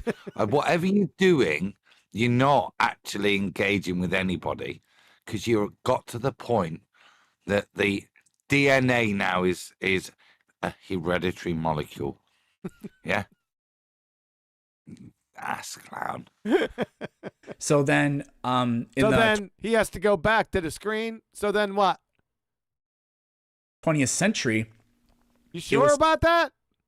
Did it say 20th century or 18th or 19th or the 21st? Time to see if evolution would pass this. Time to see if evolution would pass what? What the hell is evolution? What is it going to pass the paternal hereditary molecule? It's gonna the paternal hereditary molecule from the fraternity. Yeah. You clown. This test, if we can see that. What's the test? Let me go back. I'm sorry, I missed the test. What was that again? Oh, it's DNA. So then, in the 20th century, it was time to see if evolution would pass this test. If we can see that there is. If we can see what? Is this the test? Is our eyelids the independent variable? Yeah. Because by the 20th century, evolution had grown up enough do its GCSEs. This test. Yeah. What is he? What is he? Does he not? He doesn't comprehend anything, does he? Nope. He's reifying something to take a test so that he can believe in the thing that he's trying to reify that means it's real because it's taken a test that is imaginary and conceptual. Well, he didn't state the test yet, Blue only seeing. sniffing. Only seeing just yet. Let's see if there's anything else. Time to see if evolution would pass this test. If we can see that there is relatedness and specifically a hierarchy of relatedness. How do we see relatedness? Oh, back to the screen. What's a hierarchy of related? Let me ask Gemini. Hierarchy of relatedness. Just one second. Hierarchy of relatedness. Relatedness test. Ranking, can't it? Hierarchy of relatedness test. That just means rank order, doesn't it? It's a statistical definition, isn't it? From my A-level stat, I'm waiting for she's in. In biology, hierarchical relating refers to the degree of genetic similarity between different. So exactly as I said. So from a statistical point of view, okay, you don't base it on anything in specific to show similar actual attributes. It's just the number of matching pairs. It's a bit like synoptic gospels and Q, isn't it? Mm-hmm. You can't prove anything. You just invoke something. Isn't it a test? It's just stats, mate. It's rank order. There is no test, Nathan. That's the point. Mammals should share more genes in common with each other than they do with any other group of animals on the planet. I'd like to see the sharing. I still want to get a definite. We're not going to get one, but you're a moron. So on and so forth. And that's exactly so on and so Why? forth. Why? Is that the white paper technical language? The so on and so forth. You idiot. Exactly what happened. So that's exactly what happened. We're still back at the hierarchy of relatedness test from the crazy idea. Remember that? An idiot. Do cats and potatoes share genes? Yes. Objection, Your Honor. Oh. Presuppositional kleptomaniac. Can't speak. They do both have eyes. Contradictory. Is that what it means to be related? Yes. Oh, don't unpause. Me and Nathan overspoke. Nathan, you go first, and then I'll go. They both got eyes. Right. Earlier on, he was making out that genes only show paternity. There is no matching. But now he's just admitted that potatoes and lions, whatever he just said. And then, look, see, once again, he's got his water bottle up. Got his binky up. Yep. Shit. Yeah. But he's just contradicted the previous statements that he's challenged Kent on. that you can have a cow from Africa and a cow from South America and then not share genes. Yeah, a potato and a lion can, or whatever the analogy. And he's just conceded that point, showing he's disingenuous in his argumentation, if nothing else. Yeah, he doesn't know what he's talking about. Whoever's feeding him's a fucking moron. Gotta suck on that, goober. You believe that the cats, the lion and the potato are... Yeah, so that's more evidence to support Brian's, because look where his eyes were again. I know. So Brian's and yours think that he's being fed, because if you prepare slides, you don't contradict yourself within 43 minutes. Yeah, you don't. You just don't do that. Yeah. Yep. So that means somebody else has told him to say something else. Yep. And he is just Ron Burgundy. Yep. Yeah. Yep. It's patently obvious. Are related because they share some genes. Okay. Scientifically, that's the only thing we know about genetics. Scientifically, really, show. What's the hypothesis? Idiot. If genes, then relatedness. What? Yeah. Dunning-Kruger. If genes, then Dunning-Kruger. Yeah. What it tells us is relatedness. Really? Let's say it. I take it back. If genes, then relatedness. No shit, Sherlock. If mass, then mass. He's a moron. He's a moron. Dr. Craig Venter already destroyed him in the beginning with his little nonsense. Right? Oh, you guys didn't see that. I should have played that on this version, but I didn't. And you can tell how closely related something is by how much the genetics diverges. Objection, Your Honor. Presuppositional kleptomaniac. He just confirmed Kent's worldview.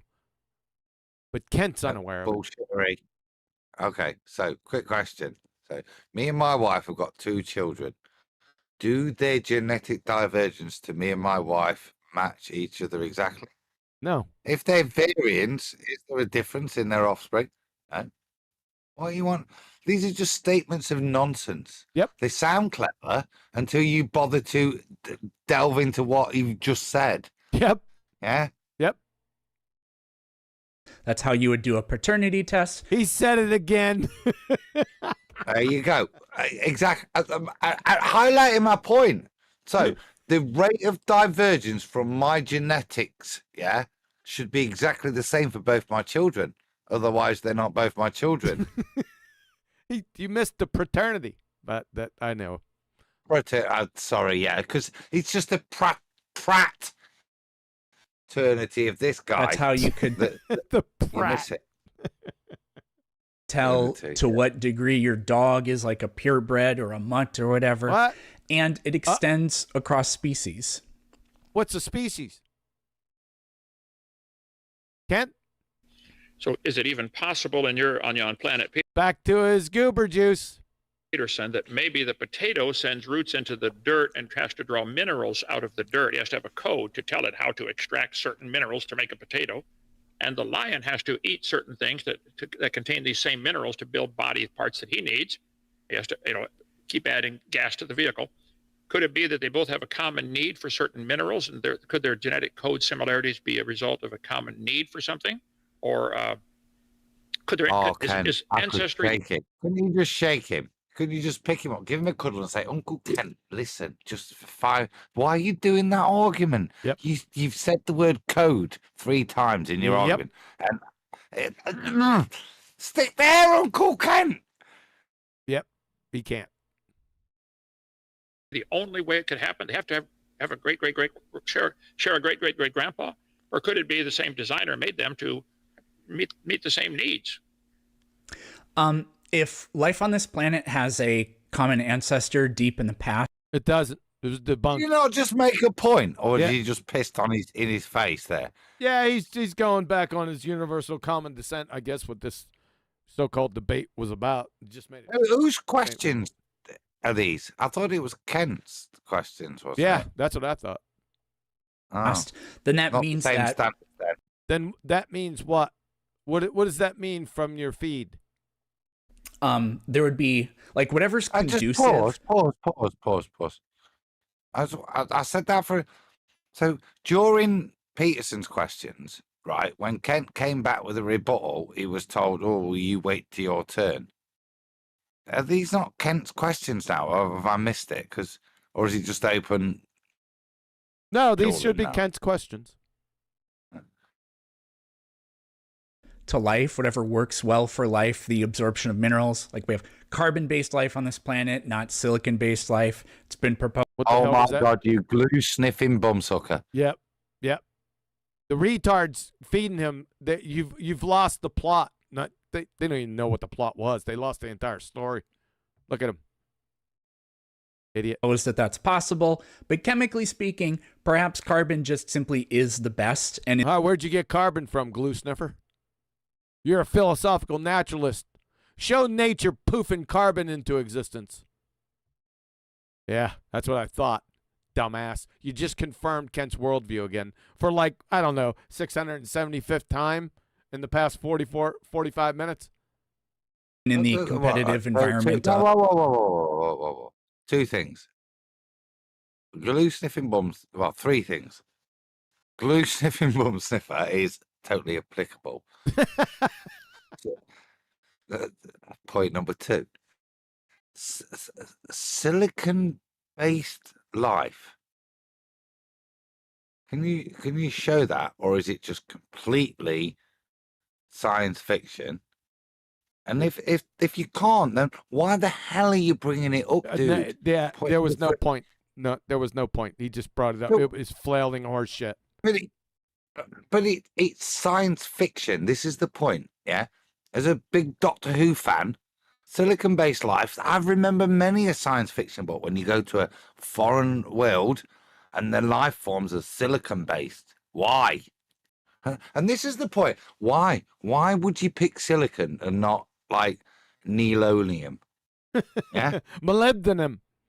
Because it's the same. It's the same principle, isn't it? 4 available bonds. Yeah. Yeah. So it's just basically the reason science fiction Muppets invented it is because there are already clear rules there that have already been in, and you'll like this word, Ken, encoded into the way things work. And you see a similarity based on a convention of molecular structure, and science fiction people go, ooh, looking at the periodic table, I can invent. Yeah, that's where this guy's at. This shows his level of intellect. Yep. Yeah, he's a Star Trek fan. Yeah, you could tell. Well, not Star Trek, but Star Wars definitely. Back here in the background, do you see his lightsabers next to his idiot guitars? Damn. I bet he can't play Stairway to Heaven. I'll on them. guarantee he can't.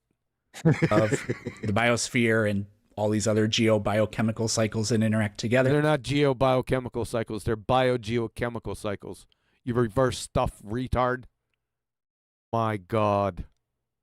Certain things are more conducive for life to other things. So that What was that his question? My God, sir. would carry across even vast stretches of time toward organ. Vast stretches of time.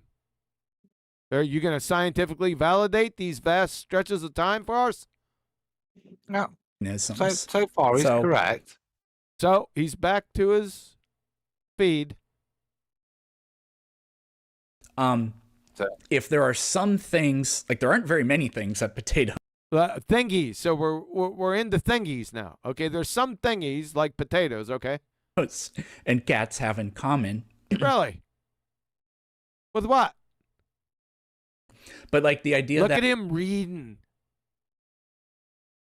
He's getting deep, and he's deep down in this feed. He's reading it right off.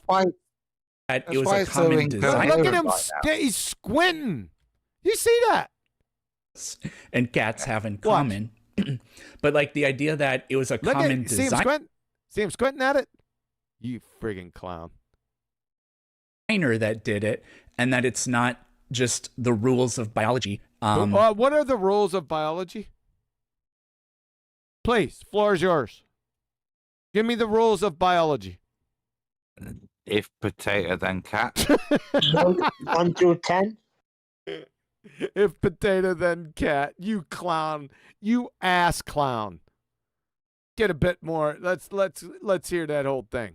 What? And cats have in common. But like the idea that it was a common designer that did it, and that it's not just the rules of biology.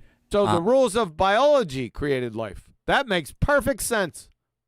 I don't really see that at all. How you don't see what at all? Coherency.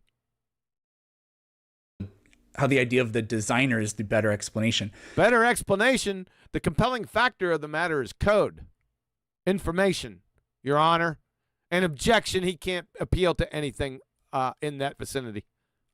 Because that idea can't be tested. No. Yeah, it can be tested. Yes. Information. His argument.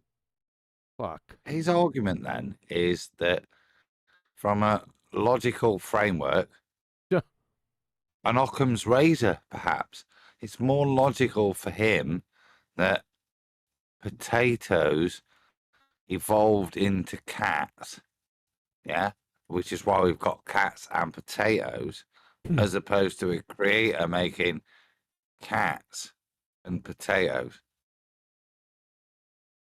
Good job. Now, it doesn't matter where the In any way, it's potatoes just in this analogy came from, yeah, because you've got to move past that point of creation of a potato.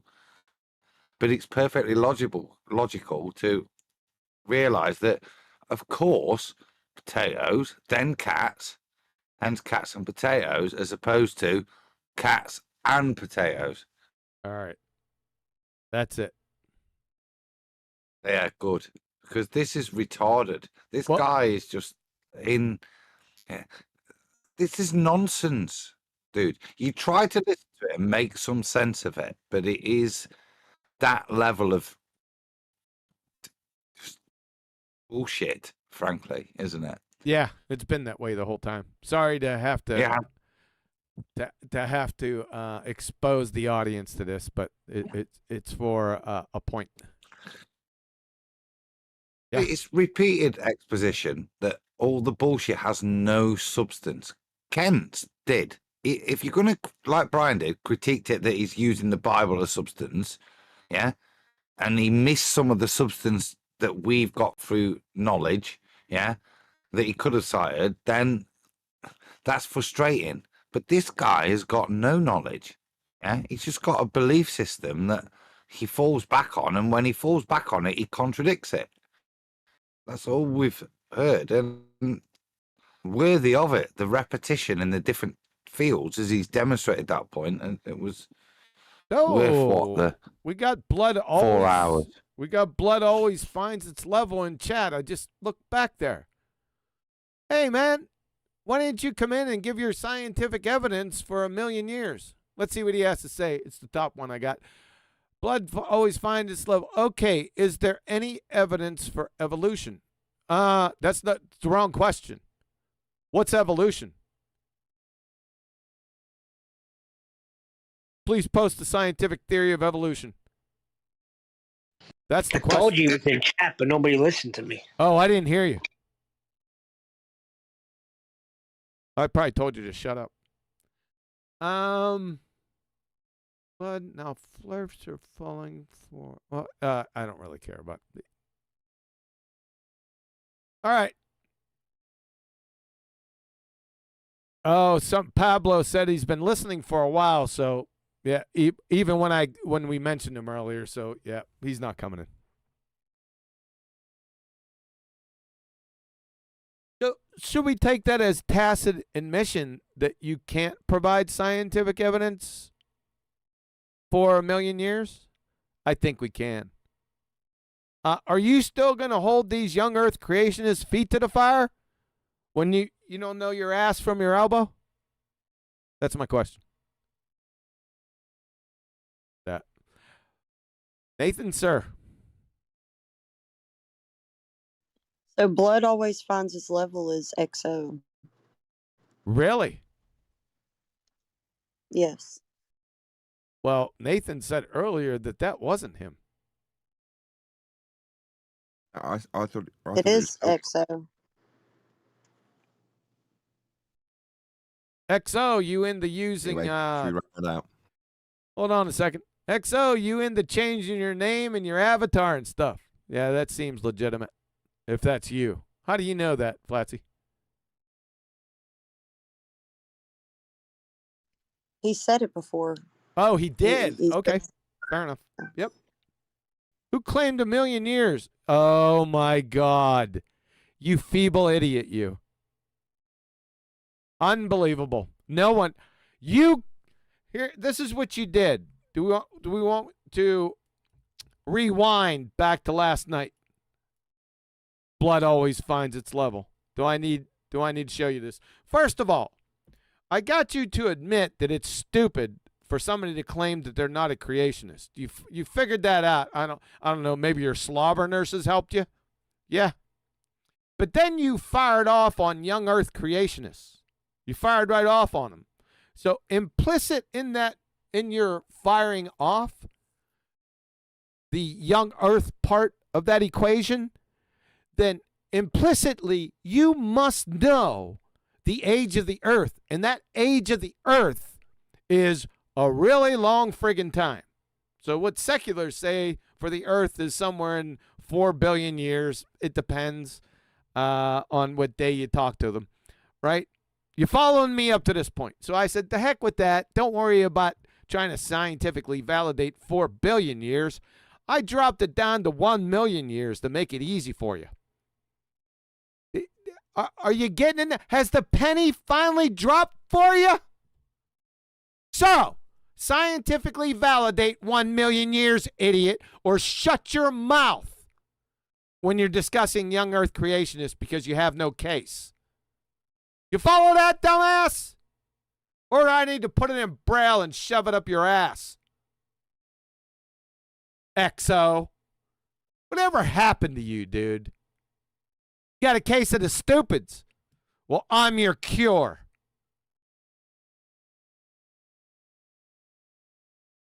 Idiot. Nathan.